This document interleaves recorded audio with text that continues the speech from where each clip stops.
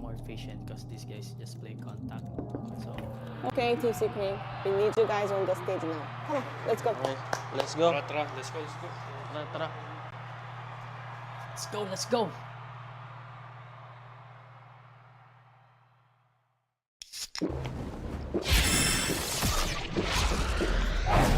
Red Bull gives you wings.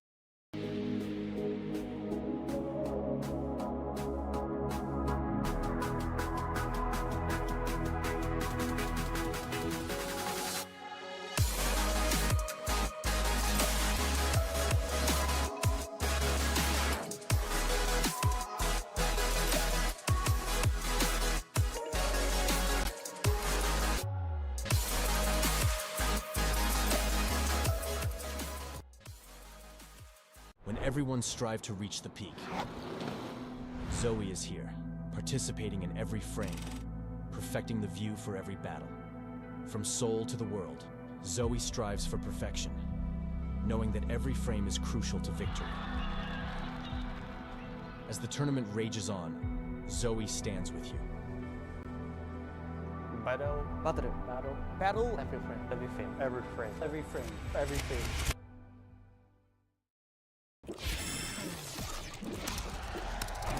Red Bull gives you wings.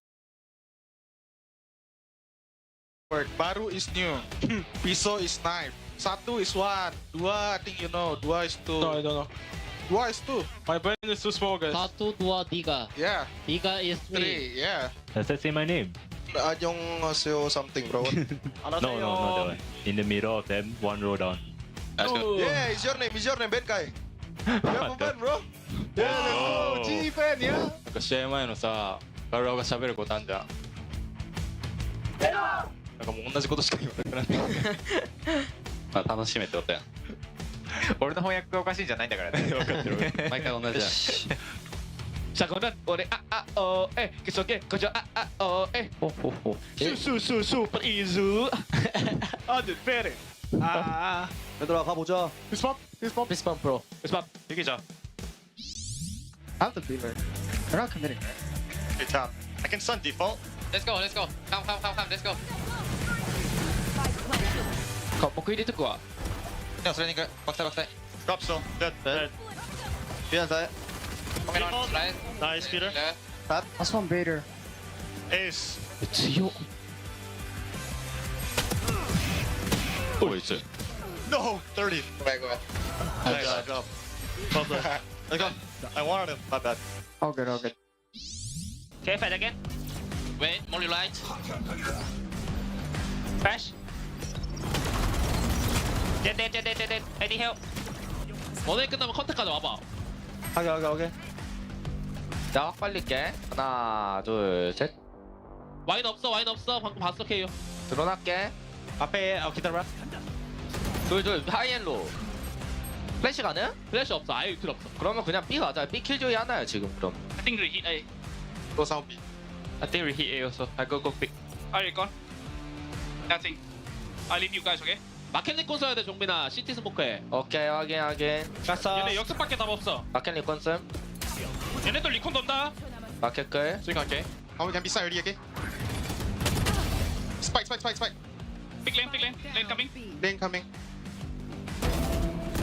하나 더. 레바 하나 더. One flank, Gisa, one flank. Behind us. Kill the lane, guys. Back in. Wait, reloading. Gisa, go. I'm holding lane. 무조건 계단 나와. 한 명은 던지겠다.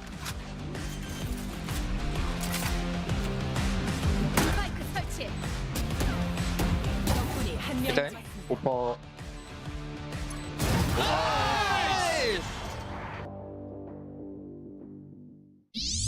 이해로지. 나이나 CT나. 됐다. 고지갔다. 됐다. I will call the water. I guess go left in the guy. Someone secure flank, please. Go left. Recon.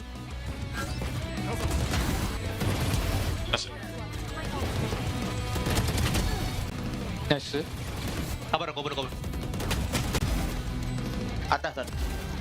머리가. 알아. 놀래. 갔어. 우리 또 나갈까나? ここ入ろう入ろうここ入ろうせーのポポケロポポケロ相手もろ1個あるかも One enemy remaining. Nice. Let's go. Cypher can win can be I can't go I'm darted I didn't get hit though He stay long. He's coming up to peak short. I'm stunning. He's done. 오는 거 봐줄게 이거 잡았고 That's son One more CT Backside. 킬조이 슛 나이스 슛돌 Don't buy No buy man. 연막 쳤다. 빠질게 안 빠질게. 그럼 뭐래 나 이거 그냥 C 갈게 얘들아 나이스 발쇼 조심. 나 롱 보는 중. Wait. Where did he make noise? 30 seconds left. 24 seconds. 형 와봐 설할 때 나 궁 쓰고 이거 한번 지원해줄게 실험으로 와봐 One enemy remaining. I wouldn't. 설만 끊으면 될듯 너궁 떠라 10 No, it's seconds too left. far away. One bro 늦었다 안 끊긴다 스파이크가 설치. 백선 하는 거 조심. Go after shock Go after shock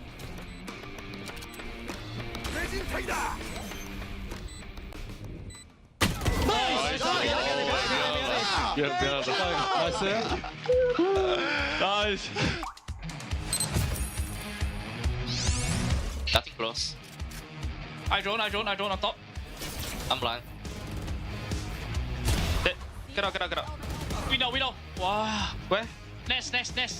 Let's go. I gonna pick I go by outside. I go by outside. I'm going jail. 2. Come in. One more at least one more We are flanking. They're holding. 또 here Killjoy missing all 3 yeah two more side One enemy Nice. remaining. Oh, the link. Holy bro what the did I just do to holy If nothing, you have to go there with your wall. That they're not gonna check no. Sus They flash mid. Blind. Me, I'm blind. I'm blasting in front of you there. Blasting. So many bang. I'm bang. I'm blasting bang. Blasting. Help him make a flash. Spike down. Ace bang. Blind.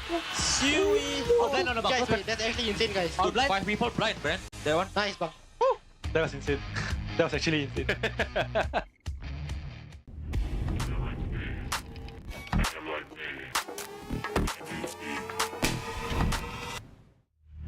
They're gonna break the trip, force more movement over from Team Secret.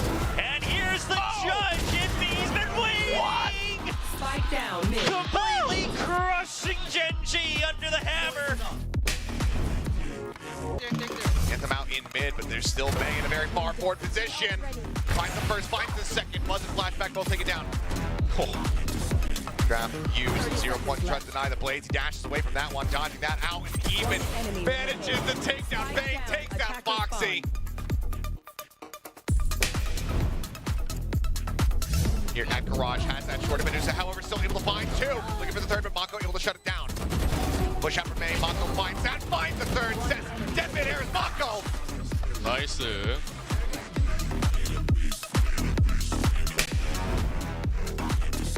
Shout, triple.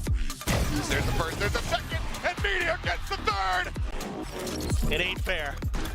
It ain't fair. Oh, a fourth, and maybe Benkai backpedaling. The recon sets up, but Meteor will not be denied. Delayed trap, seemingly from Paper X. All right, well, now the approach coming through. A lot of people with the sheriff, but it's going to be Monyan finding the first 3 kills is something Jing and Mindfreak all fall on the wayside. Slide forward, catching a spawn, catching a 4-piece, and maybe even an ace here in the pistol round to start things off. RRQ looking fired up. Chance for the ace coming through. Monyan approaching around the back. Pop flash, and he's still.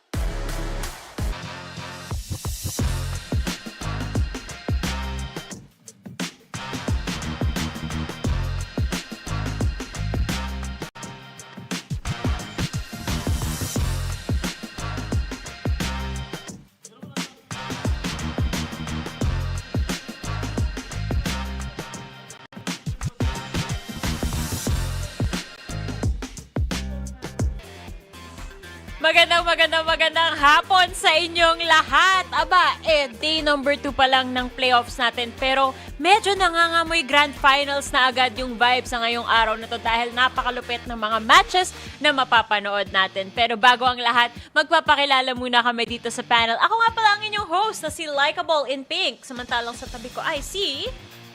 Pink ba ako? Pink ba talaga to? Hindi ko sure kulay minsan eh. Pero nag-hi si Grogu. At nag-hi ako, Dax is here. Of course, kasama rin natin si... Pink background. May pink background. Yay! Hindi naman namin pinag-usapan yung pink. Literal na seconds before tayo nag-umpisa dito, saka lang na-mention ni Dax na medyo pinkish yung shirt ko. Sabi ko, ako rin, may pink. So si HG na inggit, nag-pink na rin siya. So yan ang aming connection for the panel this time around. At syempre, itong mga connection na to ay hindi magko-connect the dots kung wala ang ating sponsor. So maraming salamat nga pala sa ating super app partner na ang Grab. Alam nyo ba na you can score Grab's lowest prices ever with up to 15% off cheaper fares on Grab Car Saver with delivery fees as low as 15 pesos off with Grab Food Saver delivery naman, and thousands of budget-friendly meals for as low as 99 pesos with Grab Food Saver meals. At dahil 3:31 PM na, alam ko saktong ito rin yung oras na sinabi ko to kahapon, pwede kayong mag-order ng Grab Food 60 ang code nyo para mahawa kayo ng 60 pesos off with a minimum spend of 550 pesos. So maraming salamat sa Grab na napag-connect nyo kaming lahat at mapapakain at maihahatid nyo pa kami sa mga destinasyon namin. Pero dito na nga, di ba? Eto na, pakita natin yung mga kaganapan dito. Meron tayo dito, Dax, na bracket system kung saan kalungkot-lungkot yung M2 pero focus tayo sa M3, M4 today. May Pacific pa pala. Kala ko tapos na pala. May nangyayari pa pala, pero tama lang naman. Kita natin dito sa bracket. So, ito yung mga teams na pupunta ng Champions. So, sure na PRX, GEN.G, DRX, Talon, extend lang nila yung stay nila mismo dito sa Korea. Pero, it's such a big matchup, diba? I wanna look at match 4 first and foremost kasi si maraming gusto pag-usapan sa PRX at GEN.G DRX versus Talon. Looking very interesting kasi, diba, new look DRX, tapos may new player pa yung Talon in Primi na pinasok para sa playoffs mismo. Doon din ako talaga excited kung ano bang pwedeng maging extended ng momentum coming in from Talon dahil it worked out so very well yesterday. Kaya naman hindi na malabong masira pa nila yung momentum din naman ng DRX. Pero yun nga, magiging comparison naman ngayon is eto na, yung greatest matchup of all time, PaperX and GEN.G again in VCT Pacific. Etong graphic na nakikita natin sa screen natin is happiness based on seedings. Diba, Dax, nakikita natin na 3 years in a row na yung PaperX, pati yung DRX naman papunta dito sa Champions. Pero for GEN.G, first ever nila to, samantalang Talon sa wakas magbabalik sila dito. Medyo matagal na nga, diba? And something nag-uusapan sa broadcast nun it was either return ni Jesse Bash or return ni Cruz. Mukhang Talon pa nga ang nakakuha nung advantage na yon. But isipin nyo, yung first timer pa yung pinakamalakas tingnan sa mga records nila dito, no? Ang defending champions ng Masters, second place ng Masters before that, it has just been GEN.G's year this year ng 2024. Excited ako kung ano bang magiging outcome na ng matchup nila against PaperX. Again, meron naman silang second life here going into the lower bracket. Pero again, hindi mo rin masabi with both of these Titan teams na magpapakitang gila sa for our very first series pa sa araw na to. Nakakakaba, no? Parang ang 50-50 talaga ng first series natin kasi even if balikan natin yung history na itong dalawang to, laging neck to neck talaga tong paghaharap nila. And I think ang changing factor pa nga this time around is the fact na Gina talaga si Jing, di ba? Yan yung isa sa mga ilo-look forward natin. At syempre, pinaghandaan din on the side of GEN.G. At syempre, dito naman sa right side, yung DRX at Talon yung isa pang magkaharap na syempre, si Talon, ginulat tayong lahat kahapon. Hindi, masama loob ko dun na ginulat tayo ng ganun-ganun. Nobody could have seen Primi coming in that way. At feeling ko naman, at least, yung iba nilang makakaharap pagdating dito sa Champions, Honey Glaze, medyo makakapaghanda na tong makakalaban nila. Kasi dito pa lang sa Pacific side, yan pala yung Primi. Hindi na baguhan sa mata nila tong si Primi by then. medyo mahapdi yung mga nangyari. Masalimuot yung mga nangyari. Yesterday na nga nakalapat nila ang Team Secret. But then again, pagdating naman sa laban nila sa DRX, this can be one of the biggest factors or an impact tuloy na pwedeng makapagpanalo pa at pwedeng makapag-survive pa ang Talon in the upper bracket in case nga na hindi maging araw ngayon na DRX. Alam nyo, meaning lang yun, may pag-asa tayong lahat maging pro player, guys. Lahat ng rank matches nyo, meron bearing. Umabot ka ng number 1 ng leaderboard. Titingnan ka mga teams. Baka ikaw, isipin mo first series ni Primi sa Tier 1 competition from being number 1 sa leaderboards. Ano nangyari? Straight to champions. Baka ikaw yung next. Ang crazy lang no? Kasi hindi naman ito yung first time ni Primi din mag-compete in general. It's just first time na makita siya dito sa VCT, specifically sa VCT Pacific stage. And what a debut! Imagine mo yung pistol round pa lang kahapon, 4K kaagad. Parang Hindi ko nakita yun. Akala ko, sabi kahapon ni Taylor, nung nag-aabang kami, sana si Primi paglaruin nila kasi baka kinakabahan yan sa debut. Usually kasi diba dito sa Pacific, nung nag-debut si GEN.G, nung nag-debut si Wild Oreo, maraming doubters. And sa mga first few maps, nararamdaman mo na may jitters pero kay Primi, ginawang ranking to. He fits like a glove, no? Matagal na siyang scout talaga ng Talon sa totoo lang Pero it was more of deciding, eto na ba magiging career ko? Seryosohin na ba ang pro play? At kaya nga, di ba, Talon pa lang already such a big improvement and a big upgrade in their arsenal. Yes, on the other hand, balik na tayo sa first series natin. Pakinggan natin kung ano na ba ang nangyayari sa Seoul, Korea.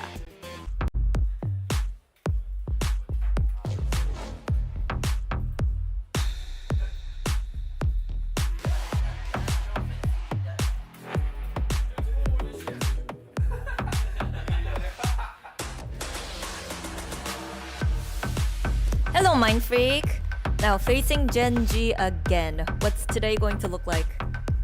Same as stage 1. Oh.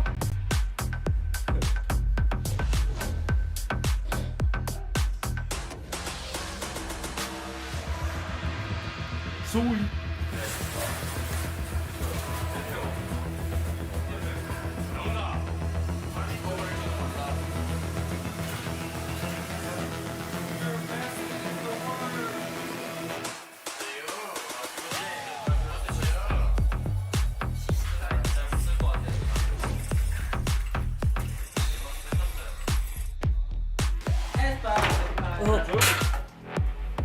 Meteor?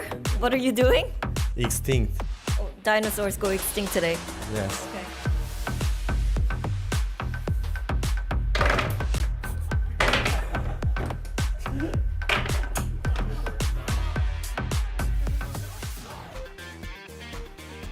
You know what? Sige, kung i-extinct nyo yung mga dinosaur, maintindihan ko. Pero sana naman wala namang pagpilay na magagawa dito. Walang mababalian ng paa kasi naiwan yung paa doon, Daxin. Hindi sumama yung buong katawan. Ayan, 10,000 years for now. Yun yung mga hanap ng mga archaeologists in the future. Magidig sila sa Korea, makita na lang, uy, ano tong paa na to? Lolo galing kay Alex. Meteor. Si Lolo Alex. Panahon ni Lolo Alex yun. Tama lang Bakit, HG? Ano meron? Oo nga. Tinawag niya na naman ng Lolo Alex dahil nga doon sa mga videos nila recently. Hey, ano talaga nakakatuwa din kasi pag kinumpare mo yung mga storylines na lumalabas, yung mga videos na nire-release nito sa VCT Pacific. Shoutout nga pala kay Tita Mika. Galing-galing mo talaga. Tama. Di ba? Parang sakto na tumanda si Alex tapos gagawin pa nga extinct ng... Oo, yun. Naintindihan niyo yun, guys. Let the man lift the trophy. Let the man lift the trophy. VCT Pacific trophy. Tama, di ba? Sa sobrang daming beses na nagharap ng dalawang to, ang nanalo nung Split 1 Championship ng Pacific ay Paper Rex. Yep. Okay. So, hanggang ngayon, Paper Rex pa rin ang defending champion natin sa Pacific title. Oo. So, it's Okay. interesting, diba? Defending champion ng region versus defending champion Tama. ng mundo. Pili ka na lang. Ano mas malakas dun? Di ka sure. You? Ayun, Once? no? Oh, Me? diba? Once? This time. Oh, sa akin to. It's time, Honey Glaze. Tignan mo naman, 3-2 ang head-to-head nila. 8 and 9 maps lang yung difference dito. At Diyos ko, nakalista na lahat eh. Like, Lahat na. hirap pala. Hirap. Totoo. Tapos ang hirap tuloy tingnan nito na yung pagdating naman sa results nila in Master Shanghai, nasa 5th or 6th place lang yung Paper Rex and first nga yung ating Master Champion which is GEN.G. So, will it be a big factor na going into the series? Lalo na it can affect both of our teams. But then again, after what happened yesterday for GEN.G, ang linis lang lahat. Deserve ni Meteor na maging Meteor at maging reason kung bakit pwedeng ma-extinct ang Paper Rex going into the lower bracket. Totoo, nangyari na before, sabi ng science yun. So, totoo ang pwede mangyari to ulit. Ito na lang talaga tanungan eh. Huwag natin pansin yung mga stats sa ilalim. Ano yung mas magandang trophy, guys? Yung Pacific Trophy o yung Masters Trophy? Beauty is in the eye of the beholder, Dax. Yun ang tamang sagot. Sabi ni Rere, mukhang pinggan nila sa Pacific eh. Totoo man. Grabe ka naman, Rere. Isipin mo, kakain si Jing. Tapos yun yung plato niya, yung trophy nila nun. Pero ako, pupunta ako sa Masters Trophy. Kasi I love purple and I love how pretty it is. It looks like may mga design din na butterfly, diba? Because of the... yung sa Shanghai. Pero ito yung HG. Nakita mo na yung bagong trophy na Pacific ngayon, diba? Yes. Yun ba ay mas maganda sa Master Shanghai Trophy? Shanghai pa. Sorry na lang sa nagde-design ng Pacific Trophy. Malupit naman yung ideas nyo. Ewan ko ba dito sa mga sa atin. Again, beauty is in the eye of the beholder. Okay. Pero beauty is in the eyes of these players. Then as we're seeing their highlights right now on screen, Honeygliss, nakikita natin na nagwawala tong si Texture. Samantalang ang key players natin na i-feature, as far as the stats may look like right now, alam natin na parehong dalawang to napaka-impactful talaga. Mapa si Mindfreak pa yan o si Caron. Ang tulis, nung headshot. Kaya nga. Ang ganda nito, ang head-to-head na to dahil for a fact, ang dami nilang reasons kung bakit sila talaga yung pwede ngang itapat. Dadagdagan mo pa that yesterday has been really such a great pillar and such a great showing para kay Caron. Yes, magiging last and final boss nga itong sa Mindfreak, pero si Caron kasi yung mismo nagbibigay kaagad ng final moments against the other players dahil he has been really jumpy on the Omen. He loves to go in for the TP. Sinasabayan niya mismo yung duelist niya para magkaroon sila ng space to work around with at yun yung nakakapang-overwhelm against RQ yesterday. Excited ka!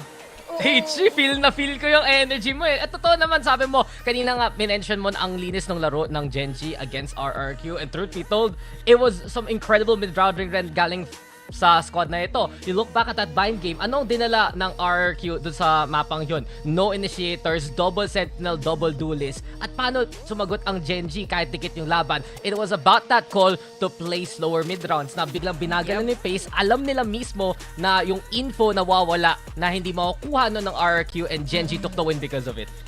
That is the interesting thing, no? Kasi pag kinumpare mo yung pacing factor dito, syempre, Paper Rex, isa lang naman yung lagi natin sinasabi, hold W.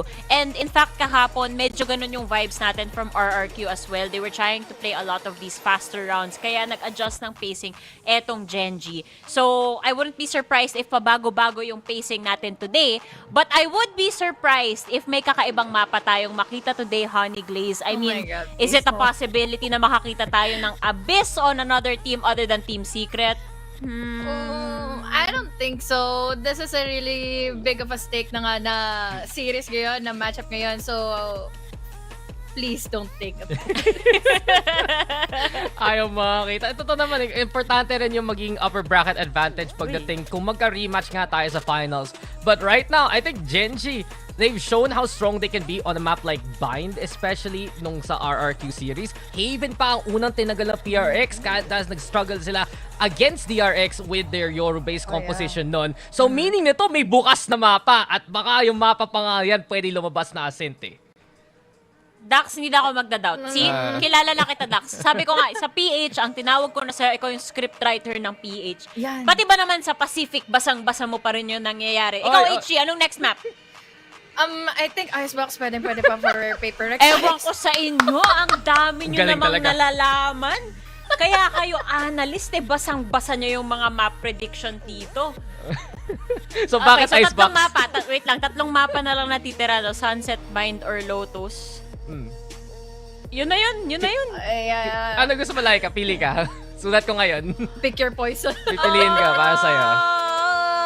Lotus last map. Lotus. Lotus, Sige. I love that. Send ko na kay Asoray. Wait lang. Okay. Asoray, Pakisabi. Kasi dito may palagay maglalagay. yung Lotus sa map nga. number 3. Thank you. Nakita niyo yung buhok ni Asoray kanina? Nung nag-show. Hindi ko yung- napansin. Ang taas nung ban niya ngayon. Para siyang princess. So that's why you laughed kanina nung nilabas si Princess Ah, Asoray. Shoutout OG. nga pala kay Asoray. Sana masarap yung tulog mo kanina. Pero sige, tinatanong ni Dax kanina, bakit daw kaya Icebox? May sagot ka ba dun sa tanong mo rin? Yeah, one of the greatest maps kasi ang Icebox, and we usually see the Vi on that stage na siya mismo yung nagmimistulang duelist nga for the rest of the gang na pwedeng ma-overwhelm din at magulat na finally yung Gen.G. But Sunset, tinanggal. Lotus is still open for decider Yun! now. Let's go! Oh, 3-4-3 ang panel! Ang galing. Ang bilis talaga ng messages ngayon. Grabe. Shoutout sa inyo, Asra and Mika. Thank you for picking map 3 like that. Okay, bakit naman Lotus ang decider map instead of a bind dito, Dax? Kasi ang lakas nung Gen.G sa bind. Totoo Kasi naman. pinili ni Laika yung Lotus. Parang umpisa pa lang in-explain ko na eh. Totoo naman. Like, after that RRQ game that really affects the PRX map veto, honestly, looking into this map pool itself, Gen.G has to have the advantage right now. Isipin mo, mag-start ka sa Asset, tapos next nyo lalaro in Icebox. Sige, doon pwede pumalag ang PRX, but as of right now, it's Gen.G who has a bit of the advantage moving into this map pool. Usually pa naman na ang Paper Rex mahilig sila magkaroon ng combination plays or kaya naman yung kanilang yung mga combination nga pagdating sa mga pairings pa ng kanilang mga smokers or kaya ng mga initiators, and then eto na, hindi pa natin masabi kung ipapasok man nila either the Viper or kaya naman itong Clove No dahil way. it has been working with the Clove recently No. with their aggression pa. I'm gonna stop you right there, HG. The thing is, hindi sila nakikisama sa ating mahal na KO Sova. At dahil dun, hindi pa sila nanalo sa split 2 ng Ascent. It has not been a good day for PRX to play on Ascent. Ang kukulit na, ba't mo sasama yung feed at yung KO? Mag-Sova ka na nga lang! Totoo naman, mas maganda yung intel na mabibigay din ni Sova. Saka, mas may room na makapag-Odin plays pa kayo mga Sova users natin dyan. Pero, mahirap nga rin paganahin to, no? Samantala ito sa Gen.G, alam naman natin, tried and tested na to. They're not the only team that runs this composition. They're not the only team na kayang paganahin to. Pero sa PRX, sabi nga ni Dax, nanggigigil na si Dax, ang kukulit yung mga bata kayo, ha? Gusto nyo kung ano yung gusto nyo kahit di gumagana. Maybe this is the day na tatapatan nila. Pero doubtful tayo eh. Super doubtful. I mean, kung papayagan nila na ito yung map number 1, they should be preparing for something, Yeah. right? Right? Question mark. Wala pa naman tayong masyadong pinapanigan din ngayon kasi hindi No, tayo Asar, sir.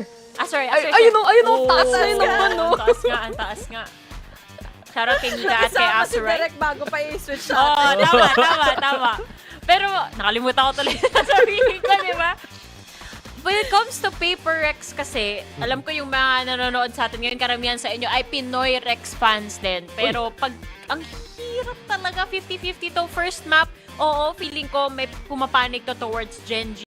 Second map natin, Icebox, could potentially be 50-50. Actually, hindi. Parang mas leaning towards, PRX. So, Lotus. Abot tayo game 3. Oh, I mean, Probably. It's a matchup of the Grand Finals last time around. Medyo no surprise kung mag-game 3 to. Kasi marami na nag-i-expect ito magiging matchup natin sa finals. And it's such a big deal right now na manalos yung isang ditong teams. Kasi sila yung magkaka-double ban advantage pag naging Grand Finals. Meaning to perhaps kung manalo yung Paper Rex, right, mababan nila yung Ascent next time around. And we're gonna be able to see kung sino nga ang pwede pa mag-lead ng Pacific into staying in Korea into Champions mismo. So, pare, ang magiging storyline natin at the moment is Ascent will be favoring Gen.G, Icebox for Paper Rex, and then third game natin, hindi po pa masabi dahil both of them has great Lotus plays. I think are more Gen.G over Lotus, honestly. Really? Talaga? Oo, kasi Hindi rin ako sure. ito yung mapa na talaga nag-herald nung comeback nila nung finals sa Shanghai. Nung biglang na-seize nade yung Team Heretics, alam mo na, okay, Pacific Trophy It's coming. And then, sige, natalo sila T1. Kala ng Global Esports, oy, mahina sila dyan. Pinili ng GE yung mapang yan, tapos dinurog sila ng 13-1. Tapos, natalo rin yung Team Secret dito. So, heartbreak. So, Okay. doon pa lang, alam mo na. Oh, pag natalo nila yung Team Secret dyan, so magaling talaga sila sa Lotus. May point ka doon, Dax. Pero I think the bigger storyline pa, when we zoom out sa nangyayari dito, is yun nga sinasabi ni Dax kanina, na pwede silang mag-reveal ng mga strategy when it comes to these 3 maps na pinili ngayong araw. Kasi double eliminations tayo for the rest of our playoffs, diba? So kung malaglag ka dito, punta ka lang lower bracket, hindi ka pa matatanggal sa tournament at may chance ka pang bumawi should you make it through, should you have a Cinderella run dito sa ibaba at pumunta kayo sa ating grand final. So that is a very much possibility. Baka ginagamit din to ng mga teams para ma-expose yung possible strats bago pa tayo mapunta dun sa ating grand finals. Pero, okay, predictions tayo. Ako, hirap na hirap ako, so magsimula tayo sa kabilang dulo kasi yun ang role ng host, maging in favor sa akin. Honey Glaze, ikaw mauna sa predictions? I'm looking forward to see Gen.G win the series. Even though na 3 maps ito, Gen.G might possibly win dahil mahilig ang Paper Rex bababa sa lower bracket. Gen.G 2-1 ako. Gen.G 2-1 ka ako. Gen.G din! Hello! Okay, para magkaroon pa tayo ng bigger picture, pakinggan natin sasabihin ng PRX coach Alex right now. More rest now that we are more than halfway through to the year and near the ending of the year of VCT. Can you say that you guys have lived up to that? Have you reached that goal? More rest? I don't think so. Oh no! It's been a condensed season, you know. Like I feel like we always have something to work on. I feel like work never stops. Less pressure. I mean, maybe particularly this event is less pressure because we all made it champions. There's no, we might get knocked out suddenly kind of thing. So, in that respect, yeah, this event, yes. But we do we're gonna feel it again when we hit champs. Of course. But for now, at least, you guys can have fun, and it looks as though you guys are doing so on a set with all of these, kooky comms that I love. Yeah, that's the question I guess I have. Why the map pick like that? What's wrong with the map pick? These are like maps that, Gen.G performs a lot better on, right? What map do you guys think we should have picked? I honestly don't know. Right? I was totally okay. You see my map? Our map pool is similar. Yes. So regardless, whatever's going to happen is going to look something like this. Yeah. Okay. I assume that you guys thought we were going to pick Sunset.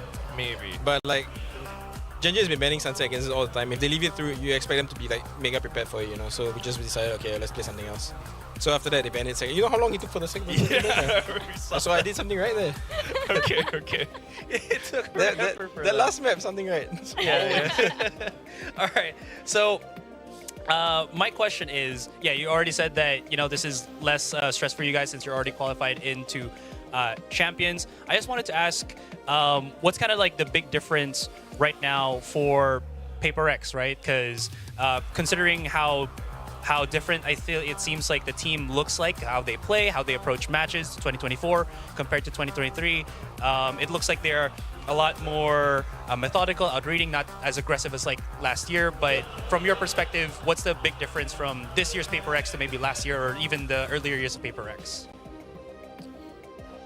I mean, we just want to avoid the heartbreak, Like, as much as people say we throw around, it's not really intentional. It's like sometimes pressure gets to us and they make some like uncharacteristic errors that they shouldn't do. We've been trying to clamp down on that because we want to make sure that we win rounds that we're supposed to win. You know what I mean? Aside from the crazy. But as a byproduct of that, we have removed all the very, very overly aggressive stuff.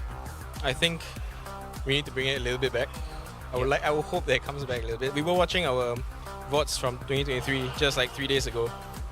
And we were like, well, we are so different right now, Like in the past, we finished around in 10 seconds. Now we finish it in like, we ran out of time one of the matches. I've never seen that happen before, So I think we need to find a happy medium still. But like I like where it's going. I think we're improving. Yeah. Can I also ask us an additional player-wise? Has there been a change in like characteristics from like the players that Paper X has right now again compared to last year? Like, is Forsaken a lot calmer right now, or Jing?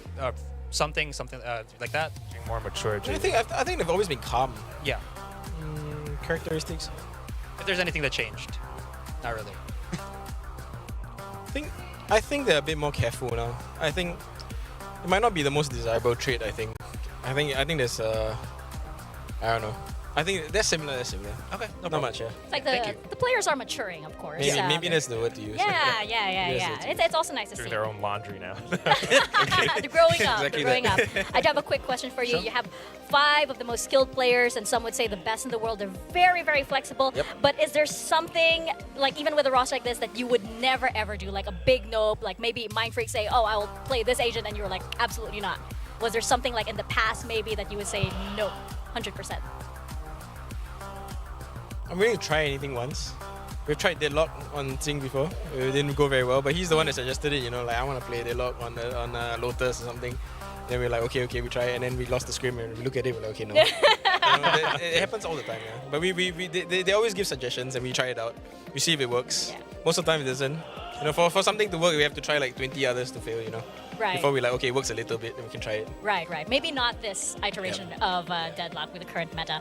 We have a surprise for you. We have a little bit of a trivia contest for you in particular on how well you know your opponent, Gen.G. Okay? So first question, for Masters Grand Finals, what was the score on Icebox? I don't remember. You don't remember? I know it's all single digits, so Okay. 13-8, 13-9. Okay, let's bring up the answer onto the screen. It was 13-9. Pretty cool. Yeah. You got it. Question number 2. Including stage 1 and 2, which 4 teams beat Gen.G? RQ, us, T1, if you count playoffs, and Secret. And let's bring up the answer onto the screen. It was PRX, DRX, and the DRX, RQ. And So we're not counting the playoffs round that T1 beat them. Yeah. Well, I got 4 correct. Yeah, no, not bad. Pretty good memory. Looking good so far. Finally, where is this Lotus clip from? We got ace by texture, I bet. It is right. Oh my god. It is right. Wait. Oh, it's not texture. It's okay. One enemy remaining. Spike. Oh, okay. You remember I that? can't even see that. Yeah. You remember that? It was stage 1 grand finals. It's testing our eyesight more than a memory. Well, I think that, regardless of the trivia contest, Paper Rex are definitely well prepared going into this one. We're somewhat prepared, yeah. We weren't sure who we were playing, They were looking a bit shaky. RQ was like confident. Yeah, Alex always bring it back to reality, I'm trying to be like, oh yeah, they're gonna be so good. We're gonna try to be good. Keeping it real. Well, Alex, thank you so much. We're gonna send you off. That's fast, great. Yeah. Thank you very much. We don't want to keep you. You gotta go there. Good luck. Okay, di ba? Natutunan natin na ang galing ng memorya na ito ni Coach Alex. Pero yung eyesight, not so much pala. And nakakatuwa naman na andyan pa rin ang ating other Filipino rebroadcast doon sa mismo Korea. No, Dax? Oo, di ba? Ang ganda na pasa natin from you to us to you, from remote to Korea, back to us. Dito lang kami nagkakasabay ng Ayan, dito lang kami nagkakasabay ni Mika magkasabay mag-host. Kasi hindi kami nakikita sa trabahong to. Lagi kami, pag ako yung host, syempre hindi si Mika yung nag-host. Pag si Mika nag-host. So Laika, nagpaparinig ka ba na gusto mo mag-cast with Mika? Hindi, Eto na. Laika Mika casting duo. Eto na. Tapos nagpapanik lang kami dalawa sa mga nangyayari. I mean, to a certain extent, syempre naiintindihan namin yung nangyayari dito sa VCT. Pero casting is another skill, guys. So sa mga nanonood po, hindi po ako si caster likable. Ako po si host likable. Kasama si caster/analyst na si Dax at si caster/analyst na si Honey Glaze with a double E. And speaking of, di ba, Honey Glaze, kahapon nakita mo yung mga matches. Na-impress tayo kung gaano kaganda yung laro ng Gen.G. To the point na ang prediction mo ay Gen.G pa din. Bakit ba sa tingin mo medyo lugi ang Team Secret dito sa face-to-face na to? Ay, Team Secret ulit. Tawag, di ba makamove on? Paper Rex pa. Well, sometimes mayroong mga strategies or W gaming kasi ang Paper Rex na hindi nag-work. And we all see how disciplined Gen.G is kapag ganun na yung nakukuha nilang tempo coming in from the other team. So hindi sila nagpapadikta sa pacing ng Paper Rex. Kaya naman I really do think that Gen.G can really win the series. Wait lang, kukopian ko lang sagot ni H real quick. Pero, thank you, HG. Pero totoo naman I feel like kung hindi gumana yung mga strats ngayon ng PRX, dun sila mag-a-adjust sa lower bracket. Maraming possibilities pa rin dyan. Hindi pa naman tapos ang lahat. Pero dito sa panel, magtatapos muna ang ating discussion dahil papunta na tayo sa ating start of show.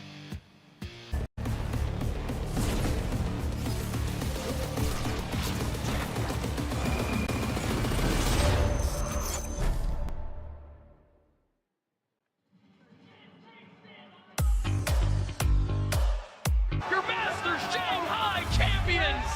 So Gen.G has become the first Pacific team that won Masters title, and there will be like some regrets because like we lost through grand finals in the past, which is like Copenhagen and Los Angeles. I'm actually feel like kind of happy for them because finally they can show that actually Pacific can win a international tournament. PRX도 강팀이고 저희도 강팀이고 좀 색깔을 더 가지고 있기 때문에 저희가 계속 결승에서 만나는 것 같거든요. 저희가 이번에 챔스에 진출하게 됐으니까 퍼시픽 팀끼리 같이 결승에 갔으면 좋겠습니다. 우승팀이라는 사실 그게 좀 압박감이 좀 있잖아요. 왜냐면 계속 잘해야 된다. 사실 실수도 조금 더 나오는 것 같고 저희가 이러한 부분들을 잘 이겨내면 스테이지 2 프로도 잘 마무리할 수 있을 거라고 생각합니다. Now another set wall. 4-piece for Jake looking for the 8th, and he's got it! It feels nice because we didn't lose a single match in the group stage. I would say there is no secret. We just learning from the mistakes and experience back in Shanghai Masters. 어럴 큐전은 이제 저희가 준비를 최대한 해왔고 A triple kill for Texture! 별 다른 변수 없이 잘 이긴 것 같습니다. PRX는 일단 수비건 공격이건 자기들만의 방식대로 게임을 하기 때문에 종잡을 순 없어요. 총 잘 쏘고 난다 긴다 하는 애들 다 모인 거기 때문에 컨택 싸움을 저희가 이겨내야 이길 것 같다고 생각합니다. I would say they can mix the playstyle of being aggressive and being disciplined at the same time. I would say they have the perfect balance. But as long as we play our game, I would say because we knew that we're actually a good team and we can beat anybody in Pacific. 근데 사실 5대5 게임이라는 게 실수를 덜 하는 쪽이 이기는 게임이거든요. 저는 쫄지 않고 이번엔 PRX를 이겨서 스코어 3대3으로 동점을 만들어내겠습니다. Just because we qualified to champions doesn't mean we're gonna go easy on you guys.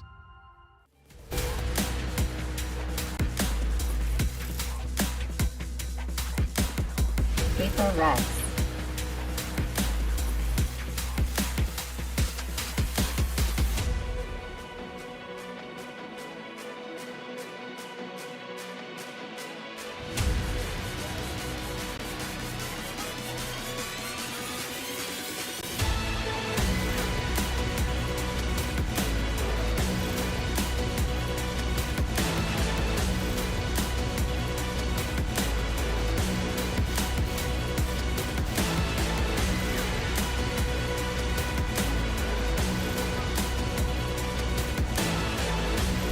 Gen.G.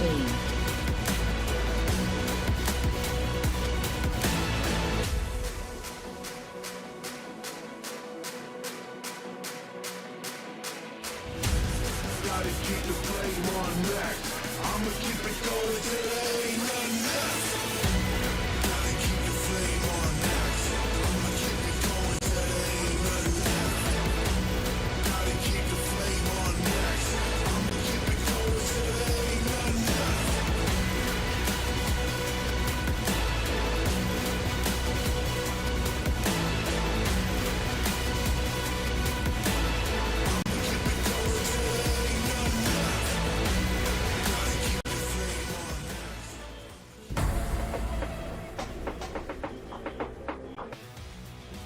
What's up, guys? Grabe, di ko narinig yun. Pero ang sure ako, guys, nandito na tayo syempre sa unang match dito lamang sa ating upper bracket. Ako nga pala si Ray, kasama ko ngayon si Taylor. At grabe yung laban natin, Tay. Kala mo pang Champions Grand Finals na eh. Yun nga para tayong may glimpse nung pwede nating makita pagdating sa finals dito, Rere. At syempre, dito muna ako sa bahay ni Vic. Kahapon kasi naramdaman ko na yung bahay ni Laika diba? So change location muna tayo para sa araw na to dahil mainit-init yung mga laban na meron tayo. Alam natin, kailangan na nating mag-move on from yesterday. Pero pagdating dito sa ating magiging series na to, kung yung panel may prediction, ikaw, Rere, anong prediction mo? Naka-yellow ako, pero paper Rex yung kukunin ko. Di tayo nag-usap, pero tignan mo, parehas tayo naka-yellow. Eh, ikaw, sinong sa tingin mo mananalo? Ako, actually, kasi sila lahat doon, Gen.G, paper Rex din ako. Feeling ko, mas malinis na sila maglaro ngayon. Hindi na sila nagpapadala sa emosyon masyado. And I feel like, ang tagal na lang nagtatapat eh. Gen.G, tapos yung PRX, parating nang magkasama yan. Tingnan mo si Pico, nandyan lang, nakatayo yan. Behave. Oh, kahit 1 hour ako dito, nakatayo pa din yan. Hindi gagalaw yan. Kapag Hindi gagalaw yan. matatakot ako. Kapag may ibang gumalak sa likod mo, mag-iiba na talaga yan. Pero eto na nga eh, di ba? Nakita natin yung succession ng Gen.G at naganda din ng interview ni Mindfic na natuwa talaga siya na may nakuhang trophy talaga ang Pacific Last Masters. Humble pero king. oh, 'di ba? Pero ano lang, ngayon na magtatapat sila, they will never let go ulit ng match na to against Gen.G, which is actually so much growth sa side ng Paper X. Tsaka ayaw kang iwanan ng Ascent, no? Ayaw kang lubayan ng Ascent, Ray. Talagang every single time na magkakasi Ray dito, parating may Ascent mga tropa. Parang kahapon lang siguro nawala para sa isang series. Di ko na maalala, pero ang importante, syempre, ito magiging first map natin, Ascent, and base nga doon sa map pool pa lang na meron tayo doon sa map Vito. Medyo napupunta sa side ng Gen.G, I would say. Pero you could never discount na nakapag-improve na ba yung PRX dito sa default map na to? Kaya nga eh, dito pa naman kung nakita mo yung next map, it's going to be on the Icebox. So sobrang same lang halos talaga, leaning towards sa Gen.G with their knowledge, with their experience. Pero kita naman din natin yung mga mistakes nila sa Icebox. So maybe that was the side of Paper X na parang okay, let's take it itong Icebox na lang kaysa sa ma-open pa yung iba. Pero looking at it, map 3 natin, Lotus. Pero ito na nga kagad tayo. Ooh, Paper X! Ito na yung usual pa rin naman nila. Nakita na natin to last time. Reyna together with that Raze. Pero Gen.G, ganun pa rin. KO talaga together with Sova. Forsaken on the Harbor, something on the Reyna that we have right here. I mean, nakakita tayo ng iteration kung saan nilabas nila yung Fade plus Sova combination.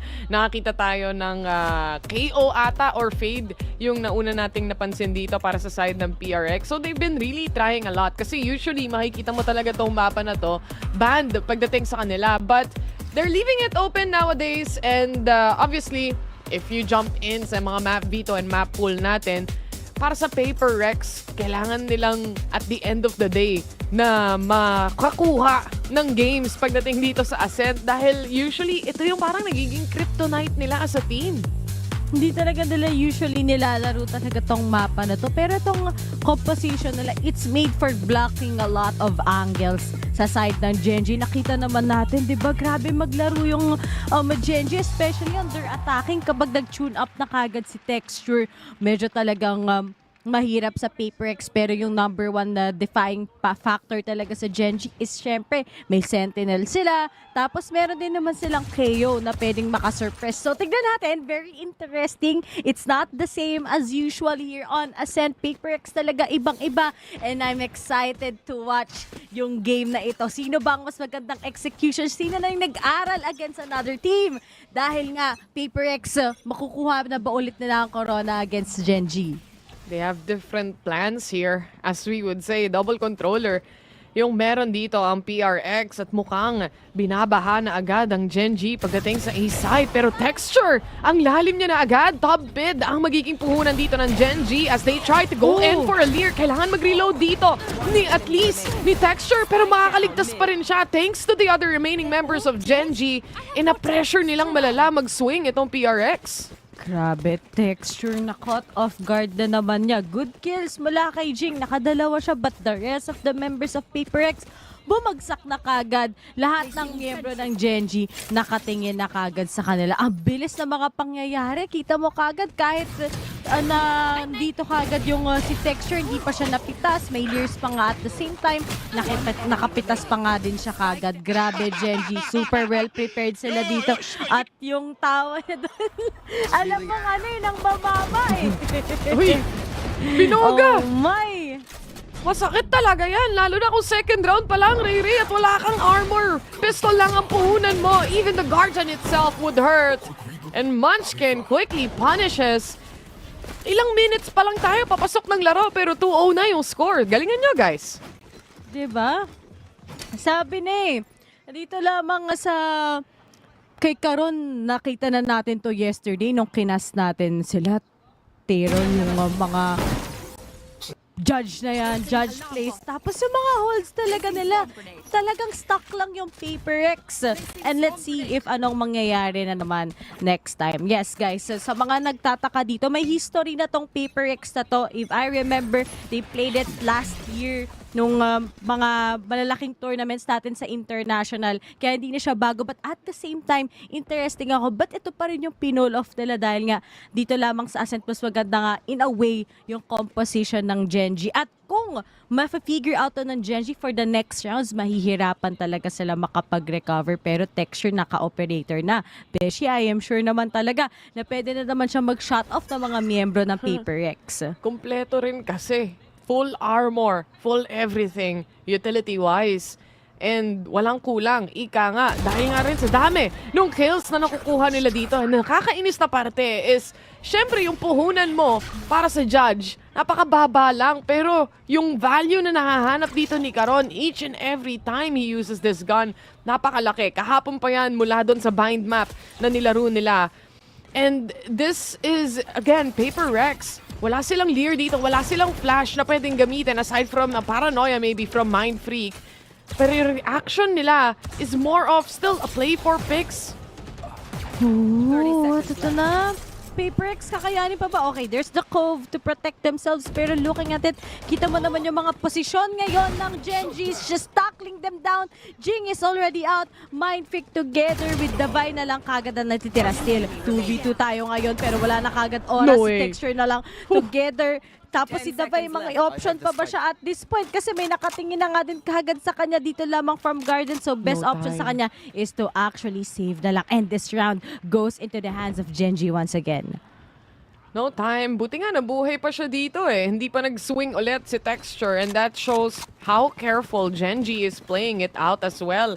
Nung naramdaman na nilang papasok at entry ang mga players dito ng PRX towards A, they move further back. Gusto nilang i-play per angle and i-slice off at least yung mga angle na pwede nilang makuha dito. That's exactly what Munchkin was doing until dumating din si Texture mula nga sa taas. And makikita mo yung pagiging active nitong harbor na to. It's more of that support system na hindi sila mapi-pre-fire through A main or through A entrance dahil dun sa cove na sinaset up ni Forsaken. But it just didn't work on that round. And at the same time, di ba, dito lamang sa Paper X, sobrang predictable din ang kanilang ginagawa dahil nga kahit double controller yan, yung mga lurks from Gen.G, mga off angles, kayang-kaya pa rin nila to pangunahan against Paper X. Pero this one, Lakya, kind of careful talaga sa hold nila dito lamang sa may mid-side and together with Munchkin as well. Pero habang naghahanap si Lakya, hindi niya sobrang 100% may kita pero at least dyan yung pakiramdaman dahil kinuha din niya kagad yung recon as well. Already saying sa kanyang mga teammates nandito sila halos. Munchkin tries to pick off but Texture once again on that operator sa other side of the map. Makakapitas. At ayun nga, walang tinapon na any utilities ang Paper X. They're gonna be dying once again. Something tries to get it pero Lakya denies him. All up to Mindfreak na lang going up against 4 members of Gen.G. Once to mawala tong smoke na to, si Meteor ang posible niyang makita. Onting swing, kita yung angle kahit papano pero Mindfreak, it's a little wary kung saan nga ba yung una niyang titignan dahil para sa side ng Gen.G, malinis pa lahat, walang nag-overextend. Alam nila yung roles nila sa isa't isa that we just have to wait and we just have to defend. Ito po, grabe talaga yung mga positions ni Texture.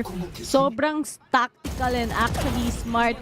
And kita mo din naman for Paper X, wala din sila ganong magandang guns. Pero Munchkin, all up to him is just getting that. And so far, for PaperX, maganda na tong call.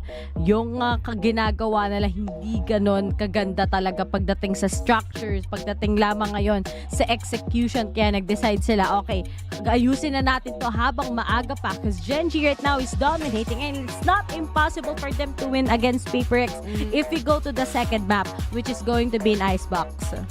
The thing is, para sa Gen.G, willing din kasi sila minsan mag-set ng sarili nilang pacing. After a few rounds, after a while, kagaya na lang siguro ng timeout na to, meron silang mga set plays na kaya nilang maging aggressive. Mapa B main, o kaya naman A main, even mid control. And nakita natin yan sa pistol round na willing silang lumaban. But on cases where you have texture, find an angle, kung saan nakakapitas siya, mapapansin mo agad magko-complete rotation o snowball itong mga players ng PRX kasi kailangan nilang mag-adjust ulit kung saan nga ba sila dadaan. And Texture would just reposition himself yet again on another angle kung saan meron naman siya mauuli. Kagaya na lang nung nangyari kay Forsaken dito. So PRX, they really needed that timeout to try and plan out and map out kasi kanina nakukuha naman nila yung mid-control.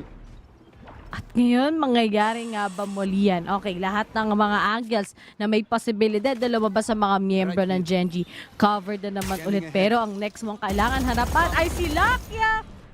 Na-reveal pa nga sila kagad. He tries to go with that wall bang once again on that. Pero wala siyang mapipitas but will be able to make big damages. Nakaharap na nga din kagad ang dalawang miyembro na PaperX but they're just gonna fall down to the hands of Gen.G as well. Mindfreak together with something na lang kagad ang natitira. And considering na nakahawak ngayon ng operator dito lamang si Texture, medyo mahirap na nga kagad to. And speaking of, that's just it. 5-0 Gen.G, just really strong right now. That's crazy. Kahit na sobrang laki na nung pressure na nakukuha mo papasok ng site, they just remain calm and collected, especially para kay Texture. And Caron was able to shut down itong mga players na lumabas mula nga sa ating market. I mean, they just really have a good read here coming in. And kahit na wala masyadong info na nabigay or intel, again, that recon mula dito kay Lakia, kahit wala siyang napatay, alam niyang nagme-mid control na yung mga players dito ng PRX. They wanna try and make a main happen here. Caron watching and patiently waiting, and finally nakahanap sila ng pitas kahit isa. Pero nga lang quickly traded by Munchkin here. And another kill pagdating kay Texture. The operator yet again in play. Cannot go for any dry peaks here dahil mahirap nga yung sitwasyon. But the Vi actually punishes one. Ganun din naman si Meteor na nawala na parang bula. No, pero good thing pa rin to sa PaperX. May time pa naman kagad sa kanila to go up against Lakia. But Lakia, the king of clutches. Alam naman natin ang historya. Tapos ito nakahawak pa ng Odi na si Welly. Gets the wall back. Winnable pa. Low on HP pa ngayon. No si way. Mindfreak compete pa yung kanyang utilities. May shotgun pa siya as well. And that's it. A big clutch once again from Lakia. Tignan mo naman kagad yung mukha niya, di ba? Sobrang kalmado lang. And now it's a 6-0. Gen.G still dominating pa rin as ever. They look so clean coming into these rounds that we're looking at here. And yung lurk dito ni Lakia, completely hindi na mapapansin ng PRX. They were too busy holding A main here. They didn't have any mid control at all. And alam naman natin from the previous rounds na si Lakia ang nagko-control ng mid dito para sa side ng Gen.G. Again, it helps a lot when you have a double initiator here. Info ang puhunan mo. And yun yung sinusubukan i-cut off ng PaperX. Kaya nga may mga matataas tayong wall na nakikita dito and that double control. But it's just not working out at the moment. Speaking of not working out, it's just that pagdating lamang sa execution, mas maganda talaga yung sa Gen.G. Hindi naman sila natatakot sa ginagawa ng PaperX dahil nga sobrang obvious ng kanilang ginaganapan dito. But Munchkin will be able to go down to the hands of Jing. Nakadalawa na din kagad siya. Laking tulong ng showstopper na yan. And despite yung collective efforts ng Gen.G, na-deny pa rin ito ng PaperX. And finally, nagawa na nila ng paraan ngayon yung mga ginagawa ng Gen.G against them, and they are winning this. Pero Lakia on those wallbang, buti na lang si Something na buhay pa doon. Mahirap na kung napitas pa siya as well. May chance pa siyang mag-heal din dito, Rere, if he gets at least an assist or a kill here. But he has to hold position. And again, the Odin! It would hurt! Nagsimula na yung retake scenario dito ng Gen.G na mabilisan. At si Mindfreak na lang ang mag-isang natitira. Bladestorm is out. Texture pressuring a main here. Smoke to pa yung nagde-diffuse ng Spike. And that's a clean 6-0 coming in from Gen.G. Imagine that was a 3v4 and yet Gen.G is just winning it. Ang ganda ng kanilang performance. Sabi na when you give ascent to Gen.G, you already know matik na kagad the win. Despite nga na nanalo kagad sa mga entries dito lamang, syempre, si Jing, the rest of the members ng Gen.G, ready kagad yan. At hindi lang sila marinis dito magtrabaho, kundi sa mga previous maps na nakita natin on their match yesterday against RRQ. Ganto din kind of standard na binigay nila. At ngayon, kailangan na naman ng PaperX mag-call ng timeout kasi ang dami nga nilang mistakes, yung mga post-plants as well. Hindi nila nahahawakan masyado. Ang ganda din kasi ng mga angles from sa side of Gen.G. Despite na may mga smoke sila, walang takot walang hesitations. They just follow their own method. Mapipilitan nga yung PRX na gamitin yung second time out nila. First half pa lang to, guys, ha? And the thing is, ang hirap sa kanila mag-info play dahil, again, once na makaramdam dito yung Gen.G na, okay, nagdo-drone sila, okay, may utility play sila, then you just punish with a knife. Masusuppress na agad yung mga utility na yan. And that's actually how the timing works para sa side ng Gen.G here at this point. Plus, aside from the operator na problema mo, Lakia is also doing a really great job dealing damage before a fight even happens. Yung mga wallbang niya dito, kahit hindi nakakakuha ng kills, which is later on makukuha din naman, pero enough yung damage to really make PRX worry a little bit. Exactly. Yung mga shock darts, diba? Sobrang laki ng kanilang risk dito, pero good reckoning. There's a chance. Tapos may kasama pa ngayon from the Vi as well with that Hunter's Fury. So nakapaggawa ng opening dito si Jing together with Forsaken. Once again, we are now back. Na-execute na nga nila ng maayos, but Munchkin is getting those kills. So once again, something right now is being shut down at 3-4. Okay, same trauma na nangyari on the previous round. Nakabawi ang Gen.G as well, pero wala na silang hawak-hawak ngayon. Walang Bladestorm available for texture. Meron kagad dito kay Karon para sa kanyang ultimate, but I think that would be hard knowing yung mga placements ngayon ng PaperX as Jing might try to get there. And speaking of, nakapitas na nga kagad siya, and it's all up to Munchkin. Pops off that flash, pero looking at it, disiplina ang kailangan i-play ng PaperX against him. Mahirap nang i-isolate ang shots ni Munchkin considering nga na magaling talaga siya as a player. And speaking of, finally, after 7 consecutive rounds, nanalo na rin ang PaperX pero pahirapan pa din. Oh, kaliwat kanan may kalaban. Pero kanina nakapag-plant naman sila eh. It's more of making sure yung post-plant nila mag-work out dito. And again, you have a reckoning coming in from Forsaken here. And mahilig maglaro yung Gen.G sa loob ng site. Nakikita natin yan from the previous 8 rounds that has been happening. Kaya nilang mapunish, lalo na kung may ganitong kalalaking mga utilities. The wall coming in from Forsaken completely covers Heaven in A short as well. So it's just a matter of time na at least ma-penetrate nila itong depensa ng Gen.G dito sa Ascent na to. But at the same time, syempre, Gen.G, ito naman din yung oras para mag-adjust sila na magiging play nila. Dahil si Jing, yung kanilang isa sa main duelist, wala na.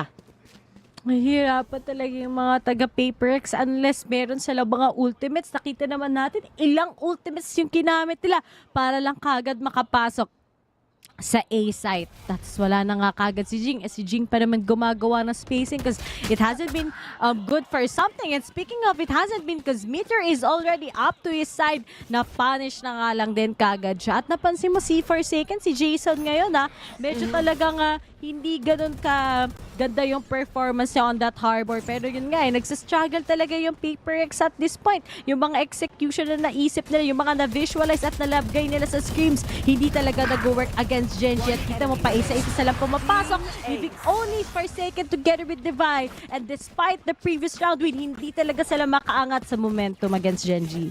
Ang hirap kapag hindi ka talaga nag-split push coming into this map. Kung mapapansin mo, while everything was happening, all the chaos here towards A, si Meteor, ang lalim na ng hold niya. Sure na yung Gen.G that it's gonna be an A take. That's why they completely stacked it as well. Dahil nga ganun na kalalim yung hold dito ni Meteor. And again, you don't have that anti-flank. Diba? Yung Sentinel na meron ka usually. Kagaya na lang ni Meteor dito. So, naiiwanan nila yung likuran nila and they have to decide immediately, well, we're on A main, we have to push, wala na tayong ibang pagro-rotatean. And kung magro-rotate man sila, mahuhuli pa rin ni Meteor yung iba. At yun yung meron para sa side ng Gen.G, pabor sa kanila na walang sentinel at all. Yung Papex, napakadali to make those angles. But right now, control na naman mula sa Kabi. They have to take up against Munchkin and they might be able to win it. Pero kita mo kagad, pop flash, may kasamang Cove, makakapag-cross ba siya ng maayos? Hindi na lang din. Binigay sa kanilang side, pero kita mo naman kagad, nakaabang si Texture. Good trade mula kay Forsaken. Back to 4v4 tayo ngayon din, pero through the smoke, nandiyan na kagad si Karon together with Munchkin. The trade is up there. Kind of unexpected. Tapos low on HP pa kagad ngayon si Devi. It's up to them together with Mind Freak. Pero nasa likod ng ating kagad nila si Meteor as well. At walang choice ang Paperex. They are gonna be losing once again. 9-1 already. Ang laki na ng difference. Ang hirap. Kasi ang sinusubukan ngayon gawin ng PRX, i-cut off lahat ng possible info na pwede mong makita away from them. They're protecting themselves, using up a Cove, using up the smokes coming in from Forsaken. But when they swing, they also don't hit much of their shots. And laging nakaready na yung Gen.G para sa trade. They're willing to play around the smoke as well. At nauunahan pa rin nila dito yung Paper Rex. It's a 9-1. Pero alam naman natin na defender-sided din tong mapa na to say the least. So, kung maka-rack up at least yung PRX dito ng 2 pang puntos, that would already be great enough. But it's looking a little bit scary para sa side ng PRX at this point, Ray. Wala silang pera. May showstopper sila, oo, pero hindi pa nga sila makapasok eh.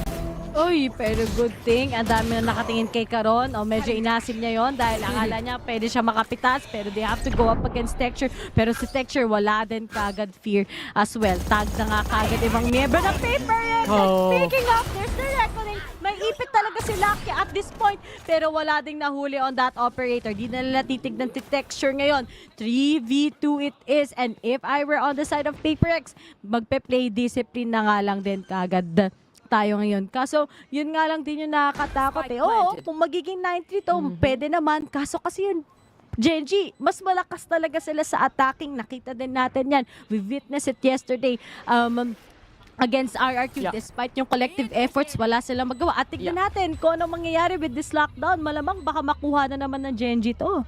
Maganda yung rotation ni Meteor dito. He goes for that long range na lurk. And again, a possible win. But it's not gonna happen this time as PRX settles for a thrifty round na meron sila. Nakatakas sila sa mga crosshairs dito ni Texture.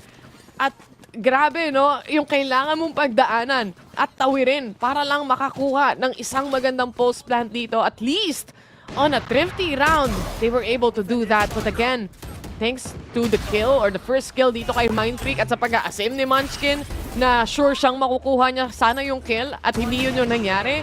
Ang laking bagay. Plus, Ray, itong reckoning, every time na meron sila, nakakakuha sila ng round, which is 2 rounds. 2 pa lang.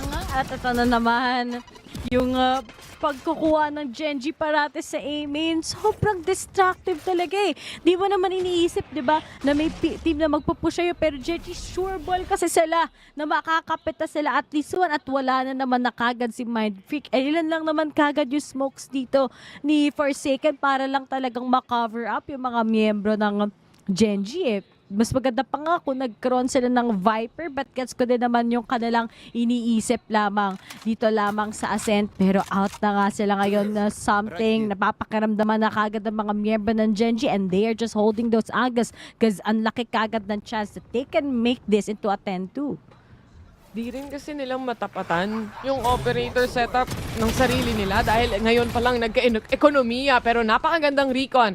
to try and punish players from inside. Hindi na napansin ni Texture, pero nakapasok na nga mga players dito ng PRX. Something was able to punish one, and again for the Vi, a quick shot on that operator will settle one more kill.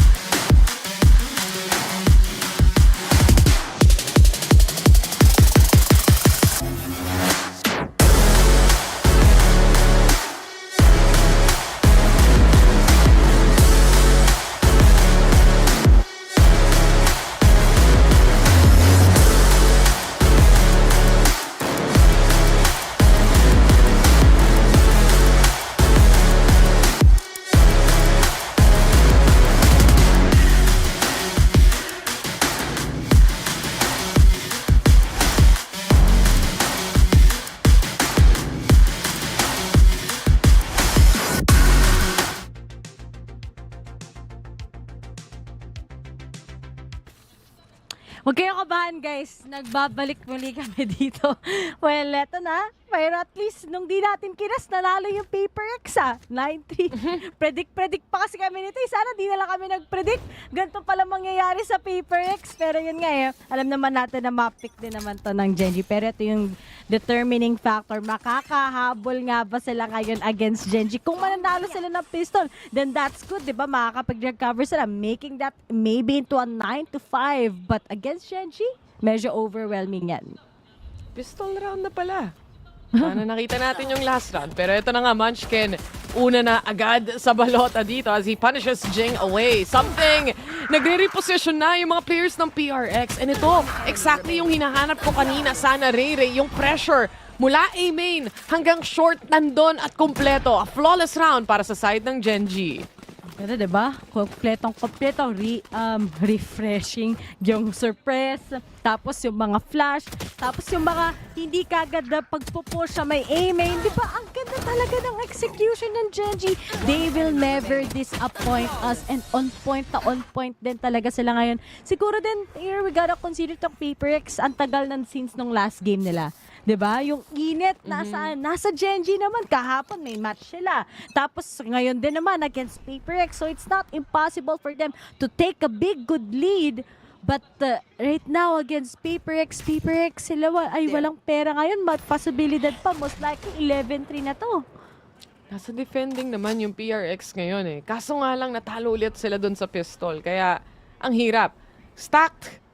Lahat sila nakaabang. Alam nila, it's gonna be a fight for mid. Pero magiging aim labs ang galawan dito ng Gen.G as isa-isa silang nagbe-bait and switch lang para ma-secure yung mga kills. Another flawless round para sa side ng Gen.G at parang nagwa-warm up pa lang ang PRX dito, Bessie. Kasi kahit si Something, hirap na hirap din siya makahanap ng mga kills. Team deathmatch pala to. Yung pala yung kagad. Tignan mo, ang lamig nila ni Forsaken. 4-2 talaga. Hindi natin ine-expect na ganito kalamig. But then, ayun nga, tagal na lang di naglaro. Iba kapag nasa momentum ka like Gen.G. At narinig ko kanina, mahilig kasi daw yung Paper X sa lower bracket. But let's see, sa icebox na lang sila magkikita-kita na pa-board naman sa Gen.G. In a way, Forsaken tries to spray lang right through, pero wala pa din siyang mapipitas. Texture also quite knowing na din kung saan sila manggagaling. Pero to against something na tag din siya kagad as well. Perfect for PaperX. Baka nga ito na yung opportunity to take them down. But Peter is up there. Gets the dink lang naman against Forsaken and still mag-survive ang PaperX. At least wala na kagad si Meteor together with Texture. A good pick off mula kay something as well. And Jing, pag nawala tong walls na to, mabigla rin siya. Pero maybe the timing is just perfect dahil si Lakia mukhang umaamba. Wala na nga. And that's gonna be Lakia instead getting the kill. Alam niya yung timing. Alam niya kung kailan mawawala. And prepared din siya kung may nag-aabang sa likod. And this is it. PaperX, they finally get the foothold. Pero kompleto pa sila lahat. Lakia, Munchkin together with Caron. Pero right behind, Forsaken got the timing. Mindfreak gets the answer as well. It's all up to Munchkin. At nakikita na siya kagad dito yung uso na kanyang barel. 11-4. At ilang rounds pa to? 11 minus 4. 7 rounds pa para makuha at maitay against GEN.G. Okay. At least, di ba, kahit mali ako doon, hindi ka magagalit sa akin kasi hindi naman talaga ako nag-compute. Quick match lang mga tropa. Pero ito yung kailangan nila yung mga early fights, yung mga early pick-offs dito against GEN.G. Kasi once na ma-setupan ka ng GEN.G, ang hirap na talaga. And something, ito, yung simula nung pagbangon niya, yung mga first pick-off, sa kanya manggagaling yan. Kasi siya yung may dismiss na pwedeng gawin dito. Immediately shutting down the turret, at least mabibigyan ng space yung PRX dito. Napakasakit nung ating Odin na yan at sasabayan pa ng peak mula dito kay something. But that's a quick trade coming in from Texture to say the least. And good efforts na nga din kagad sa GEN.G. Ayaw na nila bitawan yung urging momentum ng PaperX. Naglabas na nga kagad ng Owl Drone, spots of Texture. Kailangan niya umalis or else it might be too late for him as he calls sa kanyang mga teammates. Wala silang available ngayon na ult. Can be for Munchkin kung nakakapitas nga siya dito lamang. But then, PaperX, they just have a good hold naman as well. Ready na dan kagad si Davai pagdating lamang sa mga shock darts na yan. At yun, matatamaan ng konti. Dito lamang si Texture. Pero Forsaken gets the cove. Nakakuha pa nga kagad ng opportunity to shield himself. But that null command, masosurpress siya. Good cover na lang kagad mula kay Davai. And right now, yun lang si Texture. Mapipita sila as well. Kaliwat kanan ng mga pangyayari ngayon. And Texture just getting the kills. 2v2 pa nga tayo ngayon. Ang lupit ni Texture maglaro sa smoke ng kalaban. Pero Forsaken, he gets Lakia here. Munchkin to hold down the fort pero hindi na mangyayari yun as PRX successfully takes another round here. Pero medyo nakakatakot pa rin, Ray. Kahit na may double controller setup ka para sa side ng PRX, kitang-kita mo naman si Texture how he was able to punish 3 players just by playing around the smokes of the enemy. Kaya kahit parang sa kanya parang pumabor yun. Yung cove din na yun, diba? Hindi siya gano'n talaga ma-identify kung nasaan siya. He was just really silent. Smoke criminal, kumbaga. Uy, si Stewie yan sa ibang bang-bang. Pero yun na nga, for PaperX, wala talagang option ngayon to make a lot of mistakes. Kasi kapag nagkamali sila, it's already a match point for GEN.G. Tapos hindi naman na mahirap sa GEN.G. makabawi. But here it goes, the thrifty round. Ma-handle ba to ng PaperX or will they be surprised at this point? Setups, smokes, flashes, nandiyan na lahat. Texture, Blade Storm. Meron bang mahahanap to dahil si Mindfreak nandito lang sa may boathouse. He goes for the swing and Mindfreak shuts him down. Makapag-TP away pa kahit paano si Mindfreak dito. He's still safe and Forsaken. Nandito siya para iligtas ang mga kaganapan dahil mula sa likod, mamamatay din si Munchkin. Finally, a flawless round here for PRX. And gaya ng sabi natin, Ray, medyo defender-sided tong mapa na to. At GEN.G, napapanish sila. Yung reconnect, pag pumalakpak si Forsaken, clap, mawawala talaga. How many reconnects na nga din yung tumula? I think 3 to 4 rounds already sa side ng PaperX. At ngayon, ang laki kagad ng difference natin. We are only up to 5 rounds para lang matay nila. And looking at it naman, sa GEN.G, nakakatakot na to. Naka-operator na din si Texture, nakahawak na ng audience si Lakia. The usual default that what they have. Hindi magwo-work. But on the other side, good thing naman si Something makakapitas naman din. Out na nga kagad si Meteor. Pero still, it's a 4v4 and Gen.G. Yung gusto nila sana na execution, biglang nawala din naman kagad. Uy, meron bang mamamatay dito sa Hunter's Fury na to? Blind one, to say the least. Pero walang -1 para sa kamay ng Gen.G. Instead, PRX stacked 3 sa kanila pagdating sa A site, habang isa naman ang nasa B, which is si Mind Freak nga na nag-hold. And for Gen.G, they revert back, they make a reset here happen after the kill pagdating kay Meteor.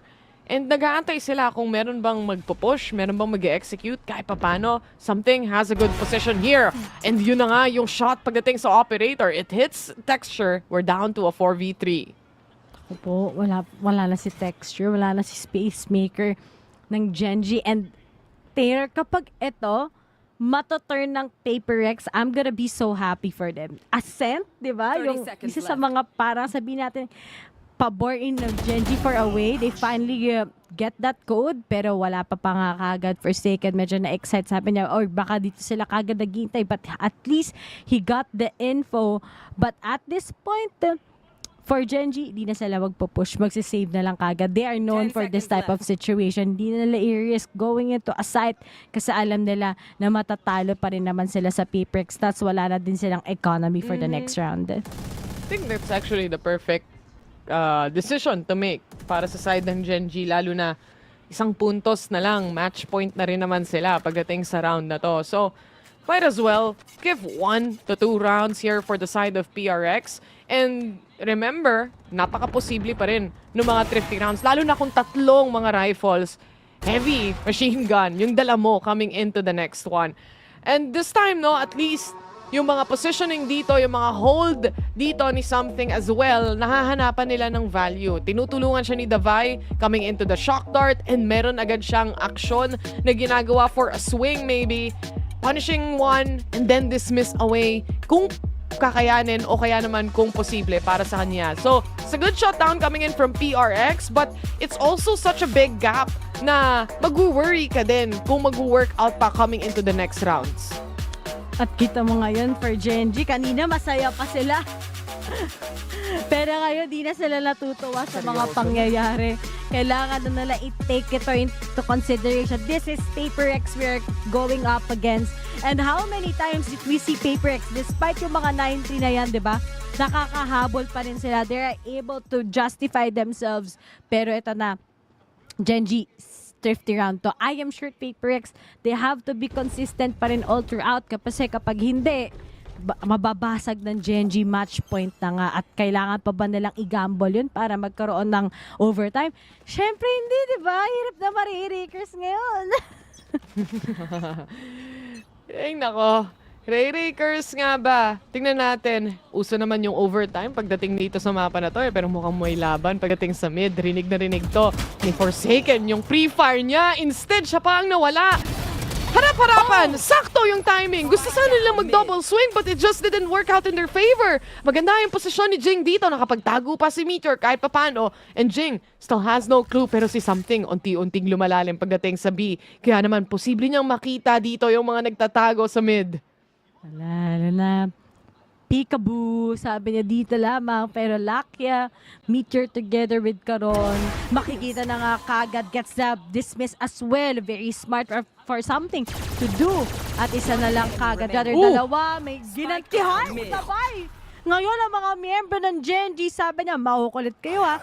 And it's all up to Caron at this point. Pero going up against 4, I think that will be hard already. Nakatingin na din kaagad si Something sa kanya.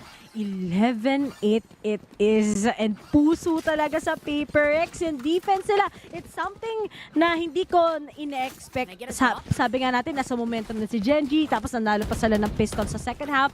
So akala natin for PaperX, it's over. But not yet, sabi nila. Bilis na reaction mula din kay Jing. And come to think of it, na pre-fire nga dito si Forsaken, ina-expect din kasi ng players ng Gen.G na it's more on the right side of the angle, not towards the left. At mabilis lang talaga nakapag-react din dito si Jing kahit nakaka-double pick pa sila. Pero Forsaken, mapapaatras ng mabilisan dito. Again, damage has been done. 41 HP pagdating sa kanya. And some of the players, walang masyadong movement pagdating sa map. If you could see, mid is very much open. Ngayon pa lang magsisimula mag-rotate si at least isa sa kanila. Uy, pero nga lang agad na kagad kay Texture dito. Ganda ng angle. The shallow, despite the low on HP siya, sabi niya, okay, it's time to make it. Nakita na din kagad si Mindfreak as well. Something together with Divine na lang kagad ang natitira. Kaya pa ba to? Naka-empress siya, yes. Pero best option ngayon is to actually save. And Texture gets 3. Isa na lang kagad ang natitira. Very obvious na kagad dito. May wallbang na rin kagad siya as well. Hindi siya binitawan ni Something. At with this Empress, mahirap na nga kagad mag-clutch. 4 pa na miyembro ng Gen.G ang kailangan mo tignan. At Something, he's gonna save that operator, yung operator na yan most probably. May pera siya para sa susunod na round dito, knowing as well na posibleng match point na. Pero nagpaparamdam pa siya ng konti. Gusto niya maka-exit frags kahit papano mas lugi yung kalaban pagdating sa barrel, but they're not really willing to give that out. Alam din ng Gen.G to. Kahit yung Empress niya napigilan yung fully heal capability dahil dun sa suppress nung KO nila. And Gen.G is just doing a really good job finding and adjusting kung paano rin maglaro dito yung PRX. I mean, the movements of Texture, masyado siya mabilis. Ang dami niya nabigla. Si Divine nagdo-drone pa lang, nahuli niya dito. Si Forsaken na nagtatago sa Hell, yung angle niya walang nakapansin. So, there's really a lot to cover here. Ang ganda pa nung paranoia na saktong-sakto pa kay Jing. Ito din yung meron sa Jing, yung mga burst nila sa site. Sobrang hindi natin ine-expect but good thing sa kanila. Match point na sila. Or, kasi kung natalo pa sila doon, it's over already. Presence dito lamang sa may B site. Alam na nila na dito sila pupunta pero nakaabang na si Forsaken. Pero there's just a trade mula kay Lakya. Kailangan na kagad umikot ang mga taga-PaperX. Medyo malayo-layo pa kagad ngayon. Ang mga miyembro ng PaperX. But Jing finally got that showstopper. Takes up against Munchkin. At despite yung efforts nila ngayon, mawawala na din kagad yung effort nila. Pero grabe naman pati yung lockdown na may armor na din. Hindi enough yung damage para basagin yung lockdown pero hindi sila makapasok dito sa side ng PRX. Masyadong marami nang nag-aantay para sa kanila. They still have time and opportunity to rotate here but Caron is already through lane. Mula sa likod, nandito si Jing at mahuhuli pa rin nila yung trade kahit through the smoke. This is it. I think it's over for Lakya together with Meteor. Nakatingin na nga din kagad lahat. Pero 40 seconds pa rin to. It's not over pa rin naman ngayon sa side ng ng Gen.G if ever. Pero na yung positioning ni Something, prepared na rin kagad sa rest back na yan. Kaso ang problema talaga dito ng Gen.G, wala na nga sa kanila yung spike. And the best option they have is to save or unless gusto pa rin nilang ilaban, di ba? May pera pa rin naman sila. Pero on this flank, from Meteor, or rather from Lakya, possible pa nga to? Mukhang hindi dahil sa iba ng positioning ng PaperX. Very good read mula sa kanila. Pinatulog na si Meteor. And that's just it. A round goes to PaperX. 12-9. 3 rounds para manalo against Gen.G. Yan ang malaking katanungan ngayon. Taylor, mahahabol ba nila to? Magiging OT pa nga ba o hindi? Gandang reaction mula dun sa players ng PRX din kasi. Naghahabol nga sila ng overtime dito, Ray. And they're just a few rounds actually away from that. We started off to a 9-3 na scoreline dito. And they've been doing really good, punishing players here. Especially itong round na to kung saan yung showstopper nalabas nga ni Jing. He was able to capitalize on it pagdating sa B main.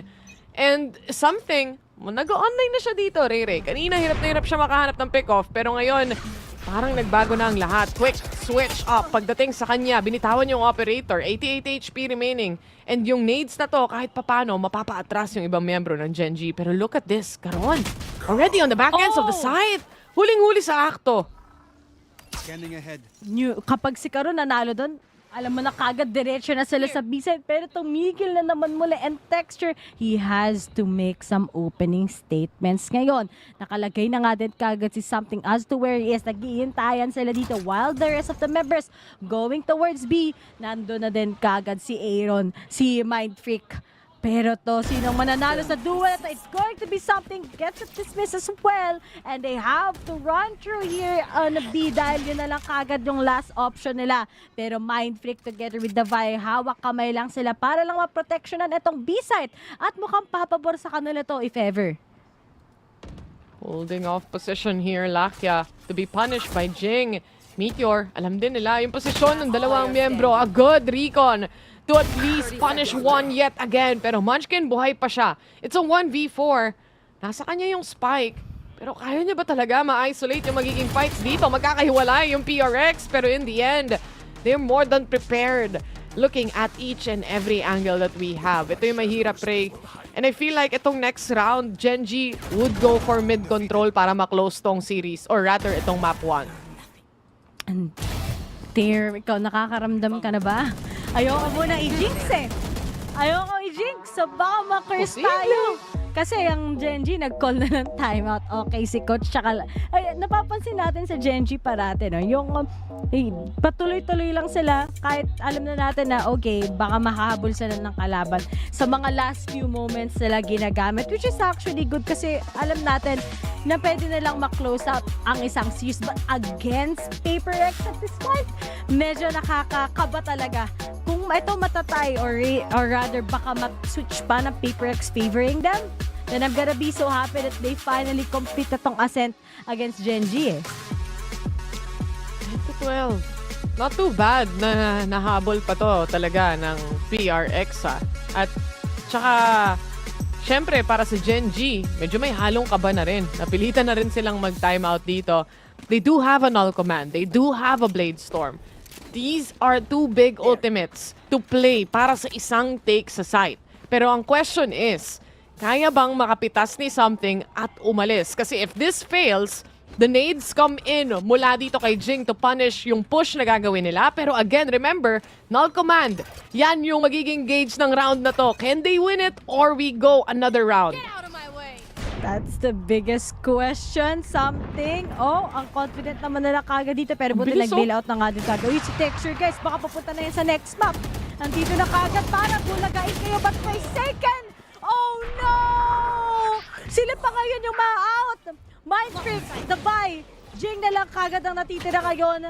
Naku po, naka-Bleedstorm pa kagad. Nakatingin na nga din kagad sa kanila si Texture. He's just gonna go down as well. The buy together with Mindfreak. And that's just it. After the timeout, ang laking finisher to sa Gen.G. Yung pagbibigla na naman nila. Tapos trinay pa kagad i-contest through the smoke.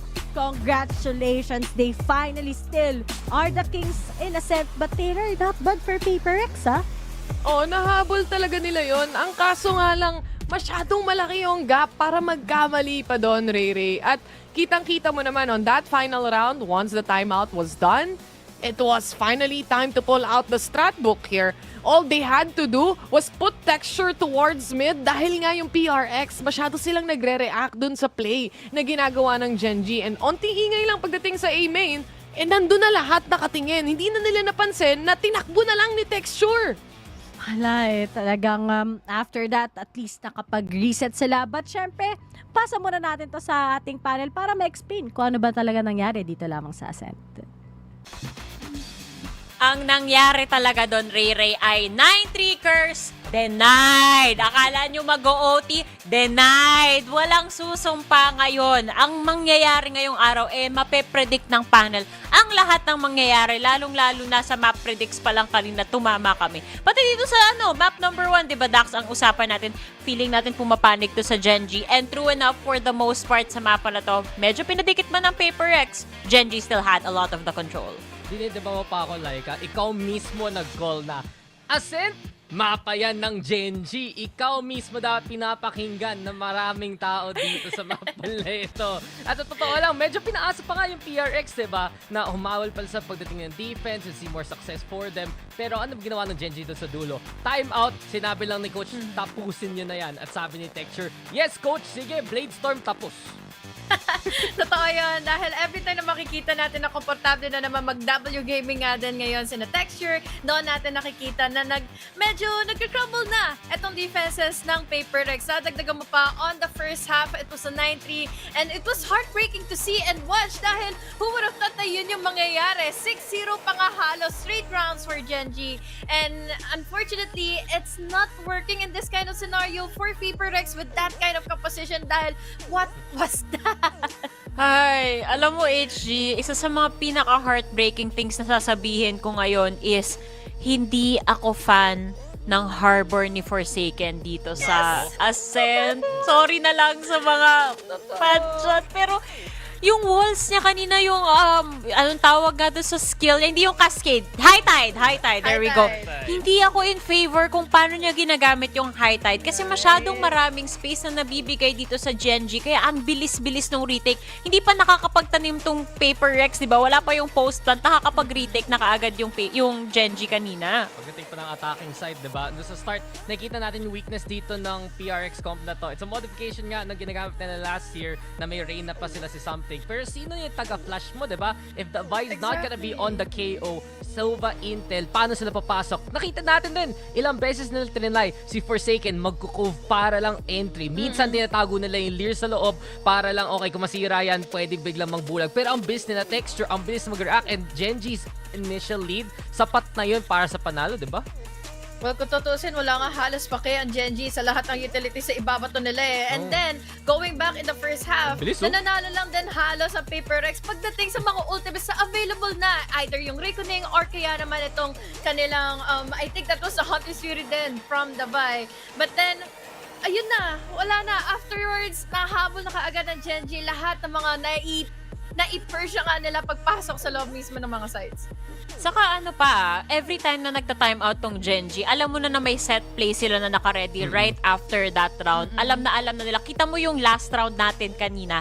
Sobrang ready nila eh. Kahit pinatagal yung camera dito sa side ni Munchkin na hawak-hawak niya lang yung flash na. Alam mo na yung plano eh. Magko-flash yan. Alam niyang susugod yung Paper Rex ito sa A-main. Ready na and true enough.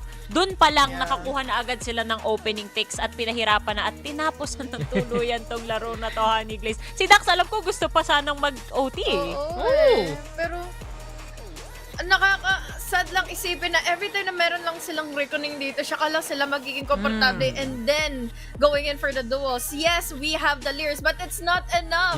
To be fair, we see here's such a good place din naman para kina something on the defender side, pero on the attacking side na kung saan masahayaan na sana natin makapagwala ito si something and also etong Jet nila, or rather si Jig rather with his race, hindi nagiging pabor dahil wala nga silang pang-counter ng mga flashes coming in from Munchkin. No, I agree with you. Especially in the first half, diba?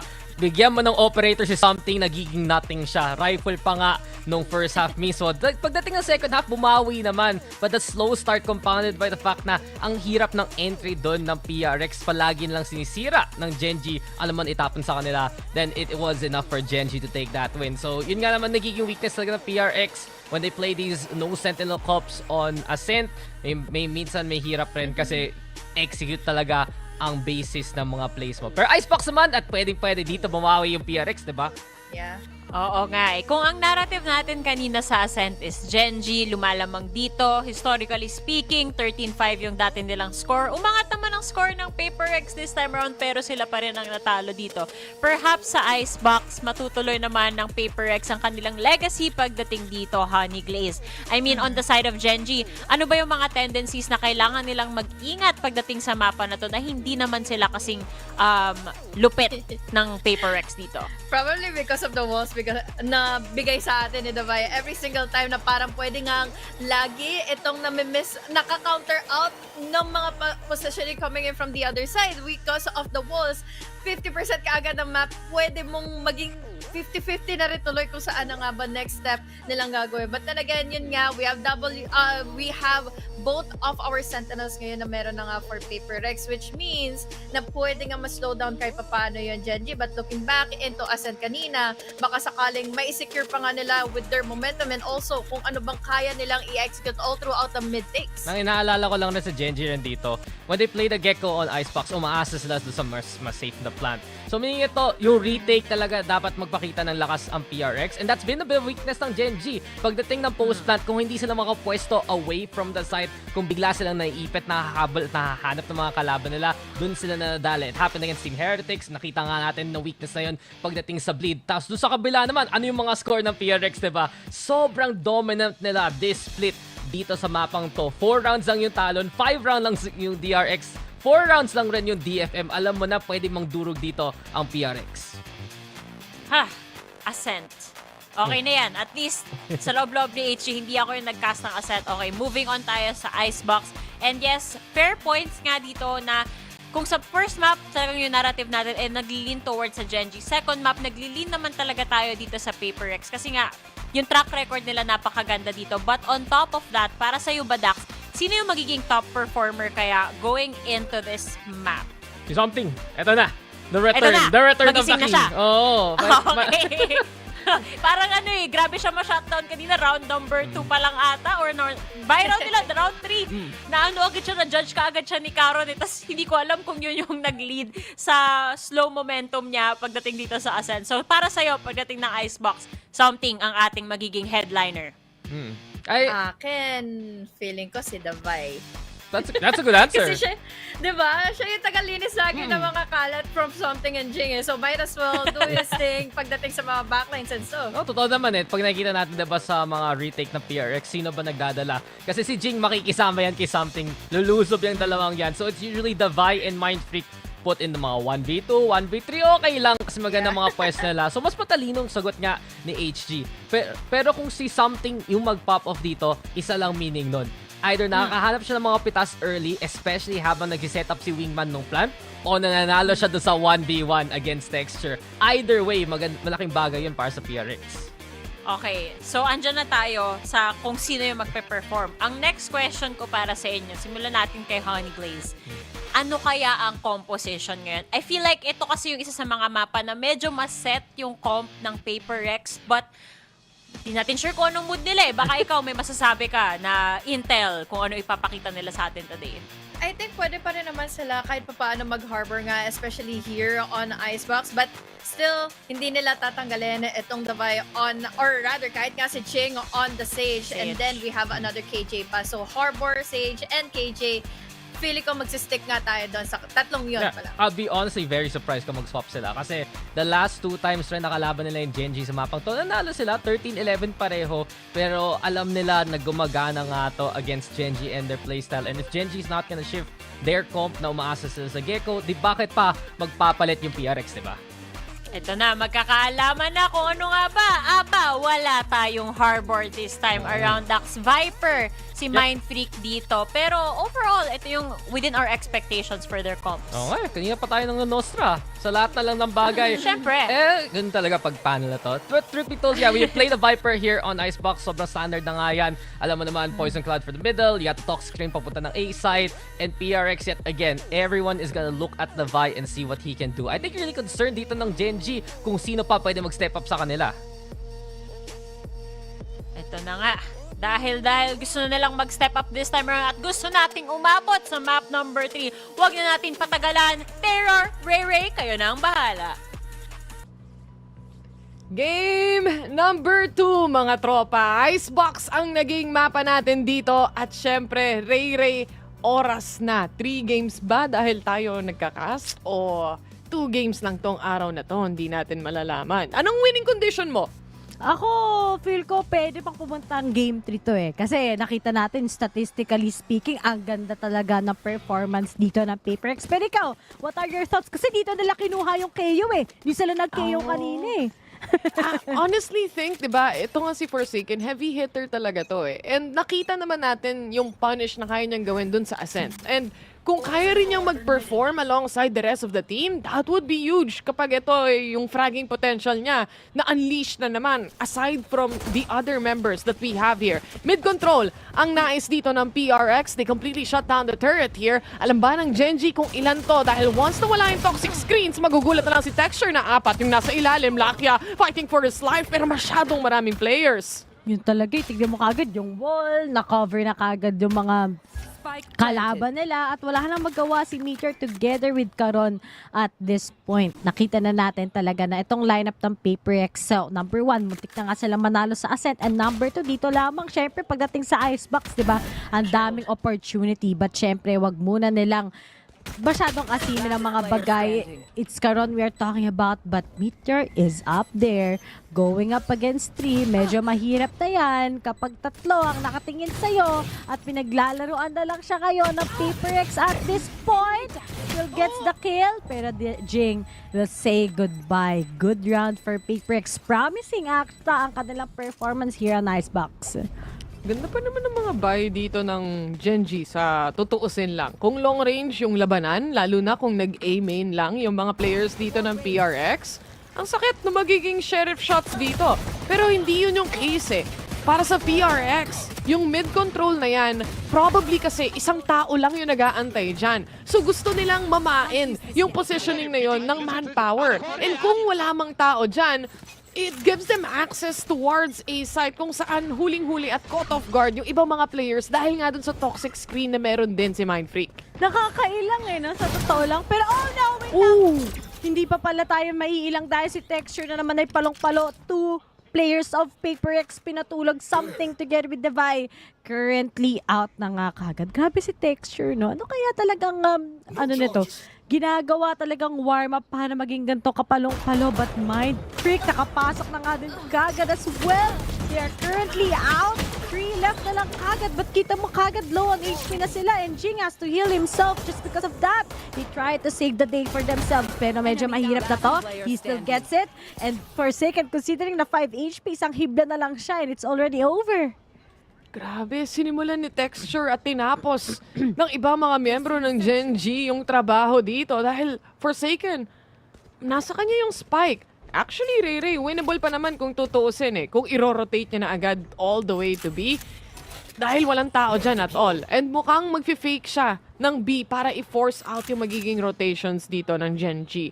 I think it wouldn't make sense if they or he tries to save this gun coming into this. Susubukan niyang labanan knowing as well na half HP or 35 dito si Meteor kahit papano.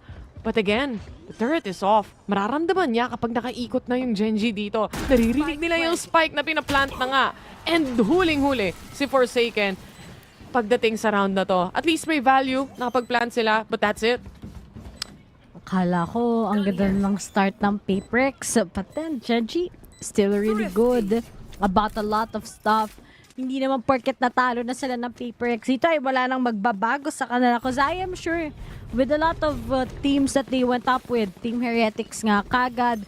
Tapos maraming teams pa rin naman as well. May learning curve pa rin sila dito. Pero to si Texture, grabe, it's just too good without him getting those first 2 kills. Sa tingin ko, iba yung pacing na to.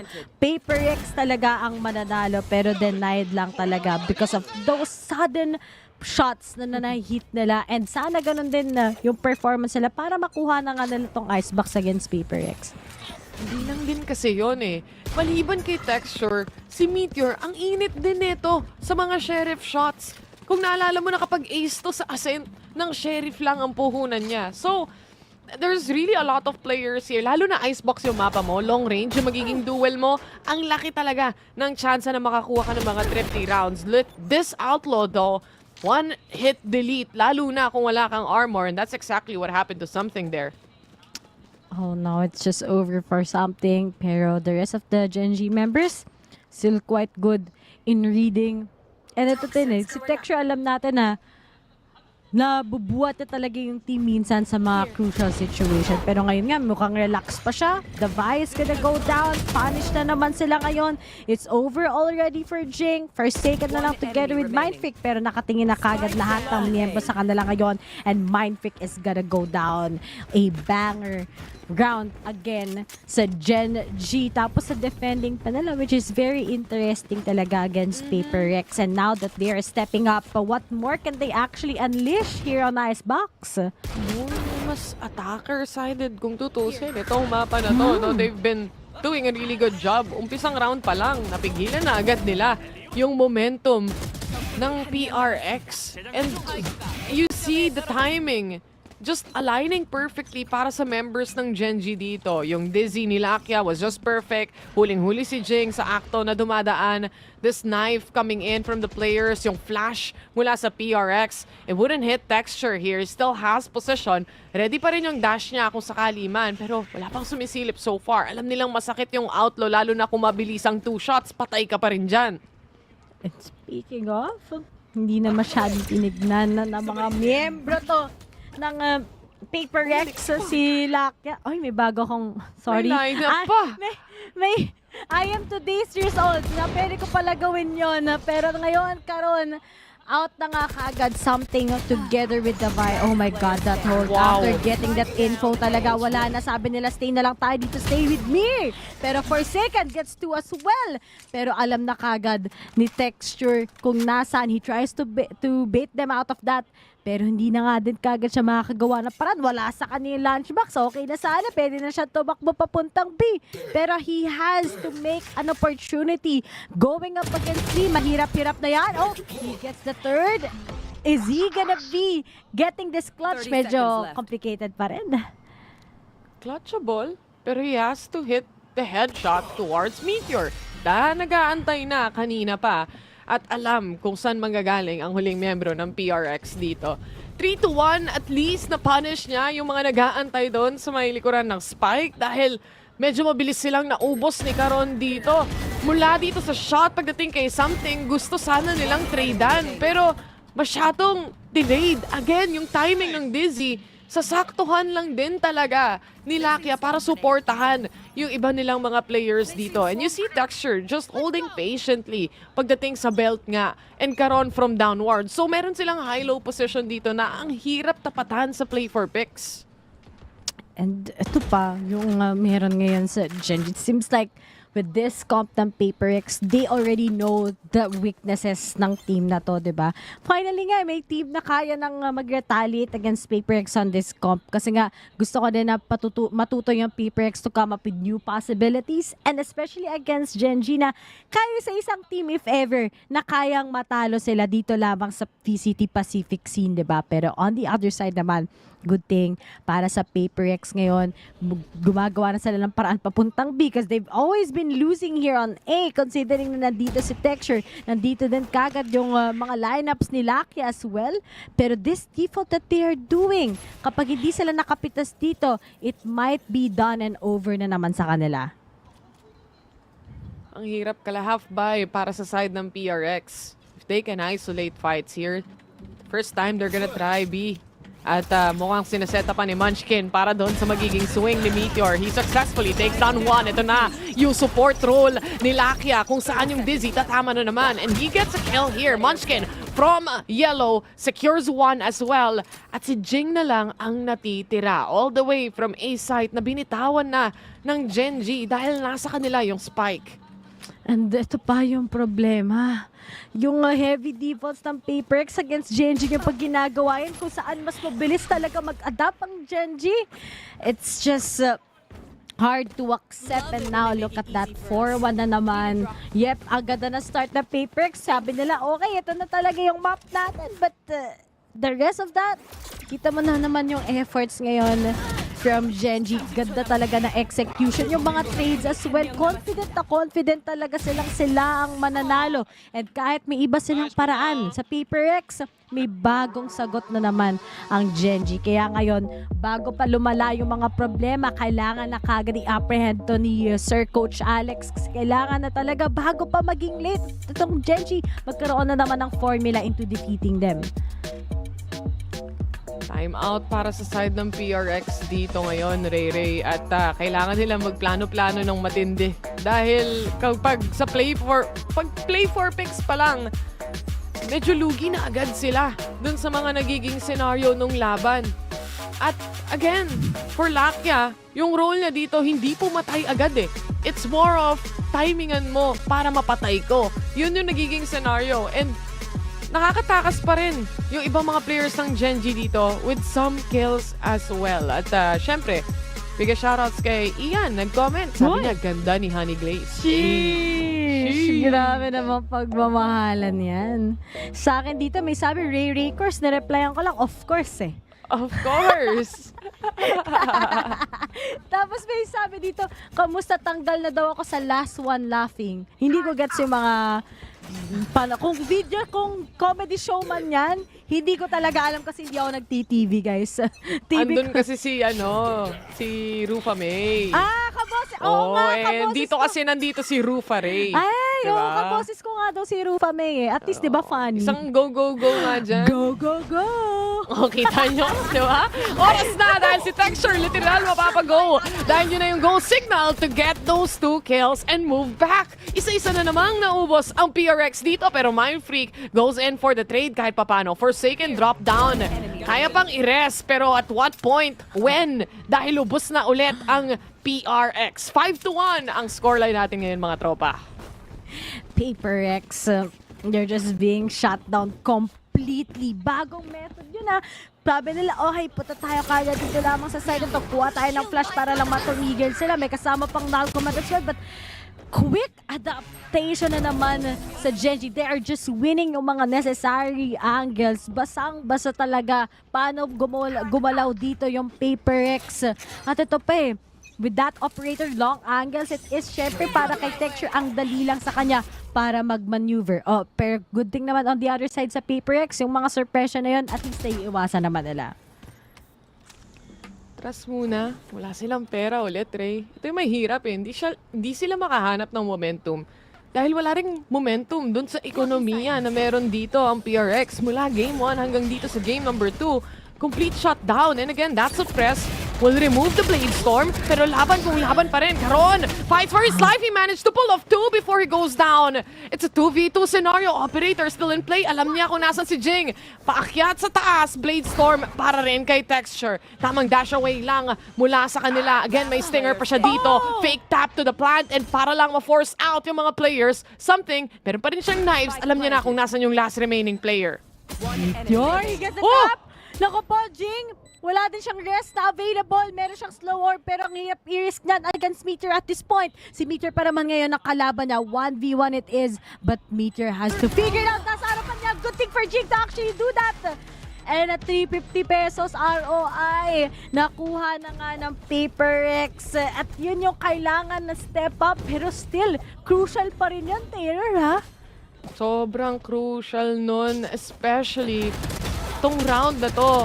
Dito mo na makikita yung trades talaga mula sa side ng PRX. Kahit na low buy, kahit na eco, kahit papano para sa kanila to. They had the Blade Storm to punish. Yung setup nila, finally nagawa na nila. Kasi nakapenetrate sila ng A at least for some time. And ito yung post-plant na talagang makakapagdala sa kanila ng mga panalo pagdating sa mga rounds na yon. Kailangan lang talaga nila ma-shutdown dito. Syempre yung mga operator play. And remember, wala silang Sova So wala silang drone to really find or maybe try to push Texture away from his positioning in the op. Yun nga iba din kasi kapag meron katignan mo naman sa Gen.G, ang ganda Munchkin together with Lakia, Gecko, and that KO. Kahit mag-switch tayo ng sides, I am sure they have another strategy gonna be coming. And yun nga lang, lugi si something doon at obvious na kagad na naman nagalawa ng PaperX. Dito na naman sila mag-move pero the Viaster is that kailangan na umalis sa may mosh pit before it's too late. And after that, di na sila mag-A site. Pupunta naman sila sa B as well. Hinarangan na nga nila to kagad. So very obvious na kagad para kay Meteor na bantayan to. And King is gonna lose as well on that angle. No option sila. Okay, yung A hindi nag-work. Pupunta tayong B. Pero nandyan na kagad si Meteor right at the nose ngayon ng mga PaperX. But good for Forsaken naman as he takes him down. swing. Sa one-way smoke na yun, sila pa yung lalaro. Texture still has the operator. Pero for V2 scenario with the spike dropped right towards yellow here. A good position pagdating kay Mind Freak. Meron silang Viper Spit na pwedeng gamitin dito, Ray. And ito na yung setup na gusto nilang gawin. Pero yung Snake Bite, yung nade, saktong-sakto para ma-punish yung nagpa-plant ng spike. At ngayon si Mind Freak na lang ang natitira. Can he clutch it out? Nangyari na to dati and he was able to do it, but can he do it now? Mukhang hindi ang magiging sagot. Ang hirap din kasi may trash pa. Sabi niya wala na lang siyang no choice ngayon. He has to take that risk. But Gen.G, clean again sa kanilang mga angles, sa kanilang mga takes against PaperX. And PaperX naman, kita mo yung collective effort. Agad na sana ng simula. Nandun kagad si Something that they taking on gambles para mak-takedown nila si Texture. Pero wala. It's just winning those shots as well. And obvious naman kagad na pumunta na sila ng B sa side ng PaperX. At kung tuloy-tuloy na naman ang mangyayari dito, yung momentum ng Gen.G magka-climb up lang talaga again on our leaderboards, while PaperX talaga succumbed na naman sila ngayon sa failures nila. Kasi kita mo na naman, thrifty na naman muli sa kanila ngayon. Agad na Viper Spit. Mula kay Karon, yan ang agad ang itatapat nila. And again, after that round, syempre, nawala yung Viper Spit sa kamay dito ng PRX. They really don't have much ultimates to nothing to play around with. Kahit sa mga barel, may Vandal and Guardian. Yan lang ang puhunan nila dito sa round na to. Si Something naglalaro sa isang angulo na baka sakaling mahuli niya si Karon. And if that happens, that's gonna be huge. And that actually happened. Sabi na dapat hindi niya siya sobrang pumailalim, but good effort din mula sa PaperX side. Pero Mindfreak baka mahuli dito lamang nila, kaya kailangan nila mag-battle it out. Iniwasan lang din naman as well, but they're gonna be losing those shots. Divine na lang together with Jing ang natitira. At yung pa, nasa kamay pa ngayon ni Texture. Wild. Kung nasaan yung spike and on the other side of the map, wala na nga din kagad si Jing as well. Although Divine won that, but going up against 3, mahirap na to. Naiiwasan nila si Texture dito kahit papano. Pero that's towards B site usually. Kaya nga hindi na sila masyado nag-A din as well dahil nga dun sa off na yon. O kaya yung mid control nila. Say, utility-wise, they don't really have much to really punish players here. Again, they have a double sentinel setup coming in from this team. I mean, it worked before para tapatan tong Gen.G, but everything is just on point para sa side ng Gen.G. Yung shots ni Texture dito, game 1 pa lang, ang hirap na niyang i-shutdown. And then dagdagan mo pa ng mga players like Munchkin, Meteor na ang gagaling mag-hold. At saka ito din may certain naman na angles dito, or rather yung mga execution ng PaperX na maganda naman talaga, di ba? Pero yun lang, as what you've said, hindi nila kayang ma-shutdown yung mga angles, mga off guard ba, kumbaga sa side ng Gen.G. They're just really good on their defending, and how much more pa kapag nag-switch tayo, ang dami kagad utilities on that double initiator. But then for PaperX naman, quite promising. They have that double sentinel naman, maganda kagad yung magiging walls sila if ever. Pero dapat hindi na nila palakihin yung gap, because if the gap just keeps on getting wider, then it's over already. Ang daming times, ang daming magiging rounds sa Gen.G para mag-improve against PaperX, and it's just the same as what we've seen sa Ascent map. Grabe si no? I am Sabi sa Twitch. Hindi ba siya nahihiya? Kasi syempre, moderator ako so chinek ko yung mga past na chat niya. Ang sabi niya? Nahihiya na sobrang toxic niya. Pero, shoutout sa'yo happy watching. Pero anyway, back to the game here dahil syempre, para kay Karon, nag-hold na naman ang posisyon dito in Gen.G. Ang tanong is, syempre, basa na rin ng PRX. Ano yung mga paborito nilang lugar na talagang tambayan dito? And that's towards pipes na laging hinahawakan ni Lakia. So really, a good shutdown and a good reset so far. And this is it. Ito na ba yung PaperX after the timeout? Mukhang oo. Na-caught off guard si Texture doon, pero daming flashes doon na kailangan gamitin para lang ma-shutdown siya. At ito na naman sabi ni Texture, try ko pa rin, try and never surrender, pero nasa harapan na ng mga miyembro ng PaperX. But Meteor, may sagos pa rin naman kagad as well. And kita mo kagad, trades by trades, but Munchkin's gonna go down. It's all up to Caron. And at this point, I really do think it's hard to get this clutch against PaperX. Ready na nga din kagad dito si Davai. Ready na din kagad si Forsaken pagdating sa kanilang ult. Pero for first second, feel ko di niya gagalawin yan. But as for Davai, kung ever nakapita si Caron, he just can go for that lockdown just to secure itong round na to. Position held down by PRX. Here si Caron. Nakahanap siya ng isa. Alam niya yung position at least ng isang player dito using that snake bite. Susubukan niya i-force out, but this wall is another dimension para sa kanila na isipin, and that swing. Mahanap niya naman si Davai, but again, it was a 3v1 and nakahold na sila sa post plant. 7-3. And kung makuha pa to ng PRX to a 7-5, that's actually not too bad. Oh, di na talaga bad sa kanila, but then ang problema lang natin is what will happen on the next half. Kasi despite na 8-4 to, paano na naman kung nanalo ng pistol yung Gen.G. But good thing naman na sa B na nanalo sila. At alam mo, puti, na-realize sila na mas nanalo sila sa B kesa sa A. Yung 2 rounds na out of 3 nila ngayon sa B side talaga mas maganda. Of course, kasi wala si Texture doon. Sa B-side, nakaka-move naman sila kahit papano. But looking at that, humiwalay na nga din ngayon si Texture. Sabi niya, sa B na ako ngayon para makguluhan pa sila kagad sa gagawin nila. But little do they know something. O diba, nakapag-stretch up na siya kagad galing sa kitchen. Bumalik siya ngayon sa tube side. And he might be taking down some of the members ngayon from Gen.G. Pero sinimulan na nga din kagad ni Jing. Uy, tamang iwas lang at nakapatay pa si Jing doon. Swing! Malala pagdating sa elbow. Munchkin to punish one. Kaya pang i-res yung isa. Buhay na buhay ang PRX. Pagdating sa round na to, 5 pa sila. And 2 ang natitira for Gen.G. May lockdown silang pwedeng gamitin dito, Ray. Pero 2 na lang kasi sila eh. Are they really gonna use that?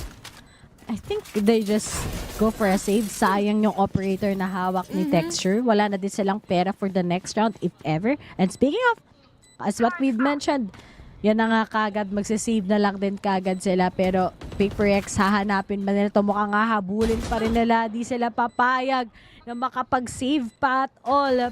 Pero disiplina din kagad ang kailangan nila ipakita. Mahirap nang mapitas naman din as well. So that's just it. A 7-4 round. PaperX finally getting those necessary adjustments. Sabi nga natin, wag lang talaga sobrang karoon ng sobrang laking gap and they can go to Lotus. Yung mga early rounds naman dito, usually, parang nagiging adjustment phase, di ba? Pagdating sa mga teams natin. Lalo na doon sa mga teams na nagsisimula sa attacker side. Kasi ikaw yung kailangan pumasok and the rest, kailangan mo pang hanapin pagdating dito at kailangan mong set-upan. So far, for PRX, especially in the past 2 rounds that we had right here, they're successfully taking down player after player. Alam nila yung mga angles to hold off. Itong posisyon ni Lakia na kanina niya pa hinahawakan, completely napapunish na din.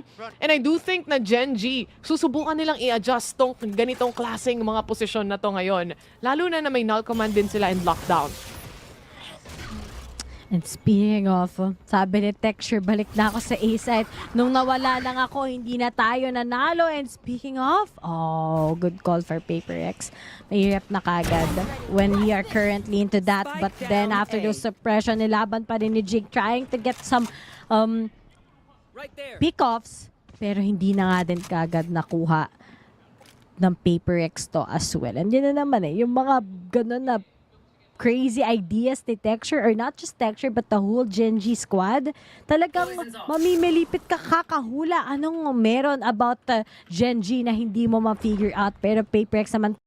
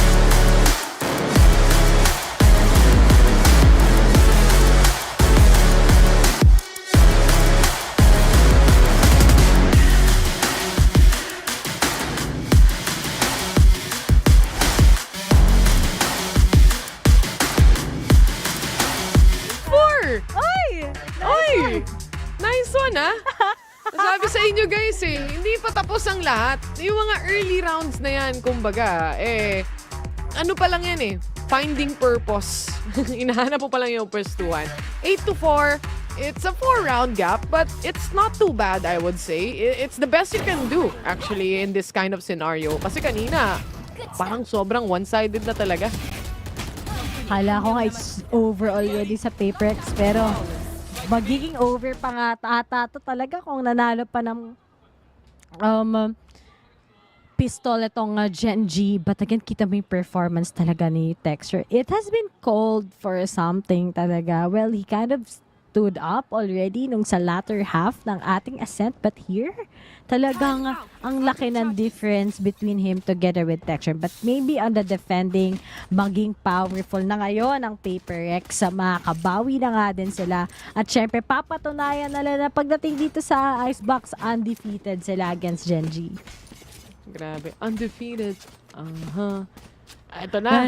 Undisputed. Mga tropa, pistol round na naman tayo. Importante yung pistol round para sa PRX actually. And if gusto nilang makabawi na mas mabilis, ito yung tsansa nilang gawin yon. Pero mainit si Texture at alam natin yan. Kakayanin ba coming into this round? Nakapwesto na sa pipes, sa nest ang mga players natin dito. Yung mga flashes, sinusubukan na rin nilang padaanin towards 410. Akyat bahay gang ang gawaan dito ng Gen.G and punish na agad si Something pagdating sa round na to. Diba, wala na naman na si Something. Pero ito pa, nakita pa ni Meter. Nasaan na yung dalawa? Okay, si Forsaken gumawa ng paraan, but it's all up to him together with the Bayan. Tanong, kaya pa ba nalang manalo? He's so empty-handed at this point. And now, it's all up to Jason to get it. At Taron takes him out. 9-4. It is super cold talaga sa PaperX ngayon din. And yun yung sinabi natin, yung crucial round dito is going to be the pistol on the second half. At natalo pa rin ang PaperX. At hindi lang to basta sa mga execution ng Gen.G. Well, we have the flashes. Pero tignan mo yung mga cheeky angles, mga shots na yan. Panalo talaga sila Grabe, no? Yung alam nila anong angle yung hahawakan. Alam nila kung saang angle lamang sila. And it takes a lot of practice to really find those pagdating sa mga mappings na meron ka. And Gen.G, they've been diligent when it comes to this. Checking their corners, making sure yung kaya mong laruan na mas pabor para sa'yo, magagawa mo. Kaya nga kahit yung mga 5v3 scenarios, nahahanapan nila minsan ng butas dun sa mga ibang games na napapanood natin. Ito pa, no? Aral na aral ng Gen.G talaga yung mapa. Kahit anong map talaga, they're just too structured. Not just being structured, but then may component ng pagiging structured at winning those shots and just being a risk taker na sobrang worth it naman at the same time. At ngayon, ni-let go ng PaperX and B-side. They have to go for that 5-man retake. Pero little do they know, nandiyan na kagad si Meter right behind. Sends the signal already sa kanyang team is, okay, 5 silang andito. Pero he has to play it along. Dalawa na nga kagad ang bumagsak na Vi together with Forsaken. At ito pang mahirap na point ngayon sa mga taga-PRX. They're just gonna be losing those dahil nasa likod na nga din kagad si Meter as he gets 4 kills. 3 na lang bago maipanalo to ng Gen.G. Of course, they're gonna have Meteor on the lurk and mid control. Yan yung nagpapanalo ng B-site, yung late lurker mo. And again, no one looked, no one stared, no one checked para sa side ng PRX dito. Once they do, they even lose the Vi at that process. And lalo pa silang nakulangan ng mga players up until the very end na naka-hyper-focus na sila trying to punish players towards B-Long. Nandun pa rin si Meteor to really shut down the players that are trying to position themselves. Again, laruan ng angle, lalo na pagdating sa Icebox. Dangerous talaga to sa side ng PaperX. If ever. At ngayon pa, na nakapuslit na kagad si Texture, matatalo na kasi Something, wala na din kagad si Forsaken. Oh, nandun yung flashes, but they're just losing these angles. Yung mga space taking ng Gen.G. Sobrang creative talaga. Mapipilit pa rin naman kagad yung plant. At ngayon, Divide together with Mindfreak. Yung sinabi natin, back-ender workers ngayon ng Paper X. It seems like at this point, it's already hard to make those retakes. Ang daming post lineup ngayon ng Gen.G. Kita mo kagad yung Nano Swarms. Tapos yung, yung orb nilagay pa rin as well. Pero dito naman on the other side, Lakya on that mosh pit. So sabi ngayon ng PaperX, mahirap na i-gamble to. Matatalo tayo dito most likely. So let's just opt for that save. Pero 11-4, puso sa PaperX ngayon, mahirap talaga. Wala na ng post plant nila, nakaset na, nakahold na, lahat na ng players dito. Save na lang talaga malala para sa side ng PRX to try and recover the next rounds here, but they really don't have much money. Wala talagang momentum para sa side ng PRX. And come to think of it, sakto lang din talaga na Gen.G is right now so on point when it comes to those skills. Kanina bago nagsimula tong match na to, Riri, na-mention ko na Forsaken is actually a high fragging potential player here, and he's the one top fragging at this point. Parang hindi rin makapigil kahit may slow orb pa dito si Jing. Again, sandadaan yung mga players ng Gen.G. Magro-rope sila towards 410. At the end of it, malalaro pa yung angle ng may hold sa screens. At saka kung sabi natin na-hold ng PaperX, pero hindi nila nakukuha yung kills. Yun yung problem. 2 kills pa lang si Davai. Tapos si Something together with Mindfreak, ang hirap talaga makapag-recover at this point. At may kasama na nga ngayon na lockdown as well. Securing the site sa side ngayon ng Gen.G. Mapapa-out talaga syempre ang mga miyembro ng Paper Rex. At ngayon, dahil dyan, nasa kanila na kagad ngayon, it's just gonna be planting on the top side. And as for the members of PaperX, kaya ba manalo sa ganitong mga angulo? Mukhang oo naman. Posibilidad naman to para sa kanila ngayon, but Lakya has to win those. Possibly not yet. Munchkin together with Karon na lang ang natitira. Good retake scenario para sa side ng Gen.G. Ngayon, isa na lang ang natitira, and they do have that lurk from Mindfreak as well. A good execution para sa side ng PRX. Inantay din talaga nila yung rotation na manggagaling possibly dito from Mindfreak towards that flank. And again, Meteor was already inside and trying to fight for his life as well at that point. 11-5 ang score natin ngayon. And kung kayang tuluyang pigilan ng PaperX in this kind of angle placements as well, kagaya na lang ng ginawa ni Davai, then that's something that you really need at this point. Lalo na palaki lang din ang palaki yung gap sa scoreline. And this round as well, may may Blade Storm na si Texture. Ito na ba yung stand-up ng Gen.G this time? Pero kita mo si Texture 99 over 516 is something super insane talaga. Okay, nag-stop on ng suppression para lang talaga makadetect kung meron man.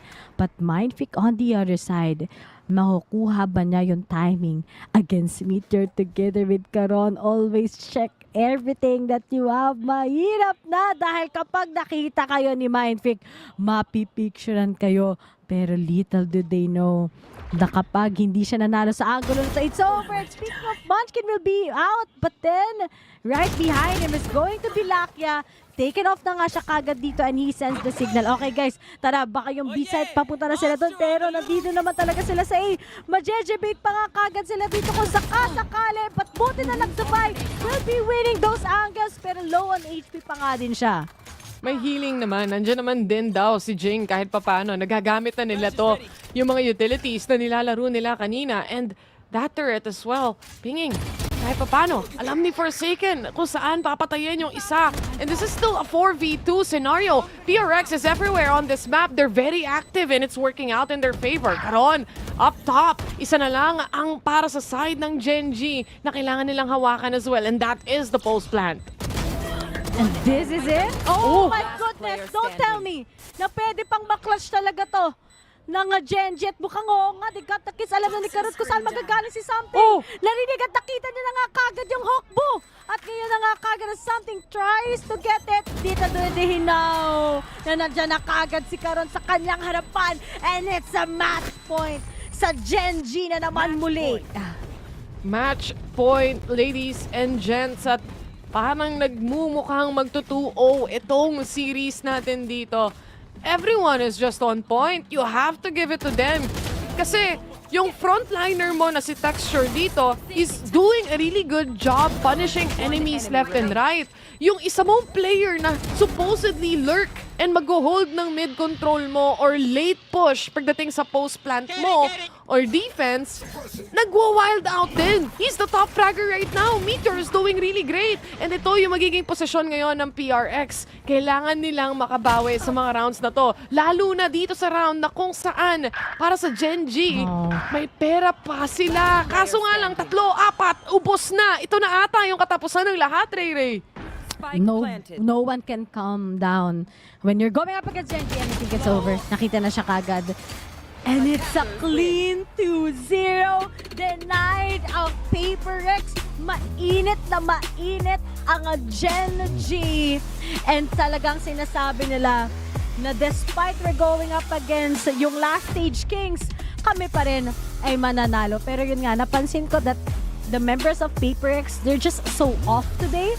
Parang it's not just about di nila ma-execute. It's also about parang kabado sila, parang overwhelmed sila. They're not hitting those shots as well.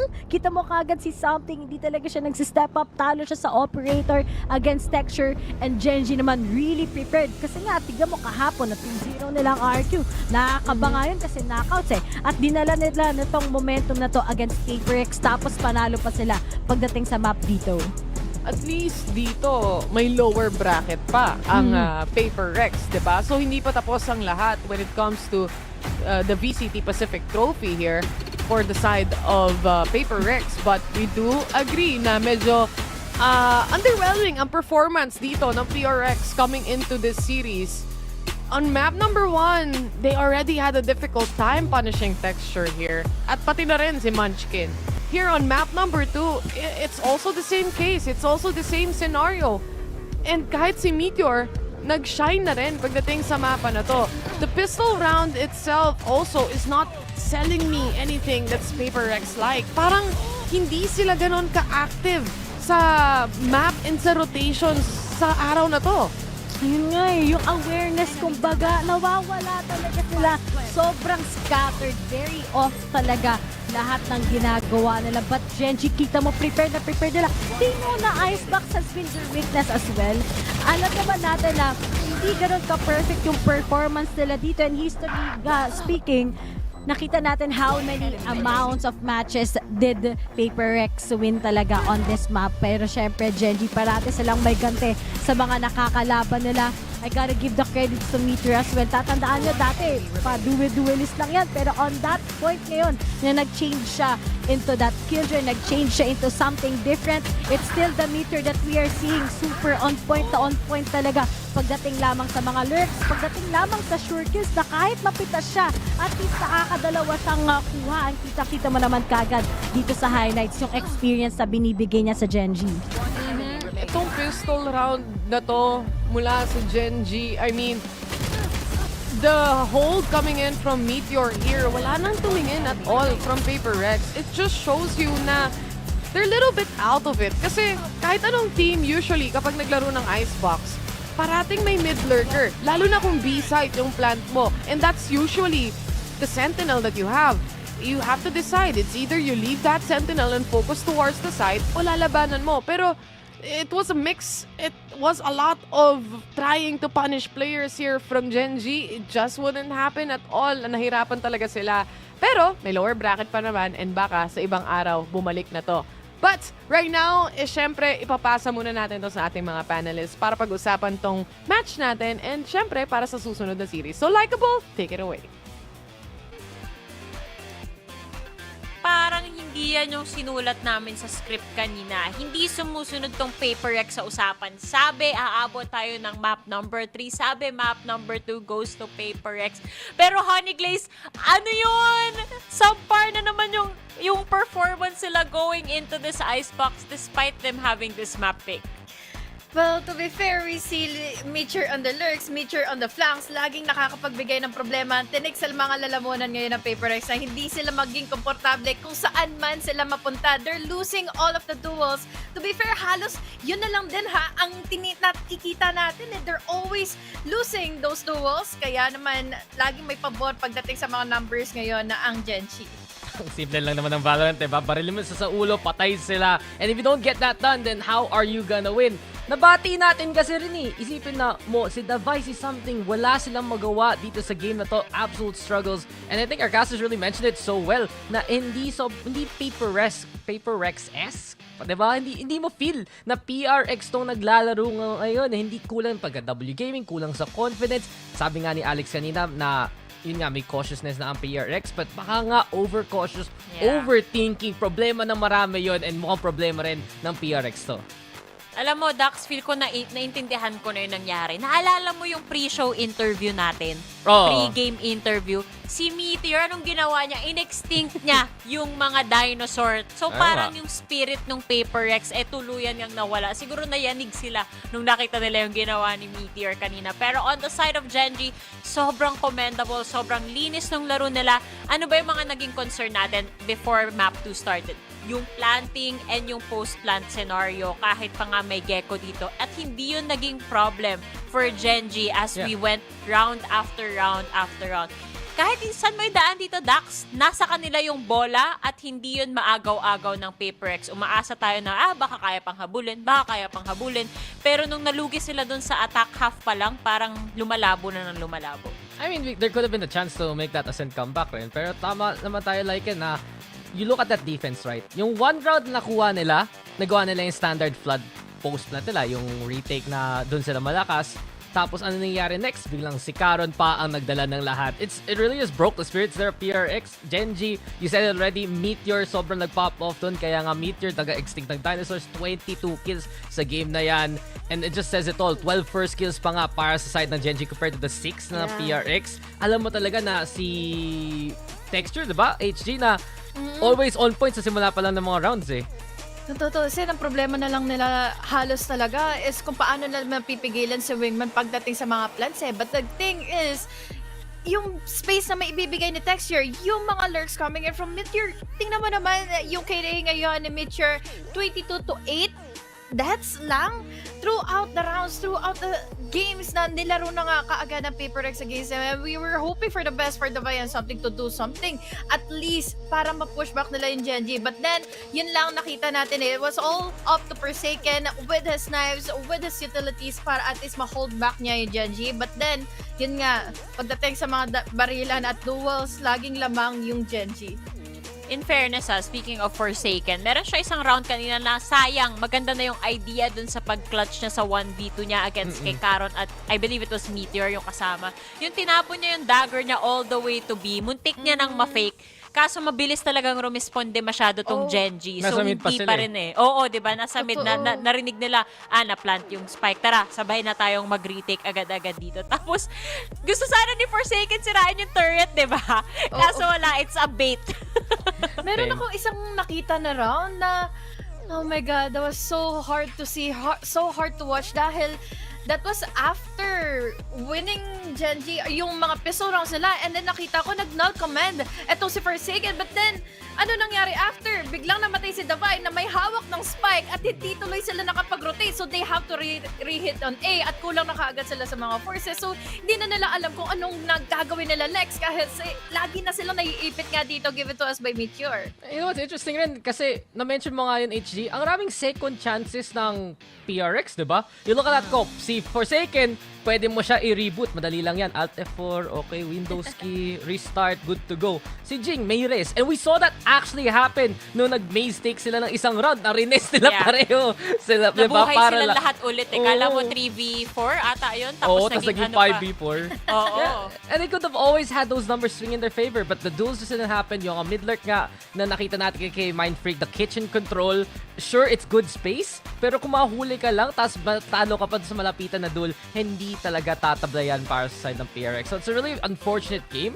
Medyo talaga mahina yung series na dito ngayon ng PRX. It just goes to show Gen.G, team to beat, no? Gen.G team to beat talaga. At least for them, magtutuloy-tuloy yung upper bracket run nila. Bihira lang to kasi parang at the start of the year, Cinderella run sila. Pero ngayon, alamin natin kung ano mismo yung thoughts ng Gen.G themselves. In their championship form already and very certainly as well. So, talk to me about how satisfied you are going up against Paper X today. 오늘 2대 0으로 경기를 빠르게 끝냈는데 선수들 폼이 진짜 너무 좋아졌잖아요. 오늘 경기력에 대해서 얼마나 만족하는지 궁금합니다. 일단 최근에 저희가 정규 시즌 때 안 좋은 모습을 좀 많이 보여드렸었는데 플레이오프 와서 정신 차리고 잘해야 된다라는 압박감이 좀 있었어요. 근데 오늘 경기 이후로 저희가 역시 잘하는 팀이고 잘하고 있으니까 유지만 하면 될 것 같다라는 생각하고 있습니다. Well, during the regular split of stage 2, quite recently, we've been kind of inconsistent and there were moments when we were underperforming. So we really talked to ourselves saying, hey, we really need to wake up and try our best and make sure that we stay consistent with our performance. And with this win, going up against Paper X and beating them today, it really gives us an assurance or confidence that we are still a very good team and that we can perform very well moving forward into those maybe the finals and also to the champions. So it was definitely a confidence booster for us. Now Munchkin, obviously you're a world-class IGL and you're already ready to pop heads anytime, anywhere. So how are you so perfect? 어떻게 이렇게 완벽할 수가 있죠? 저는 아직 완벽하다고 생각하지 않고 있고 최근에 폼이 너무 안 좋았는데 오늘 좀 폼이 좋아서 저희가 전체적으로 좋은 경기를 나왔다고 생각해서 오늘만큼 제가 잘할 수 있도록 더 노력해야 될 것 같습니다. Now, recently, I don't think I've been performing up to my own standards, and there were times when I wasn't really satisfied with my own performance. But today, it felt like there was a magnet to my gun and my aim. So I think I was shooting heads all day today when it comes to how I performed today. So I feel like I really need to keep this performance going, make sure I stay consistent, and keep this performance, going on, moving forward in future matchups as well. Now, Paper X, though, they pulled out their old comp on Ascent, but it looked like you just knew what they were going to do, and you just had so many good adjustments that eventually won you guys the map. So do you feel like they're easier to predict now that you're kind of used to how they play and how the IGLing works, and you've gained so much experience as an IGL just facing teams from all over the world? 이제 페렉을 오늘 잘 읽어냈잖아요. 좀 이제 경험치도 많이 쌓이고 페렉도 분석을 많이 했기 때문에 좀 이제 척 보면 척이다 이런 느낌이 있었을까요? 저희는 아직도 퍼시픽에서 가장 잘하는 팀이 그 페이퍼엑스라고 생각하고 있고 만났을 때 가장 무서운 팀이기도 해가지고 오늘 저희가 좀 좋은 경기력으로 쉽게 이겼지만 절대 다음에 만났을 때는 이런 일이 없을 수도 있다고 생각을 해서 더 열심히 해서 다음에도 좋은 경기력으로 이겨야 될 거라고 생각합니다. Well, no, because I still think that Paper X is the best Pacific team and also one of the toughest team to go up against. So we walked away with 2-0 today, but if we meet ever again in the near future, it might not be the same results and they might be the one walking away with that W. So we really need to keep it up and make sure that we try hard and work hard to make sure that we keep our performance up to standards, up to par, to make sure that we can win against them if we do ever get to play again. Now, I really want to talk about Ascent because you guys had a 9-1 huge lead during the first half, but switching sides, it ended up being 13-10. Still close it out with the W, but I just want to get your thoughts on how close the scoreline was and what's your take on how that map went. 이제 13대 10이라는 점수가 9대 1로부터 간 거잖아요. 좀 어떻게 느끼고 있는지 궁금해요. 일단 저는 개인적으로 좀 제가 콜링을 너무 어렵게 하지 않았나라고 생각을 하고 있고요. 좀 더 그냥 무난하게 게임을 가져가려고 했으면은 깔끔한 스코어로 이겼을 것 같은데 제가 상대 팀을 의식을 하기도 하고 저희 선수들 자신감 때문에 좀 더 프리한 콜링을 해가지고 실수가 많이 나온 것 같고 그 부분은 제 실수가 크다고 생각합니다. I think as an IGL, I have some responsibilities that I need to take on. And for this, it was, I guess 1310 was a little bit on me because I started making very complicated calls for my teammates. And mostly because I was paying Paper X too much respect, or I just needed to keep it simple, but I just couldn't. I think that's one of the reasons why it took a while for us to kind of close it out. And I feel like we could have closed it out sooner. So I'll just take this as a reference and work towards my IGLing skill as well. Now, you guys are in the upper bracket. We have DRX and Talon playing, and you will be playing the winner of the next matchup tomorrow. So, predictions and preference.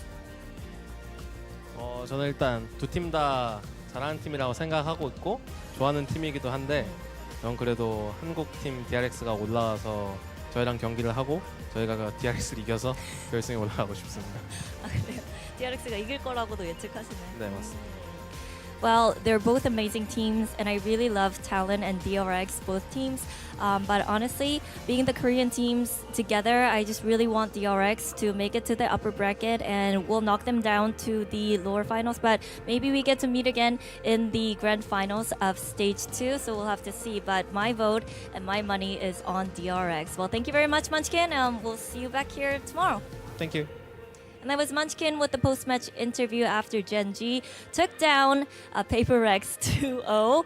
We're going to take a short break, but don't go anywhere because when we come back, it's going to be DRX versus Talon Esports.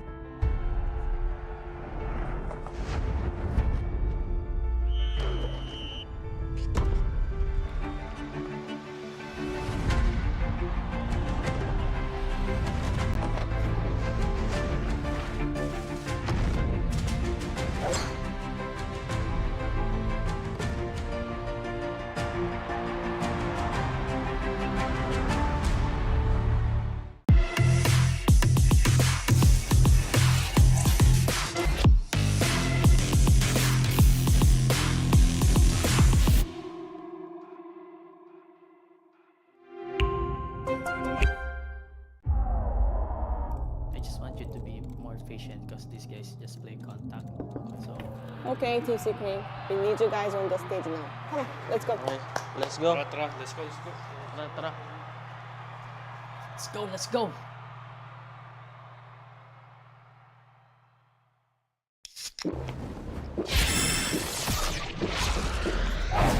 Red Bull gives you wings.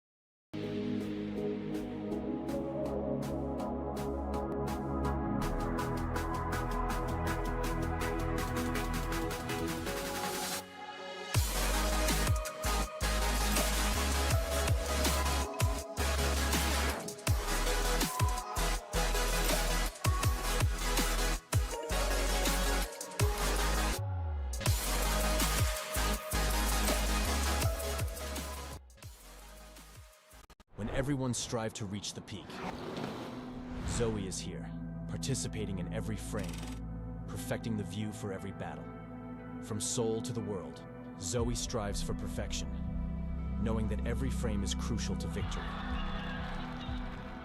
As the tournament rages on, Zoe stands with you. Battle. Every frame.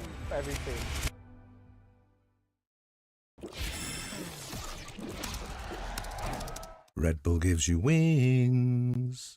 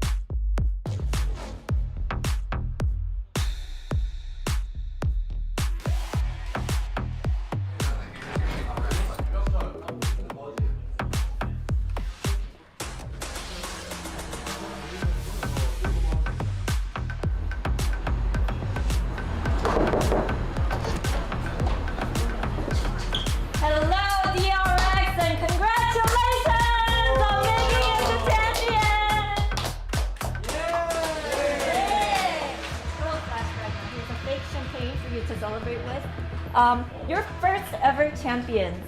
How do you feel? I'm so happy, really happy. Happy, happy, happy. Yeah. Okay, now you have to face Talon for the higher seed today. Have you seen Primi perform? Any thoughts? Primi Valorant God. Oh God.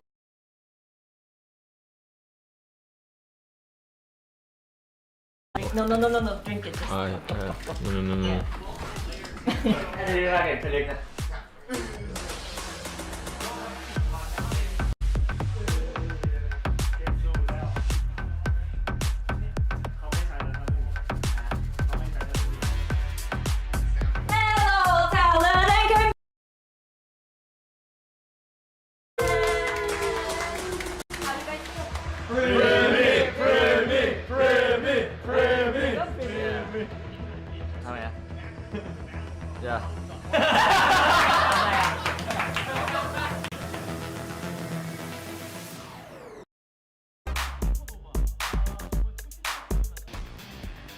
Yeah.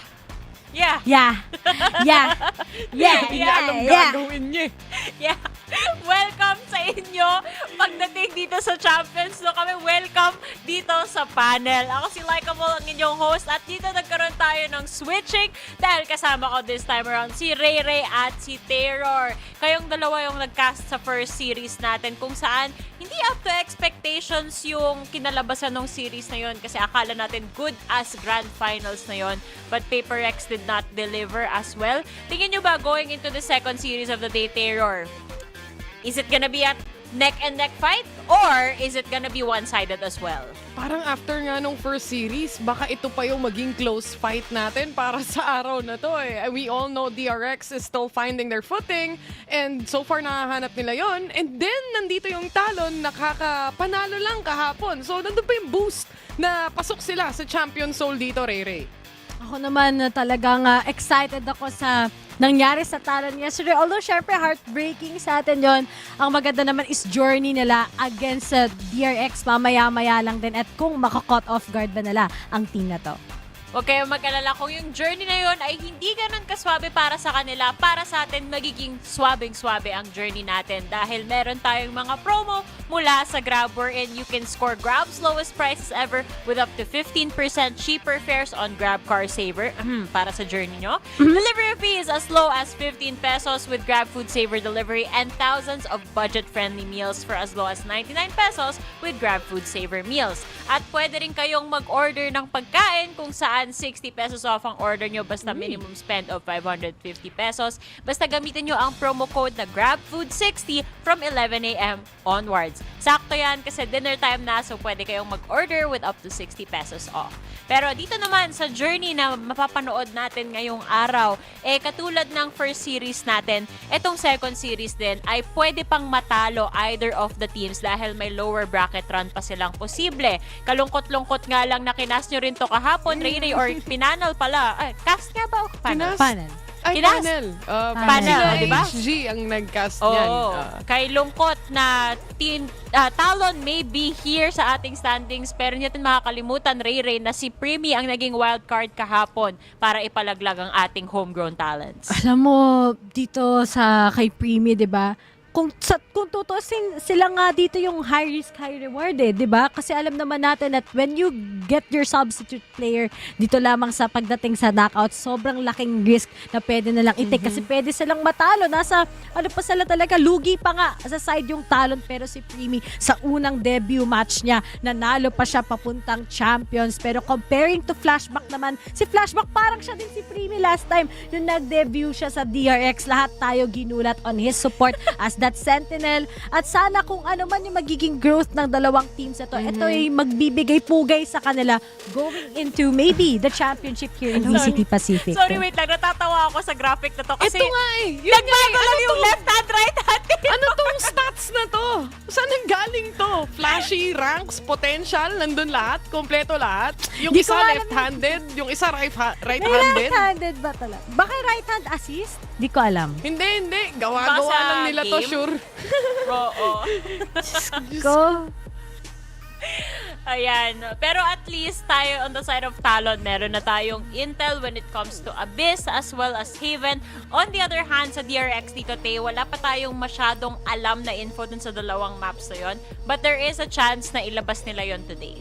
I mean, kahapon, marami tayong surprises, di ba? Pagdating sa araw na yon. And maybe today, we are also in for a surprise or a treat coming in from these two respective teams na nakikita natin ngayon right now.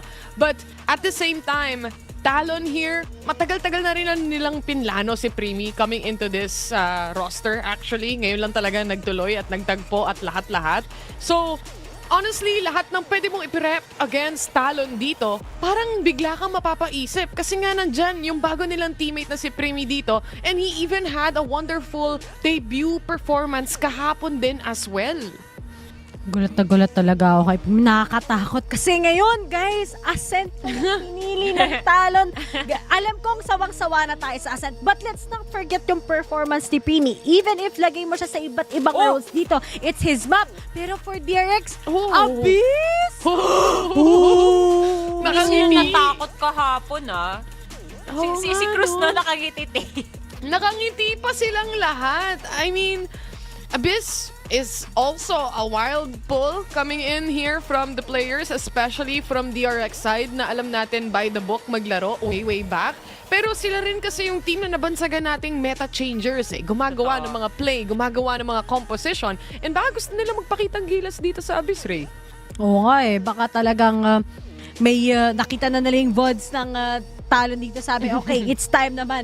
Ibalik natin kung anong ginawa nila against Team Secret. And our decider map is going to be on Sunset. It's not the best map sa dalawa nating teams, but it might also come out to be great ngayon if ever. Pero DRX, ano ba yung surprise nila ngayon pagdating lamang sa Abyss? Mahuhulog din kaya sila later on sa laban kasi ganun yung nangyari sa Team Secret at saka nakaka-remove ng momentum yun, ha? Si Envy nga, 'di ba, na flash pagkakita mo sa replay, kamot ulo na lang. Kasi stress ka eh. Nandun yung pera, andun yung value sana nung economy mo, pero mahuhulog ka lang ng ganon. And props sa Talon, walang nahulog sa kanila despite how Primi was also playing that jet aggressively. He never had na nagkaroon siya ng chance na talagang mahuhulog. Parang na-memorize na rin talaga at pinag-aralan niya yung mapa na yon. Ikaw ba naman, Tay, wala ka nang ginawa kundi mag-rank game ng mag-rank game. Hindi mo pa ba makabisado to? Nasa map rotation na rin naman sa competitive rank tong Abyss, diba? So, swak na yan sa kanya. Praktisado na talaga. Pero mapabalik tayo dito sa Ascent, guys. Nakita nyo ba yung mga potential roster natin doon? Nako po, yung composition, nangangamoy Clove Main, Ray Ray. Amoy na amoy ko sa'yo yun. Clove Main nga pala si Ray Ray, kung di nyo alam, malupit yan maging smoker, maging controller. Pagkalaro ko yan, sarap. Except sa Lotus, di ko na-smoke yung stairs eh. Pero ito na yung maganda kapag binigay mo kay Primi. If sakaling magko-clove talaga siya, kasi nakita natin yung performance yesterday sa Lotus, super explosive. Tapos, technically, para kang may duelist na ulit eh. Tapos, makuha pa niya syempre yung kanyang ultimate. So, sobrang ganda kung si Primi makakapag-utilize it. But at the same time, if he goes to that jet, I am sure that's going to be explosive as well. Lalong-lalo na comfortable map na tong Ascent. Parati siyang nananalo dito. Balita ko kapag nag-rank game siya kasi nga number 1 siya sa leaderboard sa atin eh. I think what works best having Primi here is giving him a lot of freedom to make some plays. Kasi yun yung strength niya talaga. And having him on the Clove, nasabi ko na to kahapon, again, kung nasa area of execution ka, you can still help out kahit anong mangyari sa'yo. Mawala ka man, kaya mo pa rin makapag-smoke dito. And aside from that, he really did a wonderful job maximizing yung pick-me-up dito ni Clove na once kasi nakapag-heal ka doon, ang bilis mo makatakbo eh. And he maximizes each and every time na ginagawa niya yun o nakukuha niya yung pick-me-up. Ganon din naman sa jet niya dito, like wild din siya mag-jet. Sobrang push with no fear talaga tong tao na to eh. Pero dahil dyan na napag-usapan na natin ang mga maps, pati yung potential composition ng dalawang teams na to, it's about time for us to head on over to our stage sa ating Seoul Korea platform. Pupunta na tayo doon. Let's go. 처음 IGL 맞는 거기도 하고 새로운 팀이라 생각하고 있기 때문에 저희 팀에 신인들이 많지만 신인답지 않은 모습들을 많이 보여주면서 또 너무 고맙고 또 기특하다고 생각했어요. Cruz, who will return to the international stage at Champions Seoul 2024. I feel very good, obviously. Last year the team placed 9th, but this year, from the very beginning, we set a goal and we achieved it. Definitely no pressure now. 100% 쏟아부으면서 임하고 있기 때문에 사실 부담감이란 건 크게 있는 것 같진 않습니다. Talon Esports won't stop and we'll keep moving forward.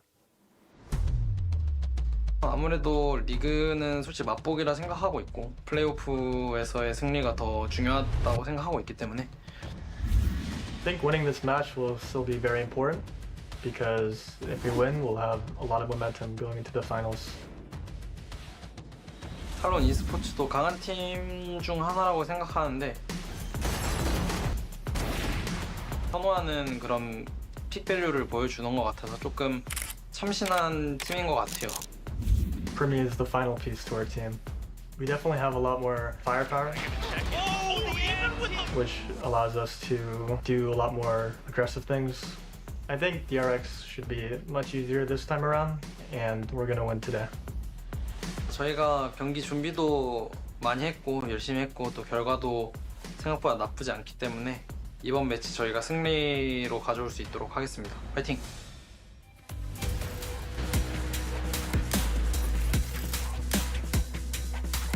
DRX.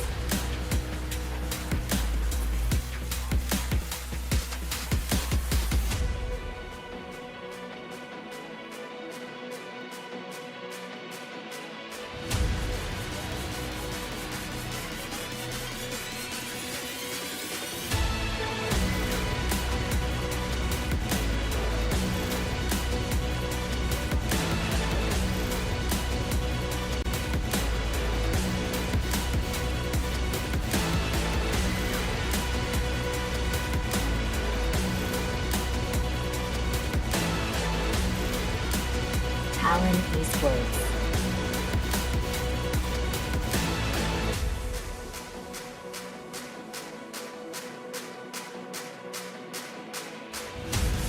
Gotta keep the flame on max. I'ma keep it going till there ain't nothing left. Gotta keep the flame on max. I'ma keep it going till there ain't nothing left. Gotta keep the flame on max. I'ma keep it going till there ain't nothing left.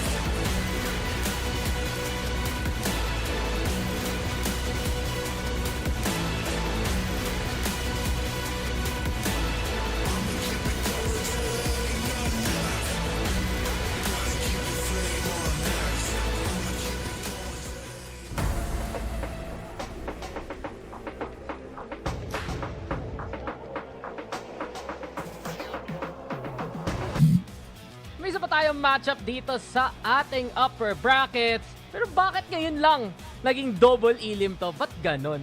Ba't ganon, HG? I don't know. Moment of silence.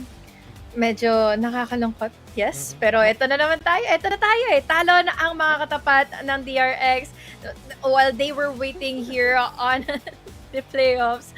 But then again, yeah, after the showing na pinakita na nga ng Talon, I'm really surprised kung bakit DRX ang pumili ngayon ng Abyss. Diba? Gulat lahat kahit yung Talon eh. Nakita mo yung smile bigla kay Coach Frost at kay Cruz biglang, seryoso ba kayo? Abyss tayo ulit? Ito na naman. Are we gonna have to teach another team this lesson? At sige nga, mawawala ng heartache natin HG sa nangyari kahapon. Buti nga ikaw, sobrang nakabupon ka na kagad eh. Tuwang-tuwa na nandito yung Talon sa upper bracket. Money Blaze.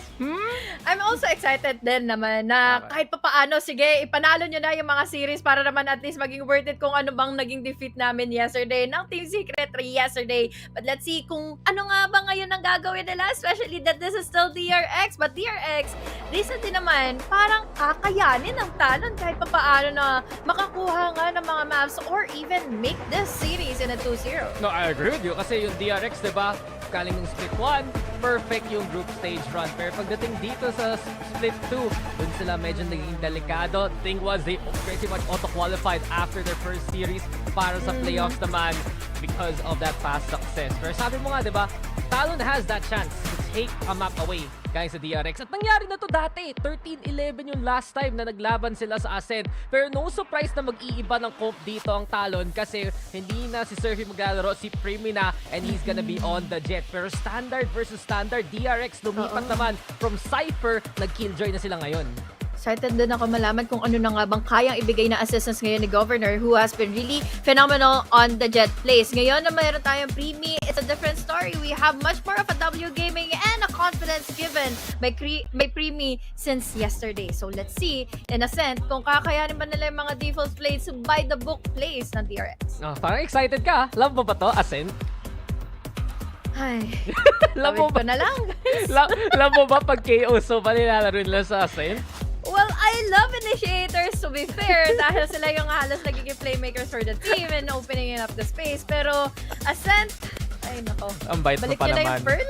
Ang bait mo naman, HG, sa mapang gustong-gusto mo palagi laruin at cast. And speaking of, mukhang ito na nga tayo coming into the game. Premi back on that duelist role na nakita natin pagdating nga nung Abyss, diba? So excited to see na baka nga yun yung magiging main role niya moving forward here for Talon. DRX though, gusto nilang gawin all Korean yung upper bracket finals. Time to see who's gonna face off against GEN.G after at kung sino matutumba dito, HG, sila naman kalaban ng PRX. Hirap pa naman para sa DRX na usually kapag overwhelmed na masyado si Namako and Buzz, nagiging crumble na kaagad yung strategy nila or kaya naman yung main pillars of the team para mas maganda pa yung composure nila. Itaguyod lahat ng mga rounds laban sa Talon kung saan Talon will be playing man on the defense pero I really do think na meron silang magiging strategy moving on forward and what position we have here for Primi and also si Cruz yata yung kasama niya dito sa mid.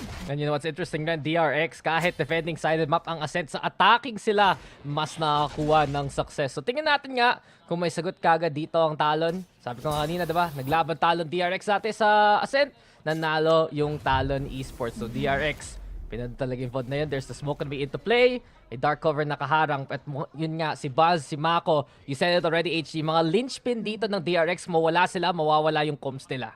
Medyo mabagal ang pakikitungo ha, pero ang bilis naman din kaagad ang pagpasok nila, especially that MP na ngayon, coming in from Primi. Diba si Primi, nung first round pa lang sa TS, malakas na. Ito, first blood pa nga dito sa series to, but Buzz able to make a trade happen at mukhang A-site na ang makukuha ng DRX 4v4 muna galawan. A shock dart from above and Buzz waiting for any kind of contact. Buti na lang meron kaagad silang naging trade. Ang magiging mahirap lang unfortunately for DRX or for Talon at the moment is yun nga, etong sagot with that paranoia na pwede makapag-delay tuloy ng mga pwesto from 3. Ang lupit ng blind, na-blind yung turret, yung tuloy. Si Van nagalit, but Buzz with the frenzy and had nakakuha ng tatlo. Governor gonna go for the flank 2 and he wins that fight. 2v2 na ang palag. Dito sa Jenny though, nakapwest pa ang DRX. Bane with a kill on the Governor and there's a swing out there. Cruz has his number. 1v1 na nga ang galawan si Buzz versus Cruz. Makaveterano ng squads. 4K gamit ng frenzy and DRX will get the first round. Well, at least we anticipated this kind of scenario for DRX, especially on the attack, especially on the offense, na meron silang composure na mapangahawakan. Pero given the fact na hindi pa rin naman nagsisimula, kahit pa paano, yung pistol rounds na pwedeng ibigay, i-deliver sa atin ulit ng Primi, pwede pa for DRX. I mean, we saw the first kill, right? Pero ang ganda rin ng call kagad dito ni Buzz. And this is a good sign for DRX. Minsan, slow starter si Buzz. Pag mainit siya sa umpisa pa lang, siya pa ang pwede pumalag doon sa bagong rank demon dito ng Talon. Primi pa naman yan eh, no? Tingnan Number natin 1. kung baka beginner's luck yung mga nangyari yesterday dahil yun ang kaisa-isang araw nga na nilaro ni Primi. Pero speaking of Primi, back away muna dahil mahati ang damage ngayon. Ang binigay sa kanya yung flashback. Beginner's luck, pero bakit kahapon pa nangyari, diba? Okay. Bakit sa atin pa? Bakit sa atin? Pero syempre, kilalang kilala ni HC si Primi. Tingnan nyo yung Radiant Leaderboards, guys, habang nakakuha ng pick dito si Buzz. Number 1, Primi. Number 2, Honey Glaze. O ba? Totoo yan!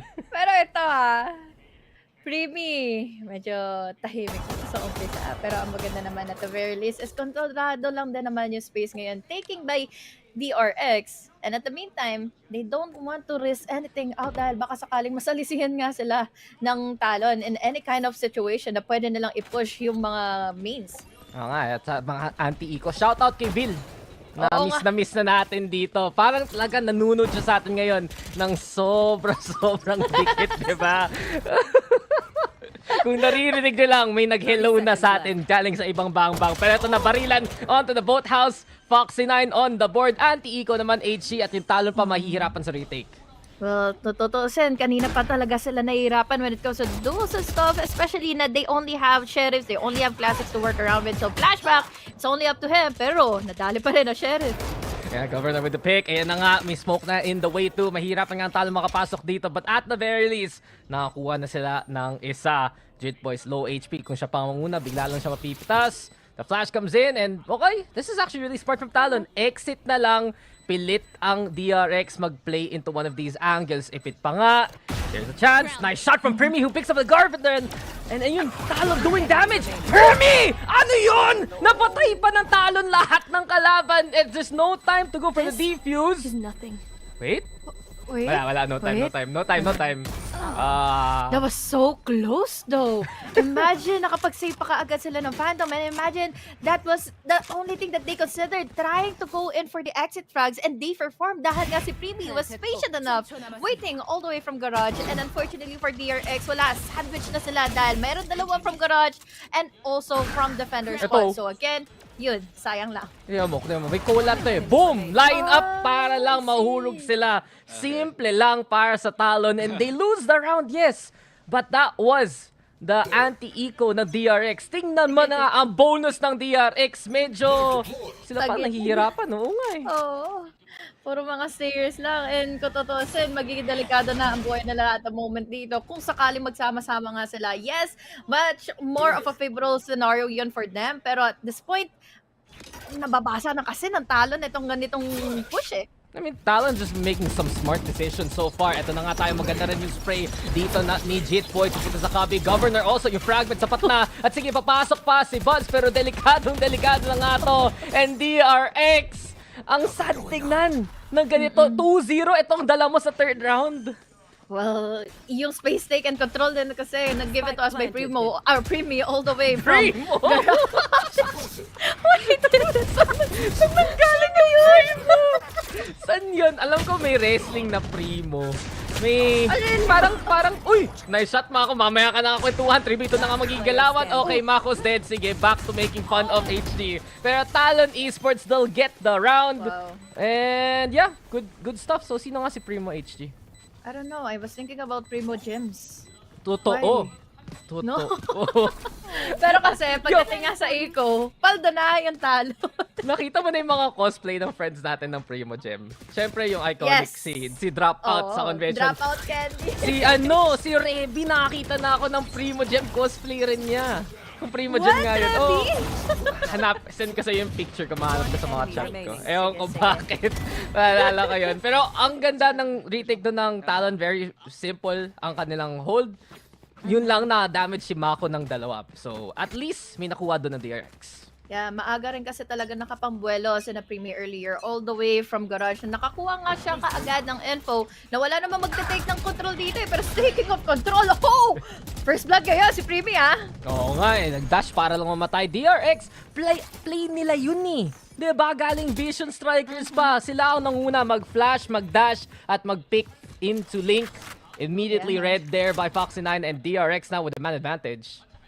Definitely well read and also well anticipated ng DRX yung ganong klaseng push dahil nga earlier on nakakuha nga ng mga multi-kills. There can be desperate attempts and stuff para sana magkaroon ng changing when it comes to the pacing here ng DRX. But then DRX, as we all know, they're just waiting from the front lines first bago sila mag-decide kung ano bang best side to work around with. Yan, yun naman strength talaga ng DRX, diba? Assessing the situation, tas biglang, okay, may advantage na tayo, dito tayo mag-make ng play. Flash comes in, Buzz looking to go for the clear. Ayan rin, yung 0 point na gagaling sa kanila. And si Governor, puladong-pulado na, 6 HP left. Mahihirapan talaga mag-fight dito. Mid, taken though here by DRX and timing to. Ban, he's already gonna move back towards the B site. Ayan nga yung smoke at mukhang miscan pa nga. DRX, looking for the timing here, HG. Dash in, flashback to patay si Governor ng turret! Tinulungan pa nung auto-aim, tas yun pa, maipit dito, Odin in hand though. Ban will fall. It's DRX right now. Uy, walang nag-check the corner. Bridget Boy C's gonna die there. 4v1 pa nga ang galawan. Walang magagawa ang Odin, but dyan, DRX with the round. Okay na sana, nakapag-react na sana on time si Ban para makapag-reposition and then hold on the B instead. But unfortunately, DRX is just ready enough for those casualties, for those upcoming duels na i-hold na nga sa kanila from stairs and even from defender spawn. So unfortunately, yun nga, yes, napatay man yung isa with the turret given to us by Mako. And kaya kasi, ang ganda lagi ng mga first takes ang DRX sama sa Talon eh. I mean, you see the positioning right ng DRX. Maganda yung mga angles nila. And Talon are the ones struggling right now para pigilan yung DRX sa mga side take. Into A main we go again. At pansin natin mga 20-30 seconds starting into a round. Talaga hold back dito ang DRX, no? Binaburn lang muna nila yung time, especially na ganito, yung pacing na gustong gawin, yung kahit pa paano pagkuha ng info ng Talon. Especially now, na mahuhuli pa nga kaagad sila ni Mako and Foxy9. 2 members down already for Talon, ang ganun-ganun lang. Expect nila maging active dito yung Talon. And those early contests, nasasagot lang ng tambay ng DRX. With it now, the side's taken, pitas nila yung dalawang nag-push into A main. A bit of lack of information talaga for the likes of Talon. It's just different na nagpi-Phoenix Clove ka dito sa Ascent last time. Pero pag ganitong galawan, yung normal comp ng Ascent, alam mo, yung DRX, yung mas handa. Turret sees flashback though. Uy! Pinarin siya, but it doesn't matter. Ban right now with the swing. The Guardian's good enough. Mag-upgrade muna siya ng barrel. Pero 3v4. At baka, siya mega-flank pa nga dito, HG, oh. Oh. Still 3v4. Still very doable for Talon. Especially na meron naman. Bakit hindi nagme-mess up? Bakit kahapon laging nakakapatay si Primi? What is happening now? Ewan ko, baka may galit sa atin yung Talon eh. Pero ban with 3K. Ayun, nahuli na rin. Cruz also on the board. And we see it again, HG. Second round na to, sa game na to, na ang Talon nakapatay ng lahat ng kalaban. Shoutout kay Ban! Naka 1K kills na rin. Welcome to the 1K Club. Yun. Well deserved, especially na siya rin naman halos talaga yung nakapagbigay ng problema nga kagad para sa mga players natin yesterday for Team Secret. But this time, pang finisher lang ng kanilang pang 1K, ano. But now, Given naman kahit na nakakuha siya ng 1k kills, no? Talagang na-overwhelm sila ng pagbaburn ng DRX on time bago sila tuluyan pumasok sa mga sites. And this amplified them to secure and their ultimate spot for this round alone. Yeah, may 1k kills pero 1 lang yung round. Ito na si Cruz though. Biglang na wallbang yung kalaban si Buzz. Pinatigil yung Odin and Buzz with a 2 immediately. Bane with cover. Hunter's Fury nandyan na rin. Magandang reposition though. Jit Boys is still within the boathouse here. At mukhang may chance pang Talon pumalag pero the numbers, HC, just so difficult right now. At yun si Van, mahuli si Mako, 1001. Dagdagan mo ng isa pa yan. Mapipick up pa nga nila potentially yung spike. Unfortunately for the rest of the gang of Talon, well aware lang si Buzz. Pagpasok niya, he is just reactive kung sino bang papasok coming into market. Oh, Buzz with the contact. Si Jit Boys makaka-back away. At si Flashback na lang. Tinalikuran ni Buzz eh. Walang kapake-pake na may kailangan pa dyan. Ban instead now. In a 1v3, sinelebrate na natin yung 1k niya. Ito na ba ang one clutch mismo? The Scando gets confirmation. Yung Aldro na papunta dito sa may lane. Bulado ang dalawa though. Dito ng DRX, updraft, nagparinig. And Ban is just struggling to find any kind of opening. Dalawa sa boathouse. Isa malapitan. Ayan, na-spray down konti si Bane. Yung alarm bot, mas madali pa to para sa side ng DRX. The swings come in. Eventually, ayan na. Buzz with the 3 for the round at 5-1 na nga to. Commendable patience play para sa DRX, especially na laging nawiwindang ang Talon na nasan ba? Saan na nga ba talaga papunta ang DRX? They played out their post plant very smoothly because of this opening given to us by Buzz. Tingnan mo naman, quickly onto the trigger with double kill agad. Tapos, we even have the support coming from the backline. So, Hunter's Fury to make an opening, to make much more of a struggle para sa Talon. So now, half armor sila tuloy ang kayang i-execute ng Talon. Ang lakas ng tiwala talaga ng DRX sa isa't isa kahit mas bago na talaga ang tingin natin dito sa DRX. Ibang klaseng roster. It's still the classic DRX teamwork that we know and love. So, a knife lineup doon galing sa DRX. Tinitingnan nila kung lumulusob na naman yung Talon. Pero baka natuto na Talon, no? They're more playing anchored onto the site. Yung naiis ba lang si Primi na nasa mid. They're refusing to use their recon bolts early dahil yun naman din halos yung iniiwasan ng Talon na kumbaga yun din yung reason bakit sila nagbe-burn ng much more time before they fully initiate into the site. But now, slowly crawling up into garage, ang daming makakatapat ni doon ni Ban kung sakali man. Si Ban gusto na naman iba't ibang kalaban. Maraming ult friend dito ang Talon mismo. So DRX. Perhaps at null command, galing kay Foxy 9 ang talaga pangsimula ng laban na to. The dash is prime. Si Ban hinahanda na kagad yung lockdown just in case. And may sagot nga, but DRX has space actually to play on the site here. Oo, makakakuha pa nga siguro kung sakali man si Flashback yung mag-plant. But then, much better yet, we have the null command. We have someone to deny in the utilities and whatsoever. Mula sa retake na ngayon ng Talon, na-deny na nga ngayon at pwede pa makapag-buy time tuloy ang DRX sa retake na gagawin na nga ng Talon. Yeah, they played the null command at ang ganda ng ginagawa ni Bane dito. As soon as mula yung lockdown, bigla siya nag-push into that cubby para lang makagulat siya sana ng isang player ng Talon dito. Ine-expect ng Talon, mas clear pa ang switch mismo. The paranoia gonna be there. Si Bane nandito lang sa sulok. Eventually siya ay ma-overrun. Masyadong marami ang kalaban. Primitive on the board. Yung nanoswarm para sa stall. Flashback getting ready. May blades pa nga si Buzz. So DRX will invest in DRX! Handa sa lahat! They find the 3 already. Here comes Buzz to find Primi 2 at si Jit Boys na lang ang makaka-exit dito. Another round para sa DRX. Wow, not much of a wonder right now for Primi as we moving forward for the crossfires na hinohold sa atin para na lang sa mga postmans sa DRX. Yes, mamamatay man etong si Bane from his position. Understandable. But then, sa pagbabay time niya, there goes to show we have also the synergy and cooperation ng rest of the team of DRX na mas lamang sila when it comes to the close angled fights na wala rin nagawa halos si Primi dahil bakit ready lagi ang DRX sa kanila when it comes to the duels, when it comes to always pushing all together. So bakit ganito ngayon? Bakit ngayon pa nangyari to? Bakit pa kaya? Di sinasadya. Saan galing yung song na yun, HG? Panahon ko ba yun masyado? Bugoy ka rin nyo. Ay, tama ba? Hindi ko alam. Kaya nga tinatanong kita eh. Ay, hindi ko alam. Tatrust na lang kita. Ikaw naman yung Tagalog caster dito. Pero feeling ko mali ako. Anyway, let's go back to VCT, guys. Merong knockdown na kasama ngayon si Flashback na pwedeng maging punot dulo ng sakit na naman ng Talon, especially now that they are just holding on their half armors. Smoked out na naman si Cruz. So, ibig sabihin, wala na naman silang ka-IT ideas. Ano nga ba papunta yung DRX na ngayon? Ayan na si Buzz. Muna. Boom! Outlaw! Bigla nakakuha na isa. But Talon actually trades back so quickly. Nakipaglaban sa mid. And it's Band stepping up to the plate. Nakadalawa na nga siya doon galing sa kabi. At si Mako na lang ang natitira dito. He has the From the Shadows. Pwede siya mag-play elsewhere. Pero si Premi, alam na kagad iniisip ng kalaban. Looking to receive dito sa may spawn. Mako has a good angle. Pero Premi already finds his target. Updraft para lang maka-reaping. Ito na naman tayo. 1v1. 1v1. Mako wins it. But he still needs to deal with 3. I don't know what's happening right now, especially na ngayon.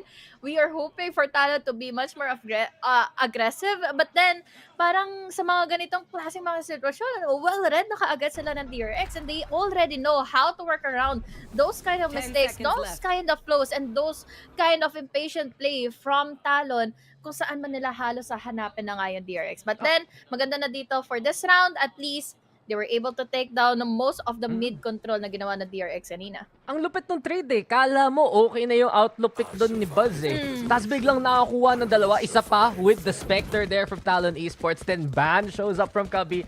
Pag mahuli talaga ng Talon yung DRX, doon magiging delikado ang Korean team natin. So at least a good round para sa Talon. May laban pa rin dito sa half na to. Buti at least it worked out really well for them, especially na meron naman din waiting from mid-bottom and also from Cubby as soon as nawala na kaagad yung smoke, and we were just looking forward into the push na gaganapin na nga ng DRX kanina dahil they were early to smoke out mid-bottom, but now, a different story. We have them trying to go at least in garage dahil kahit pa paano, doon halos yung intensity ng members sila. Yan nga, DRX malaki yung stack papunta ng B main. Still the standard default play for them. Pwedeng mag-rotate, especially si Mako. So I wouldn't be surprised to see him make that noise papunta ng A, diba? But instead, mukhang makikisama na dito ang DRX. Bane, scouting with the Aldron. Huli kagad yan ni Cruz. So kita na kagad ng Talon na may pinaplano na naman sa mid dito ang DRX. Dito lagi silang nasasalisihan eh, na kumbaga ito na halos din yung pwedeng showing when it comes to their adjustments and stuff, dahil kahit pa paano medyo na-hold back pa rin naman ng DRX. Really typical for them to play in slow, but this time masyadong nang magpo-force back ngayon ng Talon. Kaya try nila i-sell yung fake at actually yung Talon pa yung nakasak sa kabilang side ng mapa. There's noise being made. DRX though ayaw pa mag-push, instead a slow crawl papunta sa doors na binigay na ng Talon. So eventually yung A nga ang makakuha dito ng DRX.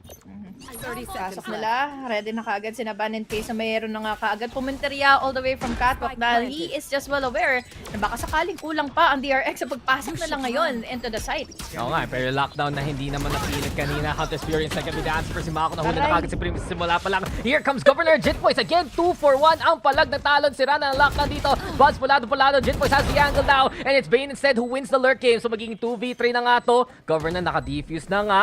Kalahati yan. Simple lang. And it was a good try galing yung flashback. 1v2. Wow. Jitboys on point. At ang Talon ay bumabawi. Another round here for them. Kung hindi mag-show up si Prime, it's all up to GEN.G and also Governor. He just really performs. At the very least, he was just well aware kung saan na nga ba pwede pang mag-lurk around itong si Bane. Especially na aware din naman kanila yung Killjoy earlier on, placing onto the turrets and also yung kanilang mga alarm bots. Pero when it comes to the duels, they're just really precise. Information is just truly the key para mas mapahirapan halos si DRX. They just gave away the site freely para doon na lang sila magkaroon na lang din ng pampipin down and overwhelm DRX altogether. Yeah, and Talon is playing a better trade right now dito sa mga retake na nakita natin. Here comes Premi though. Naman, gusto pa lagi maging aggressive at yun yung na-avoid ng DRX, no? Pansin gagad nila na Premi medyo mas bago pa lang dito sa VCT Pacific. Gusto talagang makipaglaban sa simula pa lang. And you see it here na ina-avoid ng DRX yung mga direct fights doon sa simula pa lang. They play for mid instead. Alarmbot gets the spot. Ayan, Delicado Cruz had the high-low setup kasama si Ban at dahil lang doon, ang DRX pa ang natumba. understandable sana yung ganitong klaseng push nila, no? Yung pagkuha nila ng space in mid-bottom dahil at the very least, they can play in together when it comes to the duels and stuff, but then, they were just vulnerable pagdating sa alarm. But now, we have Bane. Di pa mamatay ka agad yung turret and they have to still pick up the spike pa. Okay lang, eco lang naman to ng DRX, but Talon now making the comeback possible.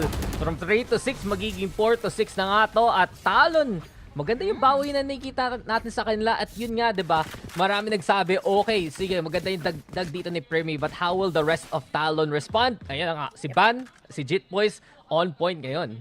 Yeah, hindi naman din halos talaga si Premi yung magiging main reason to win out the duels dahil nga we still have here crazy of amount of duels na namang hinahantok sa atin ngayon nila Ban. We also have Governor who has been really phenomenal timing in the blinds para nga maipit nila halos etong DRX.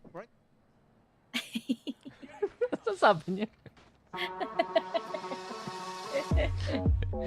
Aha, HG? Explain. Ano sabi niya? Ano, we just keep winning the fights. Totoo. To be fair, yun Totoo. naman halos talaga yung pinapanalo ng nila basically yung mga duels. So, meaning lang doon about timeout ng DRX. Guys, can you please win the fights? Manalo naman kayo sa mga duels na to. Not bad of a comeback for Talon, ano? Especially para din sa DRX dahil they are playing out their time really smooth. Kapag ina-exhaust na nila halos ito, kahit papaano din naman, there's also certain adjustments para sa Talon na kung hindi nyo kami bibigyan ng info on the initial contact, hindi rin namin kayo bibigyan ng kahit sinong initial contact when you come into the site. So, yun halos ang ginagawa ni Ban. Nag-aantay siya from the backlines. At least, hindi siya mapapatay at hindi siya mahanap kaagad na DRX. Oo nga, napansin dito ng Talon na binibigay nila yung sarili nila masyadong madalas doon sa umpisa. So, ito na, at least, a quick little flash play galing sa may B main. Flashback getting ready. So, it's Talon changing it up yet again dito sa pace natin. Pero hindi sila mag-overextend. Expect na nila, may nakatambay si Premi, oh. At gusto makipaglaban, pero sabi ng Talon, wag na yan. Back muna tayo sa site. That's the thing eh. Lagi na lang ganito yung ginagawa ni Flashback na kumbaga late to the presence, late to the party para at least mapahiwatig nila na iibang site yung gusto ngayon punteryahin ng DRX. Yung mga shock tart also doing some damage there. Si Foxy9. Tamaan rin dyan si Buzz rin. So, it's gonna be so much easier para kay Cruz kung sino man mag-cross dito sa May Short. Pero ito na, ang 0 point na naman. Governor, matapang ka ba? Pupush mo tong smoke na to? At kita mo, palagi may temptation eh. Palagi andyan lang yung DRX na naghihintay. Nakakainis kasi they're just waiting and baiting out Talon. Kahit anong labas na ng mga utility. Kaya ngayon na naglabas na ng bullet si Cruz, siya patuloy ang na-bait out. Diba? Isang paranoia. Huli yung Brave Fire. Here comes Jitboy's Dome. Nakabalik pa nga siya! And Jitboy's on the board. Very wall back there for Foxy9. Nice scan then. Galing sa side ng DRX. Mukhang papalag na naman tayo in the 3v3. But Ban, he just keeps winning. He just keeps going. At si Ban na naman nakakuha pa ng pangatlo. There you go. Talon 1 away from tying things up. I love this kind of mind game, especially na nilalaro ngayon yung Talon na kumbaga parang yes, yung eyes nyo ngayon, yung focus nyo ngayon na ay na kay Premi nga, but then you're always forgetting about the main core. You're always forgetting about the duos so pwede pang ibigay nga ni Ban in case na nakakapag-antay na nga siya dito peacefully inside of the sides dahil nga ibibigay man nila na mamatay man kaagad sila Cruz waiting or kaya naman si Governor waiting all the way from 3. Still enough for him to hold into the site further at mag-deal ng casualty sa DRX. 5-6 na tuloy tayo ngayon. Oo nga, at was sa pangaang ng Talon, i-tie up tong score na ito. Flashback, napansin na nandito lang sa misulok. Premi, he's holding the angle. Governor also, at yun pa nga, any step you take, huli ka kagad dyan ng Talon. First blood drawn, back away muna dito ang DRX. Maninig na tayo, null command galing kay Governor. Ito lang ang maging problema ng DRX kung sakali sa sobrang pagbabay time nila, baka sakali maubusan talaga sila ng oras to get inside of the side that now, this is new. They're rushing into A side. No nga, napansin na dito kagad ng Talon at palag pero DRX with the push onto rafters. Cruz putting Foxy9 dito sa sahig. Try na talaga makuha yung rest dyan. Si Buzz instead ang makakapitas kay Governor at ang DRX ang makakapwesto dito sa site. So 3v3 na ang galaw. Ito ang Talon naman manggagaling sa ibabaw. Magiging mahirap ito pa Bane para nga at least makapag-reposition decision na quickly for the postman, especially now that he has the Hunter's Fury. But at the meantime, they're also buying themselves some time para at least mag-up na nga yung recon for Cruz and the rest of the gang para kina Primi na idiretso na etong retake nila. Ganda paranoia pero Mako with the fine on to Primi. Here comes DRX. Mukhang yan yung trade. At na naman tayo. 1v1 na naman palag. It's Buzz versus Jitboys. Blades out. Isa na lang kailangan sana. And he does have the Phantom in hand. Single bullet. Yun ang kailangan niya. Jitboys. Aiming for the head too. Lumapit pa nga siya papunta sa spike na biglang ginijiggle. Galawan lang to ni Buzz. Ayan na, the moves, the plays. And Buzz with the spray pero wala! Wala kang pala kay Jitboys dyan. May oras pa ba dun sa spike? No! Okay, 6-6. Assuming kagad yung prod eh. Hindi pinakita! Wait, hindi ko narinig din halos. I didn't know kung ilang seconds pa yun. Pero okay, sige, pagbalik natin siguro in the second half. Ayun, 7-5.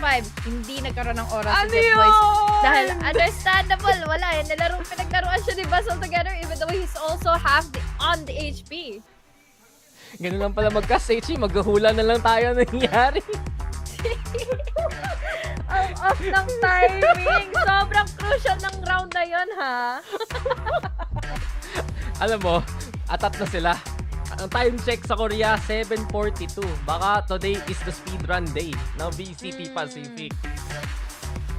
Not gonna lie. Kaya, So no? anticlimactic, no? Kaya yes, nag-spray na si Buzz. No time na. Pero still, sana naman, pinakita naman. Totoo. Dahil at the very least, nakakainis na yung ginagawa nga ni Buzz kanina eh. Kung tutusin, he has it on his hands. Ilang beses na lang siya nakikipagpatentero sa double dice kanina. And fortunately for Jitboys, wala. Play for time eh. Yun ang kalakasan ngayon na nasa attackers once you play it for the postman eh. I mean, that's been the strength of the RX so far. At yun pa nga, sila pa ang may lead after hindi natin nakita sumabog yung spike. In any case though, pistol round na naman tayo. And DRX, sabi nga kanina, diba, attacking side yung mas pabor nila actually. But coming into defense, yun ang kalaban nila. Mirror matchup naman, baka masanay sila dito sa dadalhin ng Talon.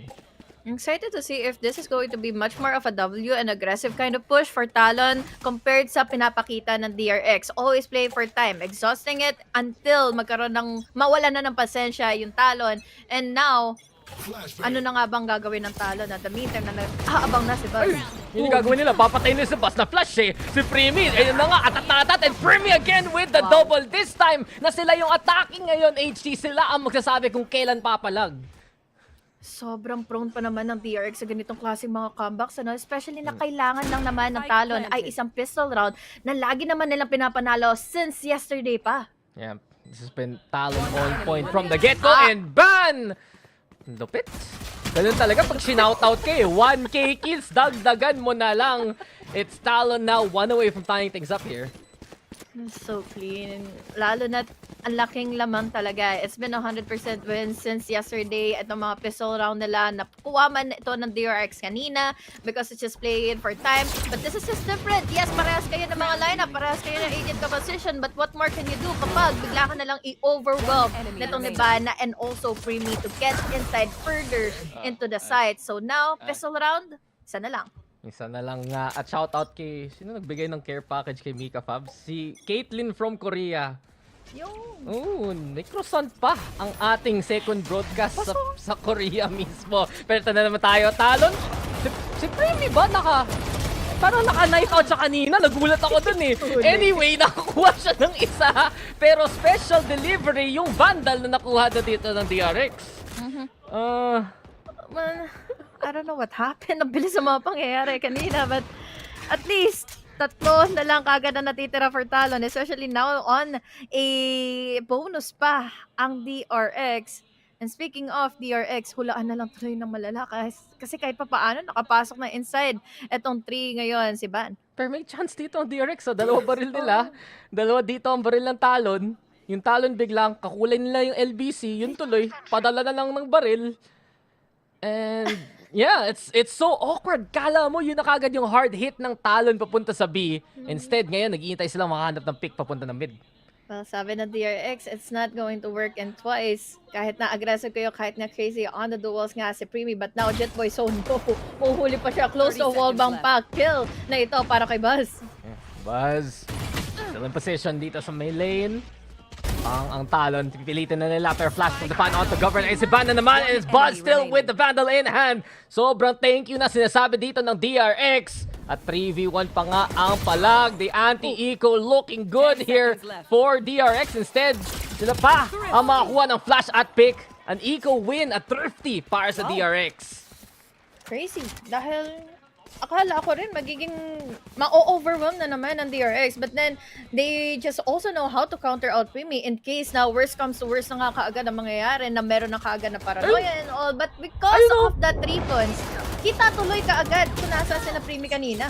Pansin mo, hindi siya naka-gun out mid-air. Biglang lumabas yung Vandal pag landing niya. Kaya pala. Nakapatay pa siya ng isa. Oo. So, oo nga. Kasi yung point, diba? Play sana into the site. Nung napansin ni Primi, bawal pa bumaril, okay, landing na lang dun sa lane. And, ang ganda rin ng DRX, taking the advantage in that opportunity. And because of that recon, no, parang anticipated na rin nila kahit papaano. And you have to read those kind of scenarios na ginawa na nga yung W game, yung ginawa na nga yung rush push na nga ito para sa Talon. So, at the very least, be ready and counter out that paranoia that will probably come in next in case na makarinig mo na kagad si Primi on the dash. And speaking of the paranoia, si Mako rin handa para lang dito. He does go for the dry peek at makakuha siya ng isa. A dark cover also and it's Talon right now na biglang nahihirapan. May Guardian dito si Primi pero yun lang ang firepower dito na dadalhin ng Talon.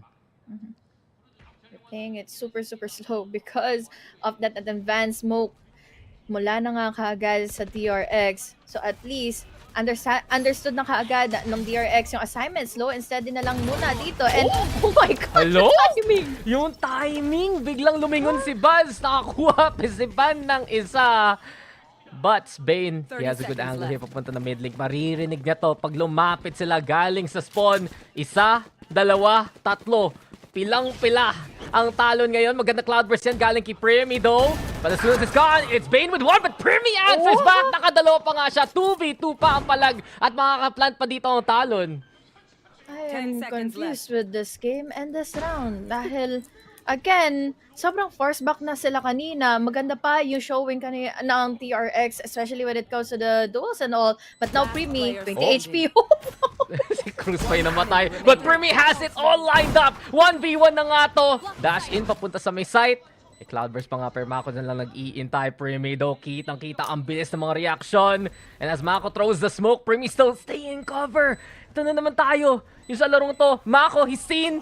Nakita siya na nag-teleport. Nag-tap muna sa spike. Si Mako pa ang makakahanap sa kanya. And that got very close, pero nicely done by DRX. That was good, especially for Primi. Nakasana kanina, but then, hindi niya na-bait out si Mako. No, we had the TP play. He has the opportunity on his hands na hindi malaman ni Primi kung saan na nga ba magsiswing out si Mako on that kind of scenario. So, super sad for Primi. That could have been a clutch. That could have been another round. Pero ngayon, close to a double-digit scoreline na yung DRX. Ang bilis talaga ng reaction ni Primi though. Kitang-kita natin bakit siya Radiant #1. You don't win those fights kung hindi ganun kabilis yung mga reflexes mo, HU. Parang kala mo, ang dali na para sa DRX nun eh. What a round. Definitely a good time now to call for a timeout. Now that we have such a great understanding na for DRX how to control Primi in case na mag-try na naman sila mag-overwhelm. This started out super nice din para sa DRX kanina eh. Pinapanood ko lang si Frost eh. Una, no. Hindi ganon. Ganito ang talon. Ganito ang galawan. Parang nakikita siya nung player sa mga hand gestures niya. Yeah, tama na yan. I'm wiping my hands clean of this. Back to game. So done. Alam mo, may podcast si Coach Frost. Podcast si Frost? Oo, kasama si Baby Bay. Nag-podcast sila. Really? Oo. Parang na-imagine ko na podcast sila is parang galit sila to decipher the things sa i-analyze sa mga things sa podcast sila.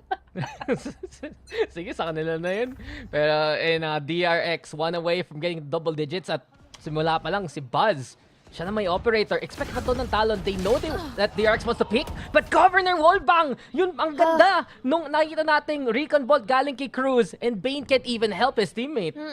Kasi maririsk out pa yung position niya na pwede rin naman maging 50-50 na pwede pang bumabor nga in their side, lalo na they are holding the crossfire together with flashback, but at the meantime, naku, sana ready si Nine at mukhang hindi dahil si Governor Pan tumapat sa kanya. And DRX, so with the answer, flashback! Ayan na nga! Nakakuha pa siya ng dalawa galing sa may market. At si Mako, eventually mapahanap niya yung pitas.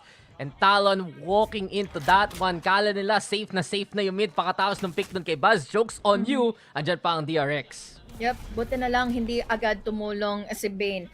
Just goes to show na ang bilis na naman ng recovery nila in case mawala ka agad yung duel sila. And this is what we mean about playing by the cover, playing by the books on DRX. They're just slowly anticipating the pushes from Talon, tapos dadagdagan na lang kaagad nila ng mga pressures. And then, given the fact na hindi na rin naman na nakabawi pa yung Talon, well aware din naman si Mako in case na may ng opening all the way from aiming. Hindi nila binibigay ng libre talaga itong mga angles na to eh. Kailangan palaging handa yung Talon, and especially flashback. Ang ganda ng swing niya into the staircase dyan sa may mid. Pansin niya kagad na yung Talon pa yung makafunnel sa line of sight niya.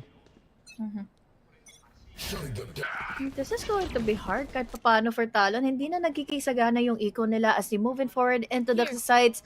Tapos parang ang gusto pa nilang gawin na naman ngayon is makapag-rush na. Just because of the smoke, nag-aalangan, meron silang hesitation, and now operator from Buzz.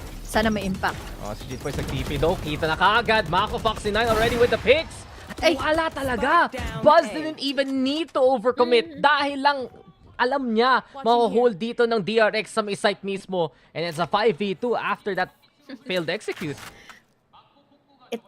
Took only just one paranoia at may ka-opening na kaagad Foxy 9 and Mako to deal the rushes, to deal against Primi na hindi na rin naman na naging reactive on that kind of scenario dahil nga ano pa magagawa niya? He's nearsighted.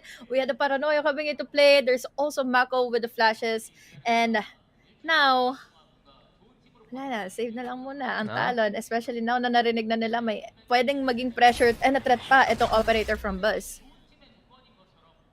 So again, bakit ngayon? Bakit ganito? 30 Kung kahapon na lang sana. Ang tagal eh. Okay. Oh, wala sa kanila yung spike eh. So, at Mapik pa least niya na pwedeng to. kunin ni Governor yung ultimate Orban B. Pero, I Hindi think na it's gagawin. already too late eh. Oh, wala na yan. And this is the Talon map pick. Kala natin meron Exactly. silang iba pang comp na ilalabas dito. And that's what worked last time against DRX. Hindi nila expect yung Phoenix Clove play galing sa Talon. Now that they go back to something na sanay na ang DRX palagan. And especially kung maggagawa ka ng flash dash play na alam ng DRX mismo, di ito yung mangyayari. 4 rounds in a row na HG for DRX. Exactly. 4 rounds and still, kahit anong slow pace, double rushes coming from Talon, they're just not ready. And kita mo naman kung gaano ka-precise si Mako i-hold lang din yung position niya into Jenny na late yung presence na yes dahil in-attract muna kasi yung Foxy na yung attention nga mula sa Talon, mula kay Primi dashing in. Yeah, DRX has everything they want. Lahat ng kailangan nila andito na nasa kamay nila. And especially as Foxy 9 getting that intel papunta ng mid, kahit na sa press makuha niya yung impormasyon na nasa mid dito ang Talon. It's a 1-3-1 split. Blades out para kay Primi. Pero yung kailangan natin bantayan kung ano makukuha ang value ni Foxy 9. Kung makakuha siya mga pitas dito, HG, bigla na lang baka ma-shutdown pa yung Blades na yan.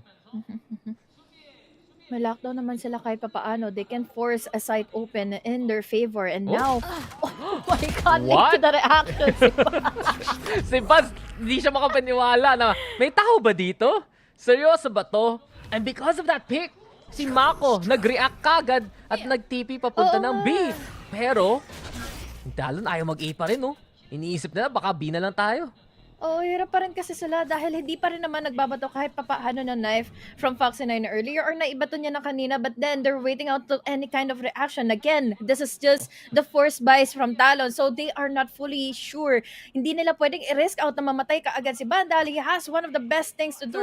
Yung ultimate niyang lockdown para makasecure ng site. Oh, and no one's watching here from 3. Ayun na nga si Bane. Bigla na nilabas yung Odin na naman. He finds the one, but Governor with the trade. At ayan na nga yung lockdown rin. So Talon at least, hindi sila na-mow down ng Odin na yan. They get the spike planted at may space nga sila mag-play with the 3v4.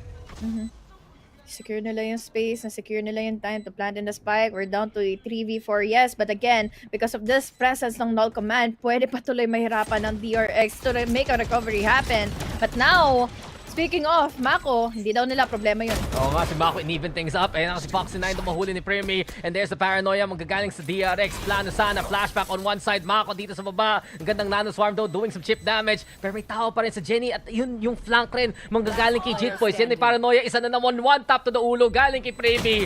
No time left for Mako really to play. Naipit pa nga siya sa mga members dito ng Talon. And 7-11, convenient naman para sa Talon makakuha ng round dito. Definitely. It should really go to Talon side. Again, halos nagawa na nila yung paraan nilang makakuha ng pick-off here on B, especially given to us by Ban. Then, they used the lockdown into their favor. They waited out. At dito talaga hirap yung DRX. Kapag hindi pa talaga nakakapagbigay ng initial info, itong Talon, kung ano ba yung whereabouts sila, kung saan na nga ba sila pwede makapag-commit, hindi tuloy maging kampiyansa yung Talon. Especially kanina si Buzz na off-timing pa siya with his operator. Totoo naman doon sila nadali, diba? Pag marka nila kung saan yung Talon, okay, may tiwala. Pero si Buzz, tiwala full with the push. Siya na ang hold W. And Buzz, kahit bulang, wala siyang kapake-pake. He finds 2 there. At nasa sahig na nga rin si Governor. Binatayan daw ni Cruz. At least may chance para doon sa Reds dito sa KO. Pero wait, there's more. Nakapila pa sila. Ayan na nga, tinapos na kagad ng DRX. Match point na para sa map 1. Ganun na ang dapat na push all the way from mid-top. Ginawa rin naman halos sila Premi earlier, but it did not work since, again, this is DRX. They are the ones who has been trying this kind of scenario every single time. Kaya naman ngayon, dagdagan mo pa kasi because of the assistance of the Hunter's Fury. That's just really created an opening ngayon para sa side ng DRX, and especially here for Ban and Mako, who has been able to buy in some time habang nire-rest pa nga kaagad si Governor. Wala na pala, no time intended for Talon to make a recovery happen. Sa kanila yung mga play na yan, patent pending, may trademark sila, HG. Pag kinopya mo to, sila pa ang babayaran mo. At yun naman talaga nangyari, diba? Nag-position si Mako. Alam na ni Buzz anong gagawin niya. But this is a big win. Ban again, sobrang on point. 21 kills na talaga dito sa game na to. At dahil lang sa pick na yun, yung DRX pa ang aalis ng A. It's funny to think na iba yung nagiging performance, especially ni Ban and then ni Flash. But now, may iba din ba ang pagpasok na ngayon? No way. Dahil paranoia, pero ready na sila! Oh, Foxy9, pumapalag pa rin. Pero even na nga cover galing kay Governor. Si Buzz though, nice shot papunta kay Cruz. At ito na, it's Blades time. Gusto niya sana makahanap ng peak papunta ng dice. Ito si Flashback winning out against the Lurk 2. So 2v2 ang palag. Buzz, in time muna kung kailan siya tutulungan dito ni Flashback. Ayaw niya yung Mako. Premi, ang hirap na talaga dahil kanina pa nga nagiging on point si Buzz. But at the meantime, the presence of the lockdown, with this, they are trying to deny in the positioning. At ngayon, iniintay pa nga ni Buzz kung sakali man mag-pick na nga ngayon si Premi. Walang dash si Premi. Yun tuloy nag-pick. Nagulat si Buzz daw. Yung timing na naman dyan. At pumalag pa siya. So detained dito si Premi. Simple lang yan para kay Flashback. 1v1 na ang palag na to. But Governor is on point. At mukhang binantayan pa niya yung angle na yan. Talon, buhay pa rin dito. Oo, ginawa na lang puno. Ngayon, si Buzz. Pang-campaign niya yan, HG! Plant a tree, vote for me, Governor. Ay, di siya, medyo hindi siya demoted ngayon. Still the Governor as he is. He has been performing. Yes, si Premi nga nakakapagbigay ng opening and stuff. And it was also risky for him para pa umexit from his position. Kaya naman he stood his ground. Kinuha niya yung duel agad. Napop niya pa yung Blaze Storm ni Buzz. So now, no more operator sa kamay niya. Galawang rock laso ni. Walang katakot-takot kahit may detain. And it kind of begs the question, ba't pumalag pa si Buzz dun in the first place? But Talon now, another chance. And here they come. Mako do, bantay na bantay yung opening na yan. And eventually it's Cruz who finds Mako. Pero Foxy 9 magagaling doon sa door na naman. Buzz still alive and fighting. Ayan, simpleng wallbang lang yan. At si Ban pa ang malilito dito. Anyari sa team ko.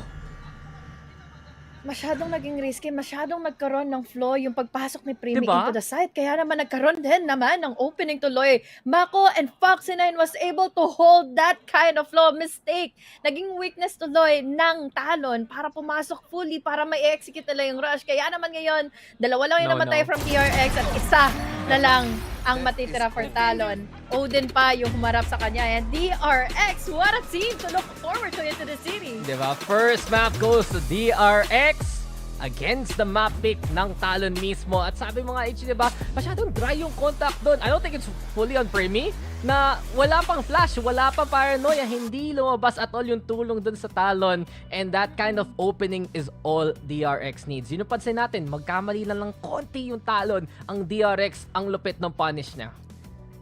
Laging napipigilan, laging nakaka-counter out si Primi, and this is not exactly what happened back then or back yesterday nga with his performance and all, but DRX is just really amazing onto their skin, on to their position to hold it to the side fully, and lalo na yung attacking nila na sobrang commendable pa.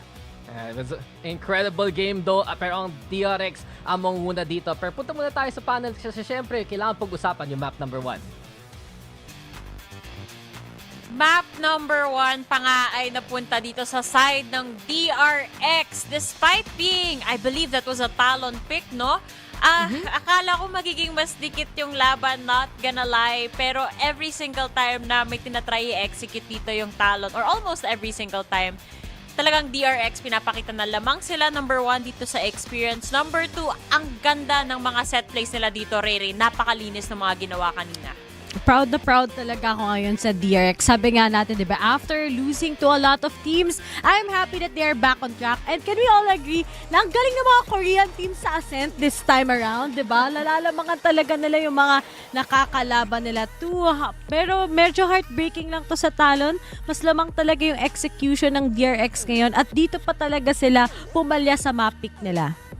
Speaking of execution, yung isang round na nakita nga natin, yung once na nag-decide yung DRX dito na mag-mid-execute tayo, available yung Hunter's Fury natin, why not let's put Buzz towards A, di ba? Na kaya nating makuha yung mga kills na yon. Again, with the help of that Hunter's Fury, the paranoia, and the flash towards mid-execute, nagulat na lang din yung Talon sa mga ganong klaseng opposition dahil hindi rin sila sanay na yung DRX yung biglang magpupush dito. So, change of pacing talaga ang isa sa mga naging puhunan pagdating sa first map natin.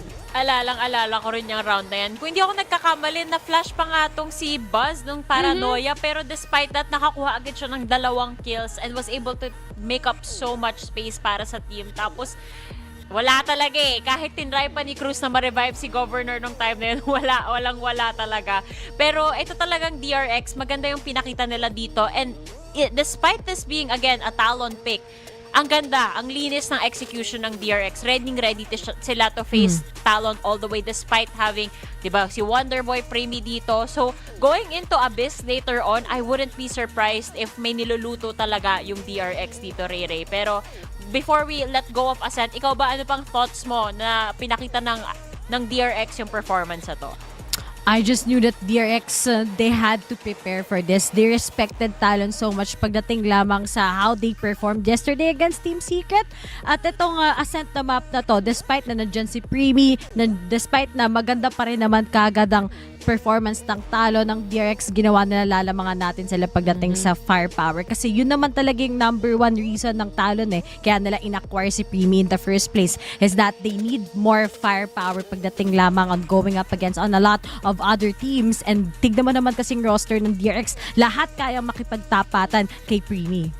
Totoo yan. At saka, itong mga rounds na to to be fair, Talon is really doing a good job punishing yung mga operator setup ni Buzz dito. Ang daming mga moments na namamatay si Buzz nang wala siyang napipitas kahit isa. And napakalaking bagay nun when it comes to the defense and when it comes to a map like Ascent like this.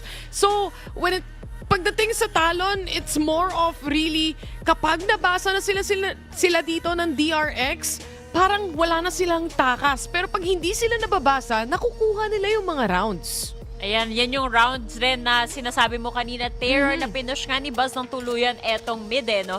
Pero nakita rin natin earlier from the highlights yung mga mistakes na lumalabas sa Talon. I mean, nung second half, dapat magiging dikit yung scoreline natin kasi nanalo sila dun sa pistol pero hindi nila naitawid onto their bonus buy at na-thrifty pa nga sila dito ng DRX. At nakita rin natin syempre yung round na nag 1v1 clutch situation dito si Primi against Mako pero yung experience ni Primi pa nga ang nanaig sa dulo. So ito na nga, Abyss ang next map natin, Terror. Wala tayong info na naman sa DRX but on the side of Talon, nakita natin kahapon Primi, baka mag-MVP pa siya dito, di ba? Ay nako, ewan ko ba. Basta, pagdating dito sa mapa na to, it feels like Talon also prepared it, scrimmed it as well. And I'm excited to just see basically anong composition yung dadalhin ng DRX dito. Kasi wala pa tayong info sa halos lahat ng team maliban sa Talon and Secret. And this time, madadagdagan pa yan ng panibago dito, Rere. And if ever man may changes in DRX, I am sure it's just going to be the method na trinas nila sa kanilang screens. I guess when they go up against a lot of teams na nakakatapat nila, I'm not leaning towards na baka maging the same as Talon. Kasi alam ko mga teams dito pa lang sa Abyss, it's just a matter of discovering pa kung anong mas best fit sa kanila, sa mga players nila. Pero sure ako, siguro may Jet. si Buzz na yun kagad. Pero the rest of the composition ng DRX, ano kaya yung ibibigay nila? I am putting my note, maybe may Cypher as well. Yan yung mga questions ngayon na pwedeng ilabas ng DRX. But then, how well prepared nga ba sila ngayon against kay Talon? Kasi despite na, sige, sabihin natin na ito map pick nila, they got the first map, malay nyo for today with the experience na meron ng Talon, they can still get the second map. Pwedeng-pwede yan. Kasi kahapon, hindi basta-basta nagkamali itong Talon. O, dikit yung scoreline pero walang nahulog. Maganda yung mga setup sila. Maganda yung mga utility usage nila. Kung idadali nila yan ngayon, very much a possibility na mag 1-1 tayo. Pero, dito tayo sa paboritong laro ko dito sa panel, especially if wala tayong map data na ipepresent. Ano kaya ang ilalabas ng composition ng DRX dito? Rere, ikaw muna. May Jet na. Okay, feel ko next Cypher. Cypher. Okay, Pwede. Jet and Cypher kay Rere. Ikaw, Tay. KO Gecko. Oh, double initiator. Actually, yung Breach. gusto mo Hala, lahat na ng initiator kasama ko na. Si Sova din.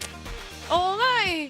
Siguro may Breach. Kasi ang katinong stun kapag gusto mo ng umentry. Pero ang laki ng mapa. Sige na nga, KO Gecko na lang. Sorry guys. Sige, ako na kukuha ng Breach mo, best. Kasi gusto ko rin yung mga stunning dito. Lalo na ang dami masyadong corners na kailangan mong i-clear. So, makakatulong talaga yung toolkit ni Breach dito. Pero wala pa tayong controller sa ating setup, guys. Astra. Feeling ko. Talaga, Omen. gusto mo ng Astra? Ako, Omen din Ang laki ako ng dito. coverage mo kapag naka-cosmic divide ka. Tapos pwede ka pang maglagay ng stars pang diffuse, mahuhuli o mahihila mo palabas. Lalo na kapag doon mo pinland. No? Sa bridge. Exactly. O, di ba? Alam ko yung call out, bridge, di ba? Yun lang yung alam yung kong bridge, call yung out. bridge. Default lang alam ko dyan eh. Alam ko pull yung lang. isang call out na alam ni Dax, security. Kung saan man yon. Alam ko lang may call out na security. Alam ko na dun tsaka dyan eh. Oh, Ah, di sa ba? likod Sa likod daw na ng A. ibubulong si Dax sa tenga ko, sa likod daw ng A. Sabi sa inyo eh. Alam ko yung call out na yun. So, dalawa na yung alam natin, guys. Bridge at security. The rest, anong alam natin? A, B, A main, B main, mid. Tsaka Yan. iba, Doors. mahulog ka. Yun. May Doors, vents. ropes. Ayan, yan. Ready na tayo, guys. okay, Pero pwede okay na. lang yan kasi hindi naman kayo magkakast ulit ng Abyss. Sila pa rin. Si HG, pinapractice niya na to. Pangalawang araw niya na tong nagkakas ng Abyss, ladies and gents. Sa kanya lahat napupunta. Wala bang nagbibigay ng mga call-out sa comment section natin? Baka meron Tulungan nyo naman kami, guys. Hirap na kami sa Abyss. Tawag ko siya, may mga nahuhulog. Uy, dito mahulog ako. Yung mga ganun na moments. Dito, dyan. Doon, Here. dyan. Ping. Okay, may Pa-planting. neon ISO. Teka lang. Ay. Okay, kahit gumana kahapon yung composition nila against Iba Team ulit. Secret, Tito Tay, iba na naman yung pinakita sa atin ngayon. Iba na naman. The ISO pick though, syempre, I think the patch that we have right here, ito yung hindi pa siya nababago during that time, no? So, napakalaking bagay nito ni ISO, lalo na dun sa mga initiating fights mo dahil yung shield nandyan. Pati yung coverage din ng shield nag-act as a wall. Tapos si Governor, kaya niya maglaro at mag-mechanics pagdating dun sa wall na yon to jump peak. I think ganun yung magiging mangyayari. Basta ako, good luck sa Talon. Sana ito yung mas better composition against DRX. Talagang good luck sa kanila kasi down na sila ng isang score dito. Pero sa ngayon, ang magtutuloy na ng kwentuhan na to ay si Dax at si Honey Glaze. Alam nyo na ba ang call out sa Abyss? Let's go! Straight to the game. Panga tayo dito. Ito na naman, guys. Abyss, so HG, ikaw na ang pinaka-experienced caster sa mapang to. Alam mo ba yun sa VCT? Alam mo, isa lang ang hiling ko, Dax, na sana malaglag at sana matula si Governor, especially sa mga dash and sprints niya dahil di malabo mangyari. Ba't galit? Ang ginawa ni Governor sa'yo, HG? Sabihin mo na na. Kasi tinalo niya yung Team Secret yesterday. And siya yung halos nakakapag-intay all the way from nest, all the way from tower, habang mapapatay niya yung mga nakasilip from window. Yeah, pero medyo wild na nagtalon pa. Yung talon mismo pa nag-iba ng composition nila drastically, if I may say. Tinanggalin na yung breach, nag-double duelist na nga sila dito.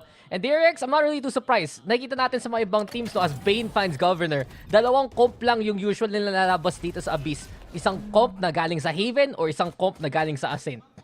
I've been realizing this since Ascent na medyo bumabagal yung mga timings when it comes to the smokes and the jet boys na nagiging result tuloy ito a casualty na namatay nga ngayon si Governor. Now, oh my God! Hindi sanay dun sa Heaven dito si Flashback. Pero mukhang makapasok ng site at dahil lang dun sa contingency makapasok nga ang Talon dito. Double tap broken, sure. But Flashback with 4 HP. 4v4 pa nga ang palag. And Talon doesn't even need to plan safe. Dito sila out in the open. Sana Baynard now gonna go for the kill though. Ayan na nga yung trade for Foxy 9. Self siya pang buhay. At ang DRX, kinukulit lang dito ang Talon ngayon. Kahit pa paano, ang laki na rin kasi. Lanay, naging casualty nila. Ang kailangan na lang nilang iba to is itong mga utilities nila ng mollies. And now, sobrang delayed and hesitant tuloy ang Talon to plant the spike. Ayun, kita mo, fade away. Galing kay Cruz. Pulado na si Foxy 9. Pero 4 HP na lang dito si Flashback pa rin. Nasa Heaven, ban. Dito mo papaisip, ba't ang kulit ng Talon? Sa safe na kayo mag-plant. Kanina pa kayo namamatay dito. Mollies and paranoia, kahit anong pambibait niya, lalabas lang din ang lalabas in a double pick. Itong DRX. Whoa, and Mako had it all lined up. DRX, pinatagal pa yung laban doon, HG, pero sa kanila, ulit ang pistol na to. Well, to be fair, we all know the discipline that they have kapag may lamang na sila when it comes to the numbers and all. Pero ito pala yung highlight kung saan caught off guard pala si Governor doon sa sitwasyon na yun. So unfortunately, na-exhaust na nila yung smoke, na-late pa sila to the party, and they were not able to smoke out Flashback here on tower. So unfortunately, yun na. Yun ang kahinatnan ng Talon from the pistol round na usually naman nanalo sila from yesterday. Yes, kita mo yung trip pa na yan. Lason yan. Pag tumalon ka, baka pwede ka pa mahulog pag nahawakan mo yan. And that's really often really on a map like Abyss. Nakita natin yesterday, diba? Team Secret, mga ilang beses sila nahulog. Especially yung longest fall in the world ni Jeremy. Ang tagal nun. Parang naubos yata halos 30 seconds yung pagbaba niya dun. Tinanggap niya na lang eh. Pero oh my God, tatanggapin na rin ba natin yun? Tanggap talaga. Gagawin mo kung naka-marshal si Buzz dito sa may library at dalawa pa nga ang mahuhuli niya. Pantay rin sa may A-main. Cruz able to get that Hunter's Fury orb ready. Pero dalawa pa kailangan niya. But that's gonna be big here, HG. Kasi Talon, baka magamit pa nila yung Sova ult in the near future. They don't have any read on what DRX is holding at the moment. Kaya naman wala silang kasiguraduhan kung kaya ba nila pumasok, tumungo na nga in mid, may manlilikod ba nga ba sila. And now, they're placing in a lot of twist wars here laban sa DRX. Yeah, here we go. One-ways are set on up. Ang tangkad ng mga ating Cyber Cage. Buzz, mag-scope in ka na. Ayan na, 3K for Buzz. There's the 4. Give him the ace. Wala pa rin. Ban will shut that down. Pero DRX, convincing second round.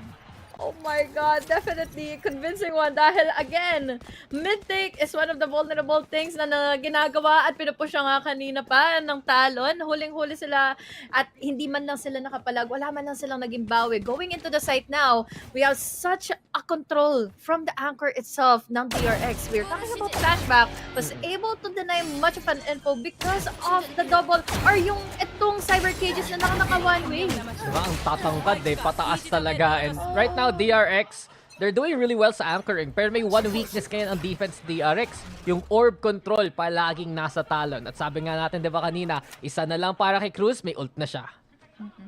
Will it be working in his favor, no? Dahil every single time they are denied when it comes to the initial contact, initial pushes, initial picks.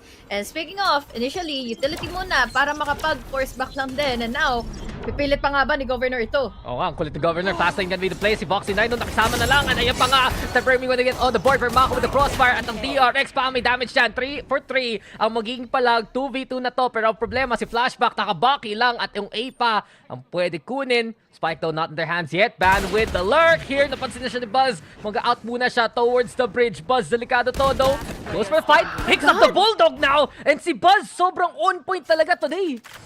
He needs to still pick up the spike. Wala pa siya dito from the shadow, so hindi siya makaka-reposition immediately away from any casualties. And look at this! The discipline for DRX, they're backing away so much mula sa mga pwedeng i-push nga the Jetboys ngayon. Oo nga, at harang lang yan yung smoke na yan. Hindi siya nag-cover at all ng security. So 2v1 para sa side to ng DRX. Favorite call out ko yan. Ano ka ba, HG? And speaking of, ayan, nasa security. Parang sila Flashback. Security. Kakaibi. First time makita ng kolat. So random. Security. Ayan tuloy. Bantay sarado. Jitpo is good for the one, pero wala pa rin na trade kagad siya. And DRX na bonus pa nga dito. Yeah. Kung tutuusin, it could have been much more in favor of Talon earlier on. Lalo na nakita na natin Primi with a fast lane. He's already in. Naipit pa nila kahit pa paano nga si Jet or rather si Cruz earlier. So, again, what happened? Or rather si Mako pala na ito na hindi nga kaagad makita sino-sino nga ba ang tatapat na nga sa kanya. Dahil una sa lahat, Foxy 9 was cornered earlier. And then... Oh. Dala pa niyo yung mouse, hindi binitawan eh. Buti na lang wireless ang gamit.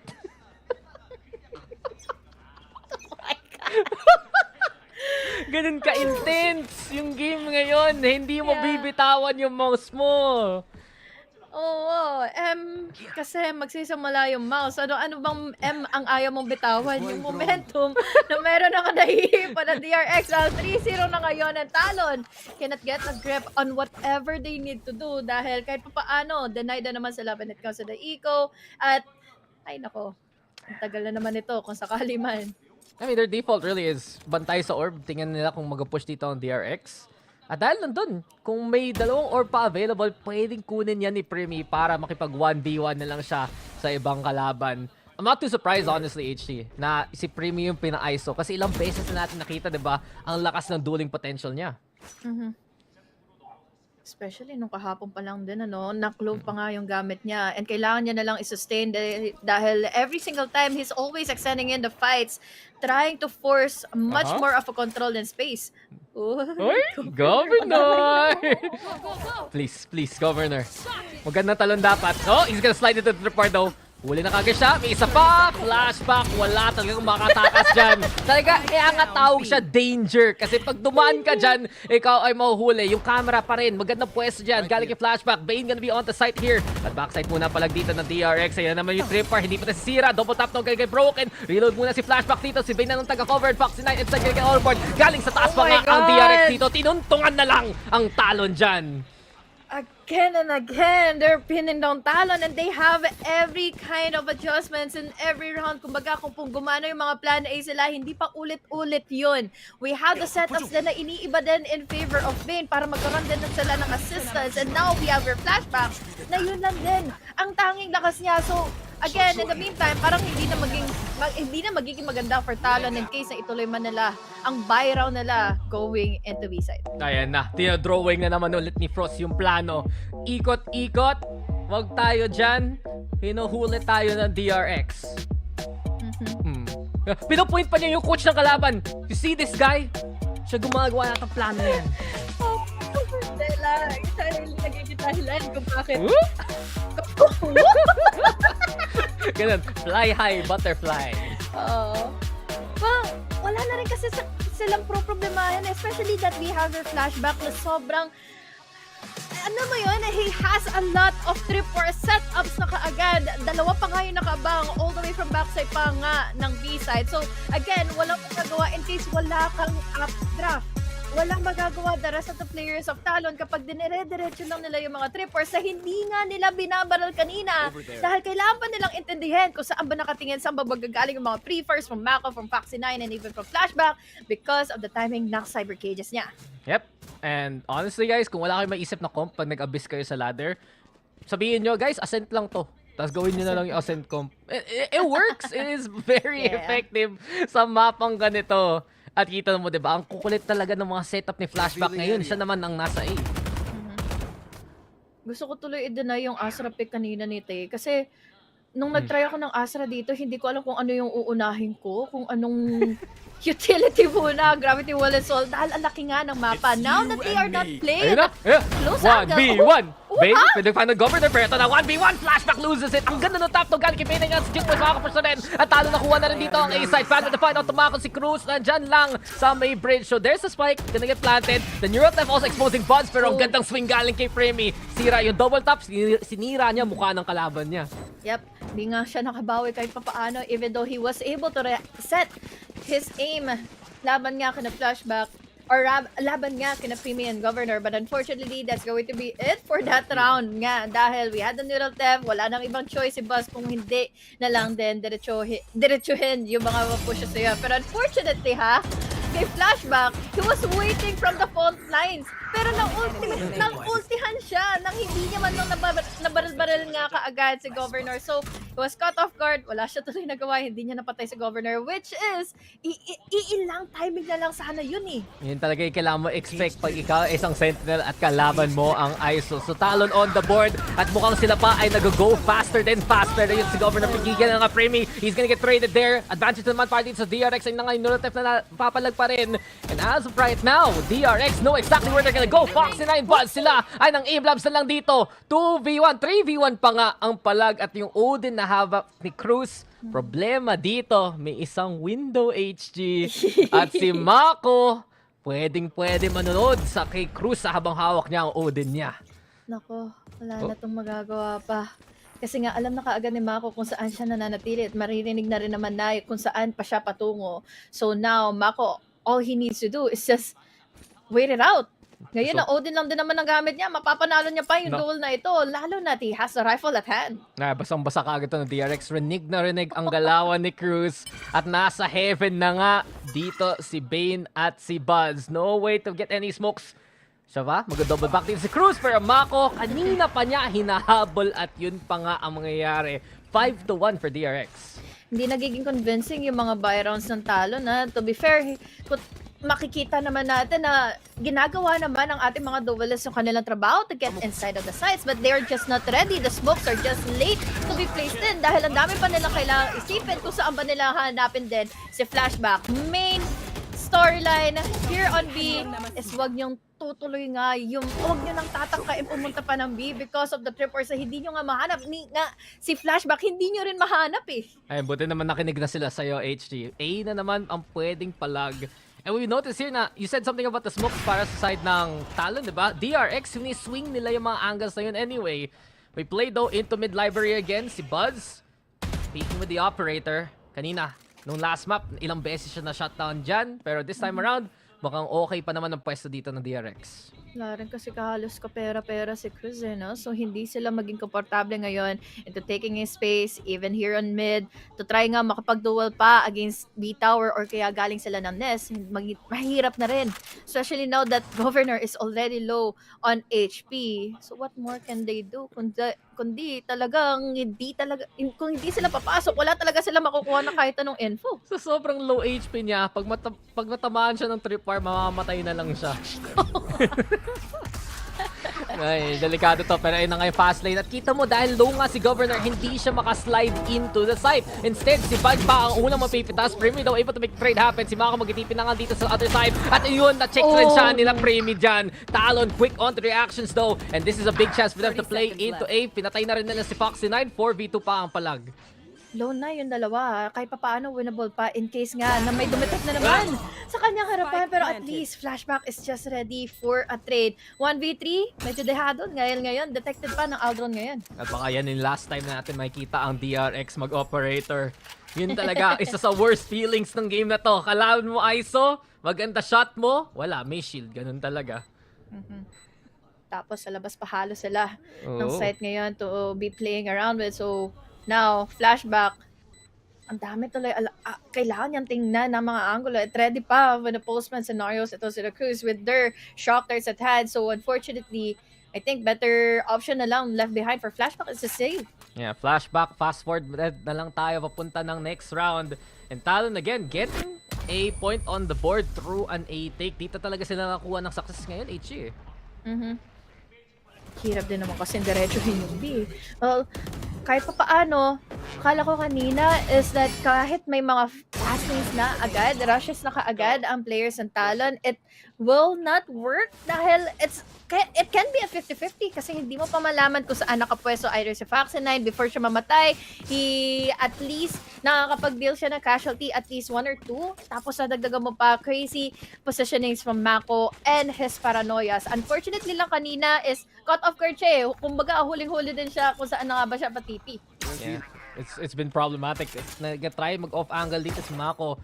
Pero ang bilis na sa spot ni Talon. Kala ko nahuwi bang eh. Si Bane pala yun galing sa top mid. Sakto eh. Hindi na mag-play in close from the entry site ngayon ng A. Itong dalawa. Now, wow, the overdrive. Bigla na lang sinira yung string sa gitara. Yung overdrive walang nakuha at all. And DRX just shutting down Talon. Not letting them in at all.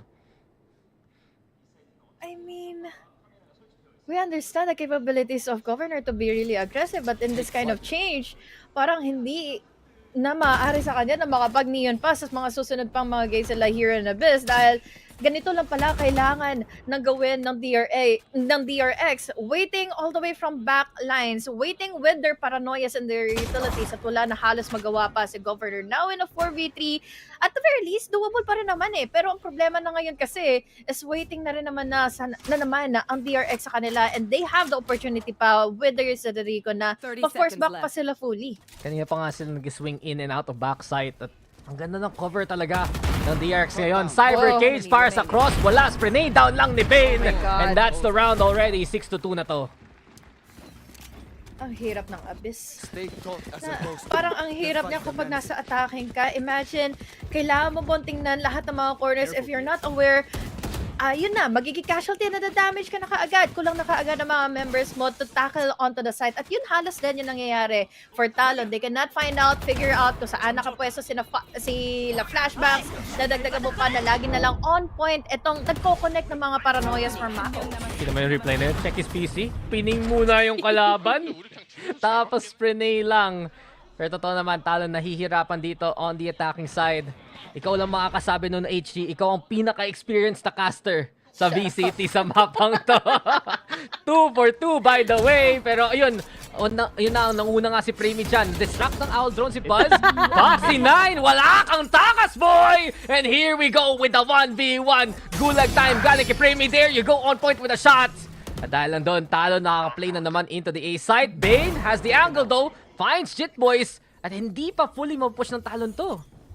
So much hesitation na nangyayari ngayon for Talon, especially na playing for discipline and patience ay ang DRX. Unfortunately for Flashback, is missing out the shots. And now Premi for a finisher, multi-kill pa para sa kanyang pangalan. And finally, we see it coming dahil kanina pa nga siya na-de-deny together with Governor. And speaking of Governor, medyo malalim ang KDA niya. Dax, 1-8 lang muna ngayon at parang hindi na siya nakakabawi all throughout the entries na he has been really doing to get inside of the sites. I mean, nakakuha naman siya ng space. That's all Talon needs to make the A play happen. Pero balik na naman tayo kay Primi. 2 for 2 na ang kanyang mga kill contract na dito. At itong timeout ng DRX, simple lang. Guys, baka naman gusto nyo manalo sa ISO ult. Oo nga, no? Well, again, yung umpisa naman kasi na kill contract nga ni Primi kanina, caught off guard pa, hindi pa nakakapag-reset nga si Flashback dahil on the way na yung mga bullets niya into Governor, but unfortunately, sobrang on time naman ng kill contract. So, again, wala na magiging excuse sa pangalawa dahil si Primi nga talaga yung nakapanalo nun. But again, baka makakambak pa yung Talon, but it's been really convincing when it comes to the holds kasi nila Mako and Foxy 9 eh. Yan nga, diba? Kung hindi makuha ng Talon yung mga pitas, especially with the ISO ult, hindi sila makuha masyado ng space mismo. DRX, overall, the anchoring onto the sides have been strong. Yung backside play, parehong sa A at sa B, diba? Kita natin sa likod ng A site, kita natin sa may heaven ng B. Sobrang effective na mga angles yun para sa DRX at hindi pa gaanong nasasagot ng Talon yun. Na kondisyon yung DRX. Lumipat na kaagad si Flashback into B. Tapos ngayon, iisa lang ang nagda-defend in A, rather in B. Lumipat na siya ng A.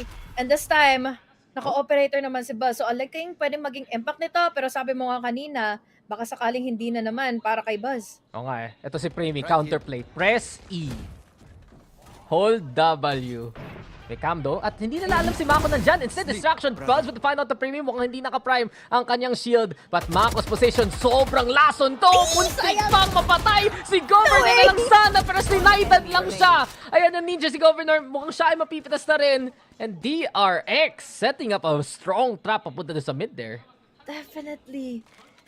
I love the contact and the baits na ginagawa nila all together para mas malalim pa yung maipwesto ng ni Mako kanina. Even though na yes, na din niya nga lang din yung damage na ito laban kay Jet Boys, but it's still worth it. Naipit nila halos ang Talon at yun na nga ang nangyari. Iisa na lang tuloy matitira. Detected ba by the Recon and this Cruz? time, it's only him. Cruz, kung ako sa'yo, ikaw ay tumalon na lang para hindi mo bigay yung orb sa kalaban. 30 seconds left. Cruz, Para naman may maklip na tayo. Cruz, sige na. Wala kayong hulog kahapon. Cruz, sige na. Para hindi lang Pinoy yung nahuhulog dito. Please, Cruz. Nagpapakaawa na ako. Let this be our W. Wala pa rin. Wala pang ibang nahuhulog kundi tayo. Pinoy pride. Isa lang oh. Clip lang eh. Well, actually, finally, meron ng unpack nga na hinahanap nga natin. Mula kanina, itong operator coming in from Buzz. And I really love the fact na nag-hold sila mismo nga here on mid-top para hindi rin maging kampiyansa ang players ng Talon to make that push happen. And I love what Mako did dahil iisa lang yung goal niya, iisa lang yung angle na nasi-secure niya kanina, and yun yung nasa taas nga nitong mid. So again, yun lang naman ang kinakailangan eh, yung the timing and also yung trust mo sa iyong magiging backup nga, magiging support mo all the way from the back. So, di ba kagad dito ng Talon ang plano? They want to play into B. Hunter Spirit though. Bane try to do some damage. Si Buzz tatag, sige, wala naman kasang pake. As DRX, they will give up the site for now. Ang Talon makakaplanta rin ng B. Finally, nakapasok na sila dahil kanina pa nila kinokondisyon eh. Si Flashback and now Primi pa, magkakaroon ng opening. Dalawa pa, mapapatay niya. What was that? Scoped in at the ready. Primi, pristine yung aim. And the 3K already. Basta makapasok siya dito sa mga site, alam mo na, siya ang kalaban ng lahat. Apat para sa kanya. Kung sino man magpakita, patay kay Primi. Naiwasan na nila ng maigi ang mga setups ni Flashback, kaya naman pwede na ulit pumunta ng B-side. Unfortunately, pagdating sa mga retakes, hindi nila mahanap kaagad, hindi nila matugunan dahil isa lang naman yung angulo na kanilang panggagalingan at nakatatlo pa nga halos doon from before siya maka 4K at sobrang dry picks lang din talaga binigay nila laban kay Primi eh. Lalabanan mo yan, i-ego mo yung number 1 sa leaderboard, baka naman may magawa pa. And DRX, not the best buy para kay Mako. Si Buzz ultimate lason dito sa Danger. At kung sino man pumunta, but here comes the Killtron trap. Sino ang nakuha? Mukhang si Flashback pa nga. Buzzed with a find on the Jit Boys here. It's Primi, he wins again. Si Bane pala ang nakukidnap niya dyan. So 3 for 3 dito ngayon si Primi sa game so far, pero hindi pa sapat para sa side take. Ba, apat pa rin naman silang natitira ngayon. And at the meantime, pwede pa rin naman silang dumiretso na nga going into A as they moving forward with this kind of rotation. But given the fact na parang ang hirap na naman ito para sa retake ng DRX, at the very least, ang isa na lang hanapin nila dito is yung mga mahuhuli sa mga bitag ngayon ni Flashback. Yan, Flashback on point. Ito ang slide daw pero basang-basa ni Flashback yan. Slide ka pa, boy. Handa dito si Flashback sa'yo. The paranoia can be there. Si Cruz na ilagan nga yan. Pero ang dami na masyado. And Flashback, mukhang next round na tayo dahil sa kanya. That was amazing showing talaga. This is just the defender side of Flashback for DRX. Magaling. Kaya talaga. Kaya talaga nakita natin yung mga young guns ng DRX versus of course the hottest hands of Talon right now. Wala pang stats yung DRX. So meaning yan, HG, you can take it as two ways. Pag dash, minsan 0. Pero minsan rin pwede mo sabihin infinity. Kasi 0 out of 0. Oh my God. My brain is not working with math, okay? I can only count. Sige nga, count mo yung gap ng dalawang teams natin. 4! Man, congratulations! I hate you. Pero honestly speaking, simula nung iniwasan na kondisyon nila si Flashback para lumipat na nga ng mga sites, na iniiwasan nila lagi yung kanyang mga setups and mga cyber cages and stuff. Doon lang nanalo halos yung Talon. Doon lang gumana yung mga dashes in coming in for Governor. And yes, we are anticipating him to give up a lot of space. Yes, it has been working. Pero pagdating sa mga dawas naman, gamay na gamay ito nila Flashbacks. Diba? Basta may setup si Flashback eh. Kailangan mo i-slow mo ang mga nagagawa niya from the backside. Pero ito na talaga maiiba. DRX will be on the attack. And it kind of begs the question kung ano maging palag dito na Talon, especially kung lulusob ba dito si Primi at si Governor.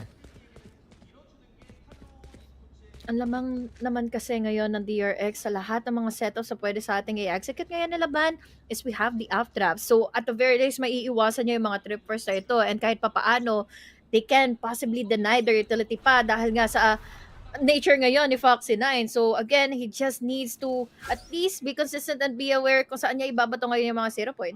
Yeah, I'm just looking back syempre against that matchup between Team Secret and Talon. And we've noticed do sa defense nila doon sa Talon, they were able to swing off breach utility, yes, pero ngayon na wala na yan. Ano ba ang tutulong sa kanila sa mga fights? You have Governor, yung relay bot ang pwedeng makatulong, perhaps si Primi pa, frontline with a double tap. Pero as of now, DRX, medyo tahimik lang yung A-take nila dito, or yung B-take nila dito rather. At least, nakakuha naman ng trades, but unfortunately with this kind of smoke, naku, mahirap na kung sakali man na ituloy pa nga ng DRX ito. So again, with their discipline, they can still make a rotate happen. At alangan din naman kasi ang Talon kung ano na nga ba makakatapat nila in case na mag-full end commit na nga kaagad yung DRX into B eh. They've always been in position for the rotate at yun talaga, nag-jump pick si Cruz pero masyadong malawak ang natalon niya noon. And with it now, advantage here for DRX who can play into A. Pansin din natin, yung camera lang ni Ban, talagang nag-iintay. Hawak-hawak pa niya actually yung tripwire para sa retake if need be. And because of that, simple lang para sa DRX para makapasok ng site dito. Si Buzz nakahuli na kagad niya yung kalaban. Ban, making the camera tag happen. Pero habang mag-push si Ban, sino ang nakatambay sa sulok? Foxy 9 though, pinatumba ni Ban. Ban now, can he get hot with that one? Buzz with the shutdown. 3v2. Undercut, ginamit na kagad dito ni Primi. Meron pa siyang contingency para sa round na ito. May shield naman if ever para sa defuse. Tap comes in. No swing yet from DRX. Disiplina muna. Jitboy is now gonna be on defuse duty. And it's Primi. Huling-huli siya! Masyado siyang gumagawa ng ninjutsu sa harapan ng DRX. At si Jitboy, try na mag-stick. Wala pa rin. But Jitboy, 15 HP. Natag na lang ni Flashback dyan. And with it, DRX will take the pistol here. OMG.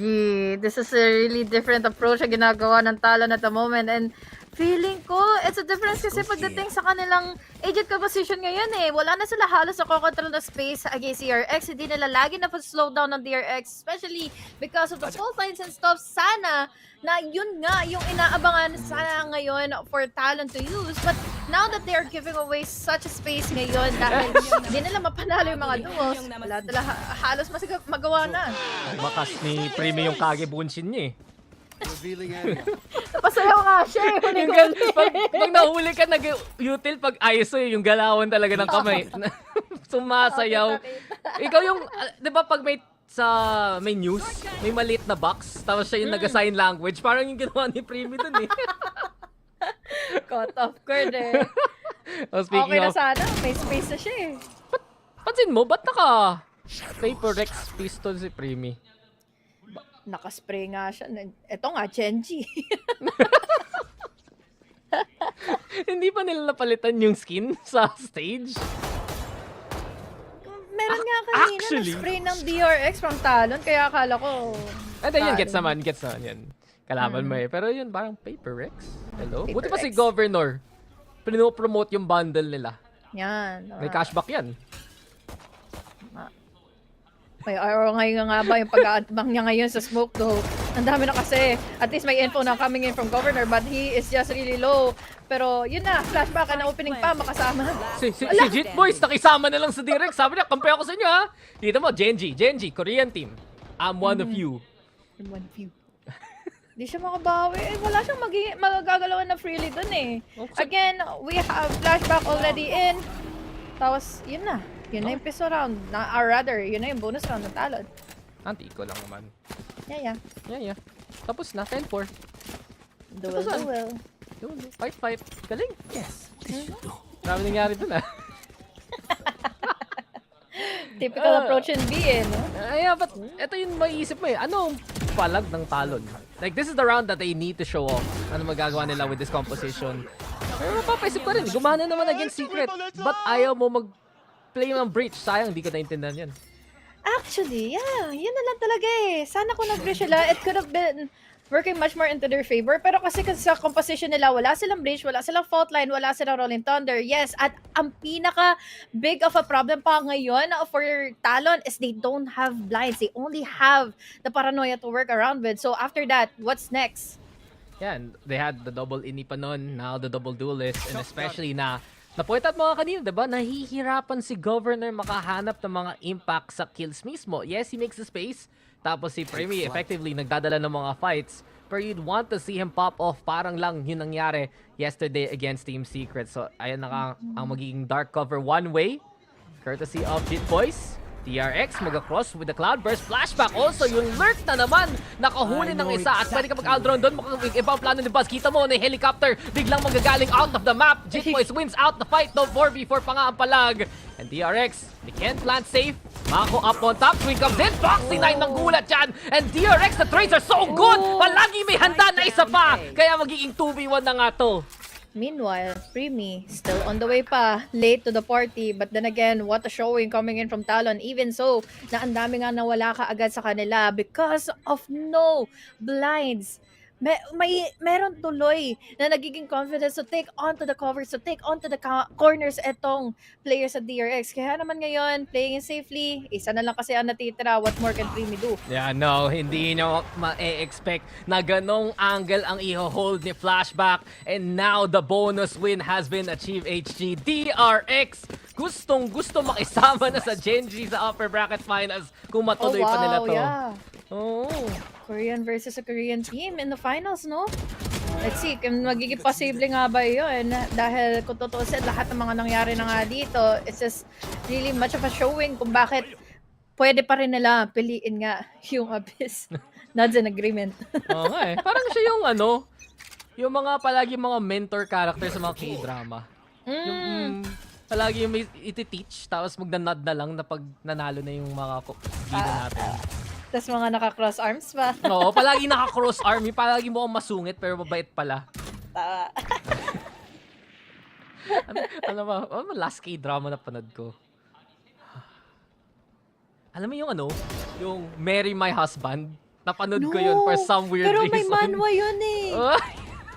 I'm tempted to read it, pero oh my God, basang-basa na ngayon si Cruzuli ng outlaw ni Buzz. Kanina pang either heaven position na nanalo ang DRX. From round number 1, palagi siyang handa doon sa crosshair placement nila doon. And this is... Contact. Yeah, Governor. Oh, may cyber cage. Wala pa nag-check. Baka ko dumaan. DRX dumaan! Eto na, Governor! Your time to shine! And Just one. Okay lang. Nagawa niya na yung trabaho niya. Nagawa na rin naman ng Ban na i-attract pa yung attention into him. Pero now, flashback with the lurks. Ako, huli pa. Caught off guard, legit boys. Nako, tinik pa yung 50-50. Yun tuloy. Mali ang tingin. But this is still doable for Talon, ha? They have 2 guns to work with. Ni Guardian dito sa kamay ni Premi. And it's DRX instead. Playing back. Pero itong outlaw sa kamay ni Buzz. Delikado. Walang naka-armor dito na full for the likes of Talon. And with the default plant there. And ay magiging dark cover from Jit Boys. Shock tech muna palag ni Bane. Trying to crack, especially kung naka-double tap dito si Premi mismo. Paranoia gonna be the play. And nga from the shot side, oh! Muntik pa! Nang JJ bait lang si Jit Boys, pero handa ang DRX doon. Premi the only one still standing. Nice tap onto Buzz. Nice tap onto Mako! At 1v1, pero ubos na ang oras. And DRX series point na sila. That could have worked kung hindi nila naiwasan yung paranoia. If kung may fault line pa sila, ididiin ko talaga yun nga. It worked out yesterday, and why did they just have to change their composition at the very moment kung saan napaka-crucial na rin naman na ng mga plays and standing sila. But then again, just really goes to show kung paano ba ka-consistent na ngayon yung DRX. Yeah, DRX on form today. At nakapasok silang champs, diba? Yun yung tinakatakot ng DRX mismo. Paano kung isipin mo yung champions na sa home country mo tas hindi ka pa mapupunta, magiging upgraded ka talaga to audience pag sa galagay na yon. But right now, DRX in control of the series here, HG. And I think it's not even like a matter of playing the breach, no? Parang kulang lang talaga sa utility mismo ang Talon ngayon. They're late to the smokes, they're late with the paranoias, nakapasok na si Governor lahat-lahat at wala pa rin halos nagiging gante against Foxy 9 and even Mako, especially on the first half. Kaya naman ngayon, kahit itong second half, we started in an 84, good enough sana kung may pistol na nakuha yung Talon, but it's already late, match point na kasi yung DRX, at dadagdagan mo pa, na nag-time out pa sila. Time out. And DRX usually, mga call na ganito, sasabihin lang tapusin na natin to. Just pick up one of those plays that we saw a while ago on the set. Sabi nga ng panel natin kanina, but the set plays of DRX are always so strong. And maybe we'll see something new dito sa Abyss as DRX, they want to play into A site. It's been working naman. Wala na nga rin nagiging impact kahit papaano si Ban with his utility and stuff. Pagdating sa mga retakes din, hindi sila halos makakuha ng composure dahil they are either overwhelmed or kaya naman apat na lang kaagad silang natitira because of the lurks na ginagawa ni Flashbacks maya-maya. Yeah, Jit Boys again. One-way setup, pero kanina pa natin nakikita hindi takot ang DRX dito. Here we go with the helicopter play one more time. Ayan yung Aldron. At syempre may susunod na naka-updraft. Buzz landing on the bridge. Walang matutumba dito sa side ng DRX. And they taken the site away from Talon, who does give it up.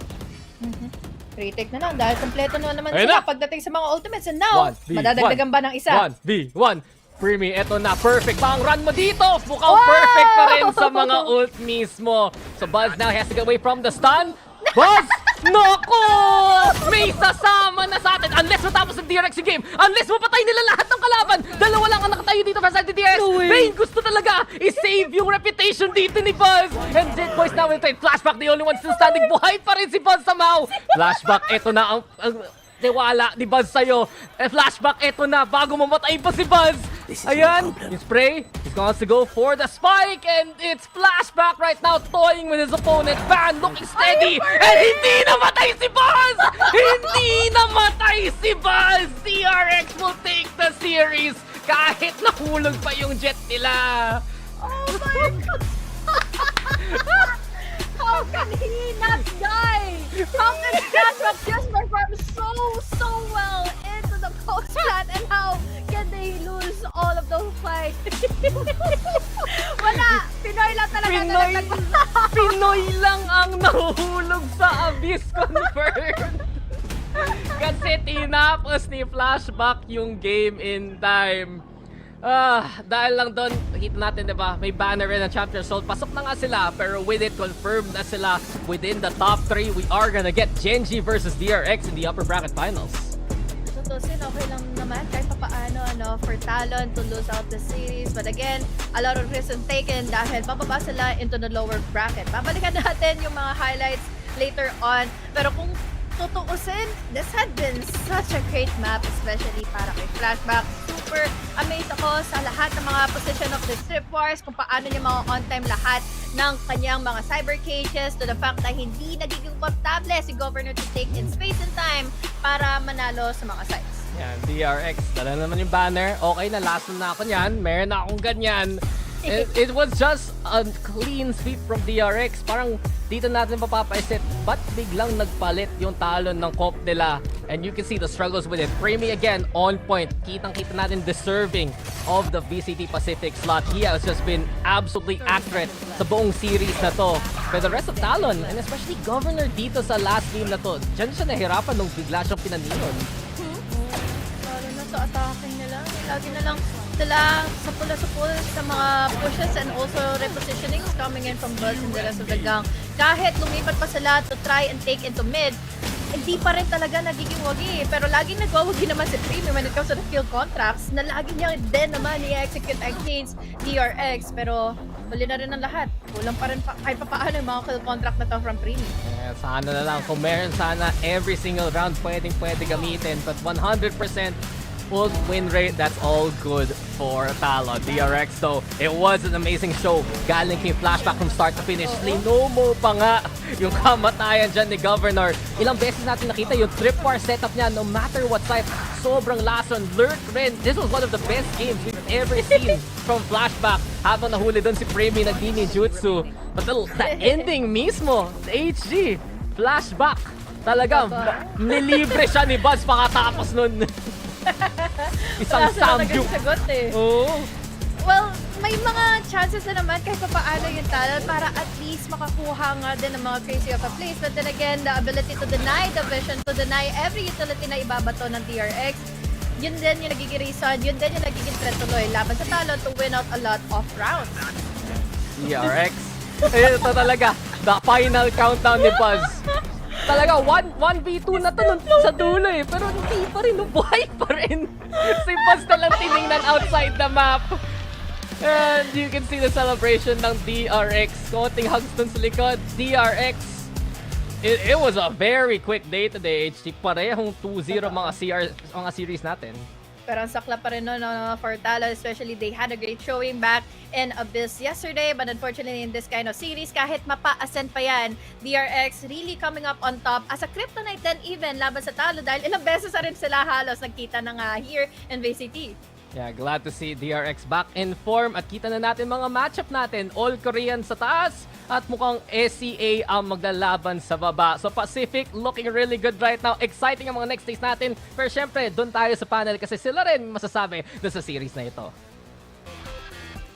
Ang masasabi namin dito sa panel, bakit hindi yan yung composition na nilabas nyo kahapon nung kalaban yung Team Secret? Sana mas dikit yung laban natin, di ba? Pero kailangan natin mag-move on at mag-focus sa series at hand dito. Ray, commendable kanina ng mga casters natin. Etong si Flashback, and for very good reason. Yung mga setup niya at pati yung clutch potential niya, napaka-online no? Wala Flashback talaga is back, di ba? Nanahimik siya the whole time nung nag-decide siya na gusto muna niyang hindi maglaro at nung pagbalik niya na stage 2, on form siya. Nakita nga natin na kinompare natin sila sa head-to-head, Primi against sa Flashback. Sinabi natin that si Flashback dapat yung magiging katulad ni Primi. And nakita natin talaga na shutdown parati si Primi. Ang ganda parati ng anchor niya. And he's one of the reasons why DRX has so much, talagang not just the potential, pero yung improvement all throughout the stage. Totoo yan ha. Actually, Flashback here, gaya na na-mention ni Ray, talagang pagtapak niya sa stage na to, talagang mapapansin mo at makikita mo na itong si Flashback, isa siya sa pinaka-consistent so far maglaro dito sa side ng DRX. Everything can go and may be at fault, but at the end of the day, pagdating dito kay Flashback, he's always the knight in shining armor, ika nga, para sa side ng DRX. On the other hand naman, ang role na gumanap dyan ay si Primi, kung saan consistent din talaga siya dito sa ISO niya. Yung kill contract niya, perfect run, walang nakatalo sa kanya as long as activated yan. However, ang inconsistent naman ng naging place dito at tutok dito ng iba sa mga players. And ang sakit mang sabihin, kapansin-pansin talaga pag tinignan natin sa scoreline na si Cruz, si Ban, at especially si Governor. Hindi ito yung performance na kailangan natin sa kanila ngayon, Terror. This doesn't sound like a team na tumalo sa Team Secret. It was a complete shutdown. Like, hindi talaga sila makabuelo at all. Kahit anong aim duel yung ilabas mo dito, mapapansin mo parang nalulos sila at some point. Especially itong si Primi, kapag hindi na siya nakakahanap ng kills o kaya siya yung nasa-shutdown, parang what is next para sa side dito ng Talon, diba? But Primi, coming into this map, pakiramdam ko, isa siya sa mga halimaw ng abyss eh. Kilabot ng abyss dito, Ray. He's just consistent as still. Iba talaga yung performance niya. Very ibang-iba doon sa kanyang mga teammates as well. Pero sana, no, pagdating lamang sa Talon when they head on against PaperX, yung nakita natin against Team Secret, yung ipakita nila. Pero kasi for DRX, wala eh. Nilabas to ng Talon last time. And I am sure naman na may power din talaga itong Talon to actually just exterminate them, pero the research ng DRX is up there. I'm happy to see not just only Flashback stepping up, Buzz as well, talagang shutdown si Governor together with Primi, and syempre yung mga flashes ni Foxy9 despite na hindi siya ganun ka 100% comfortable with KO. May mga rounds pa nga dito na parang hindi nila nababasag yung trip war ni Flashback. Yes. May multiple times na piping at nahahanap pa rin itong si Primi kasi walang bumabasag nung trip war para sa kanya. And it just gives a lot more opportunity for DRX to make a play happen. Kasi once na itong DRX nga nabasa na kung saan magpupush dito yung Talon, parang map number 1 lang natin, Laika, na alam na nila exactly kung paano yung execution nila. I think yung kalamangan din kasi dito ng mga Korean teams natin na nakikita rin natin not just from DRX but also from GEN.G is dun sila lagi kung saan sila komportable. At kapag komportable sila, nagtatrive ng tuluyan etong Korean teams natin.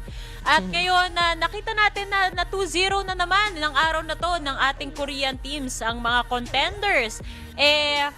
Nag-update na tayo ng ating brackets dito at makikita natin, Ray, Korea versus Korea. GEN.G versus GEN.G tayo. DRX tayo for the next matchup. Ang ganda nga nito eh. Nakikita natin kung sino ba talaga ang pinaka number 1 at makaka-move syempre sa Grand Finals. Ika nga, nakita natin natalo ng DRX and GEN.G recently. So, I am sure that DRX will be prepared for tomorrow's matchup. But as for GEN.G, they still need to continue their consistency. Kung may pupunta bukas sa Grand Finals, Taylor, may uuwi naman na within PaperX together with Talon. Totoo, may isang magbabas muna pauwi, no? Dahil syempre yung champion sa Seoul pa rin naman eh. So feeling ko nandito pa rin sila kahit matapos tong Pacific season natin. But it's PRX and Talon here on the lower bracket. And I do feel like for PRX, hindi to yung peak, especially yung pinakita nila ngayong araw na to. This isn't the PRX that we all know, and I'm hoping dito sa susunod nating araw, especially itong Sunday na to, parehas on point yung dalawang teams para maganda yung mapanood nating matches. Yan nga no? Pareho actually. PRX or Talon, it's not the performances we were expecting for today. I mean, ang swerte nila kasi meron pa tayong double elims nga na mangyayari. May room for error, pero tomorrow, bawal yan. Kailangan A-game or else uuwi ka talaga. Pareho pa naman kayong hindi taga-Korea, so literal na uwi talaga. Aeroplano na, hindi na bus katulad nung mga nasa upper bracket natin. But with all of that said and done, dyan na magtatapos ang discussion natin for today's set of series. Sana nag-enjoy kayo guys. Pero dito sa panel, nag-enjoy naman kami kahit papano. Wala man Team Secret for today. Ganun talaga ang buhay. Paalam mula kay Likeable, Ray at kay Terror. Ngayon, pakinggan na natin ang interview. dream come true for you. You've been wanting this for so long, ever since you joined DRX. So what does it mean to you? And I just want to know the reactions of DRX players when you guys secured champions. 그 반응이랑 개인적으로 어떤 의미인지 들어보고 싶어요. 뭐 젠지가 이겨서 확정은 됐지만 저희 힘으로 이겨서 확정을 내고 싶었고 그래서 오늘 경기가 너무 의미 있는 경기였고 또 그래서 그렇게 의미 있는 경기 때문에 저희끼리 준비 잘해서 쉽게 이길 수 있었던 것 같아요. Well, this match was really meaningful for us, and it means a lot because even though it was Gen.G winning against RQ that finally got us that champion spot, we really wanted to take the matters into our own hands and be in control of our own champion's destiny. So being able to beat Talon and prove ourselves that we do deserve a spot in Champion Seoul, it does truly mean a lot, and we really worked hard to make sure that we win against Talon today. So it definitely means a lot. Well, now, let's talk about the Abyss pick from DRX, also banning Haven, and also having Sunset as the decider map. That's such an unpredictable map vetoes coming from DRX. So talk to me about the conversation behind the scenes when it comes to what maps you guys wanted to play and the preparation that you guys put into Abyss specifically. 어비스 픽이랑 또 헤이븐 밴하고 선셋을 디사이더로 가져가기로 했는데 이런 맵픽 관련해서 어떤 얘기가 있었는지 그리고 어비스 준비를 하면서 좀 탈론의 어비스 보고 어떤 생각이 들었는지 그리고 준비는 어떤 식으로 했는지 궁금합니다. 사실 어비스가 나왔을 때부터 준비를 열심히 했고 또 이게 잘 된 게 탈론이 어제 또 어비스를 맵을 깠기 때문에 그거를 분석해보고 저희끼리 얘기를 해서 충분히 이길 수 있겠다 그런 생각을 해서 그냥 오늘 당당하게 어비스 픽을 했고요. 연습 때 잘 됐던 것처럼 대회 때도 잘 나온 것 같아서 기분 좋습니다. Well, we really worked hard on Abyss ever since the map came out or it was released. We did put a lot of hours into it, and fortunately for us, Talon decided to play Abyss yesterday, so we really got to see if it was winnable, and we thought we could fare up very well and that we can definitely win Abyss against Talon, so we picked it, and we had really good results in scrims and also practices as well, so I'm pretty sure, I'm really glad that the result in scrims and also practices we were able to translate those results into the stage performance. But Talon actually switched up their comp, and Primi shocked everybody. And eventually Talon even eliminated Team Secret yesterday on Abyss. So what did you see in their Abyss that you can exploit? And what were your reactions when you saw the new comp with ISO and Neon? 근데 조합을 또 바꿔들고 왔잖아요. 그렇기 때문에 좀 반응은 어땠는지 궁금하고 또 탈론의 어비스에 대해서 어떻게 평가를 했는지도 궁금합니다. 그렇게 잘한다는 생각은 안 들었었고 또 그 브리치 조합을 어제 했어서 그거에 대한 약간 저희가 얘기를 미리 많이 해놨는데 시작하고 보니까 네온 아이소인 거예요. 근데 뭐 물론 프리미 선수 잘 쏘긴 하지만 오히려 브리치 했을 때보다 더 쉽다. 그냥 우리 침착하게 하면 이길 것 같다 생각했고 그렇게 생각한 대로 쉽게 이긴 것 같아요. Well, they ran breach comp yesterday on that map, and we kind of talked about how to counter the breach or their comp. But when we got Abyss started with somehow Neon and ISO, and honestly, Primi is such a strong player, but we didn't think that Talon's Abyss was super strong, and it was definitely winnable for us.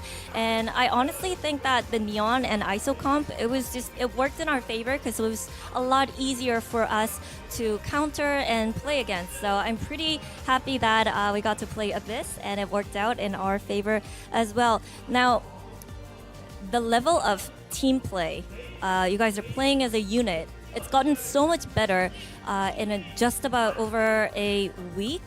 That's such a short amount of time to show such improvement in that teamwork and the cohesion and stuff. So talk to me about what kind of effort you guys been putting in, especially when it comes to that aspect. 이제 팀워크가 너무 좋아졌거든요. 어떤 노력이 있었는지 일주일 만에 너무 좋아졌기 때문에 저희가 리그 때 팀적인 플레이에서 부진을 많이 했고 또 저희 선수들 개인적으로도 그 전에 있던 팀 플레이를 잘하는 형들이랑 비교되는 말도 많이 들었고 그런 말을 들으면서 더 열심히 하겠다는 계기가 됐을 것 같고요. 동기부여. 그래서 저희끼리 팀 플레이에 대한 피드백 정말 열심히 했고 노력해서 지금 오늘 대회만큼은 정말 팀합 좋은 DRX로 보여드릴 수 있었던 것 같아요. there was actually a lot of feedback going back and forth between the players on DRX about the teamwork and the team plays because it was something that we were lacking in stage 1 and through our performances. So we actually really worked hard on playing as a unit and playing as a team together, and we did receive a lot of comparison with the former teammates who were really extremely good with executing perfectly as a team and as a unit. So that kind of motivated us to make sure that we're performing as well as the former members of DRX and make sure that we show a good quality team game when it comes to the matches that we play and to the fans. And I'm really glad that we were able to pull through today and actually display a good DRX with decent amount of teamwork and decent level of cohesion as well. Well, now, winning this match, you guys are playing Gen.G in the upper bracket tomorrow. I know you guys help out each other a lot, but you also have something to pay back to Gen.G because they knocked you out for that match for Masters Shanghai. So is there anything you want to say to Gen.G? Gen.G에게 하고 싶은 말이 있을까요? 뭐 어제 RRQ 이겨줘서 그거는 그냥 고맙고 고마운 건 고마운 거고 내일은 선수 대 선수로 만나서 젠지 상대로 지금 제가 1승 1패인데 네. 킥오프 때 한 번 졌었잖아요. 네. 그거 치면 1승 2패이기 때문에 제가 네. 동률 만들도록 드리도록 하겠습니다. Well, Gen.G, first of all, thank you very much for helping us secure that spot in Champions Seoul by beating RRQ yesterday. But that's that. But tomorrow we're going to be meeting player versus player, team versus team. So it's going to be a fair game for everyone. I'm just going to try really hard to make sure that I beat Gen.G. We lost to Gen.G in kickoff, and personally, we have a head-to-head record of, including kickoff, it would be 1-2. So I'll just try to set the record straight, make sure we have 2 wins and 2 losses against Gen.G this time around. And it's going to be a fun game. Well, congratulations once again, Vane, and we'll see you tomorrow. Thank you guys, thank you.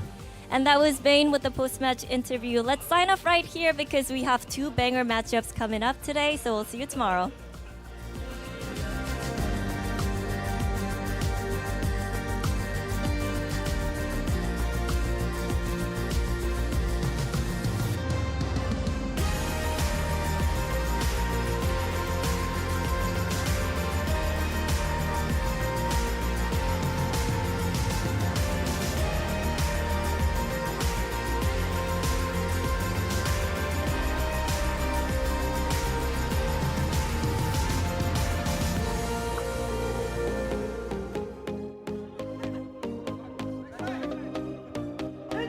Fight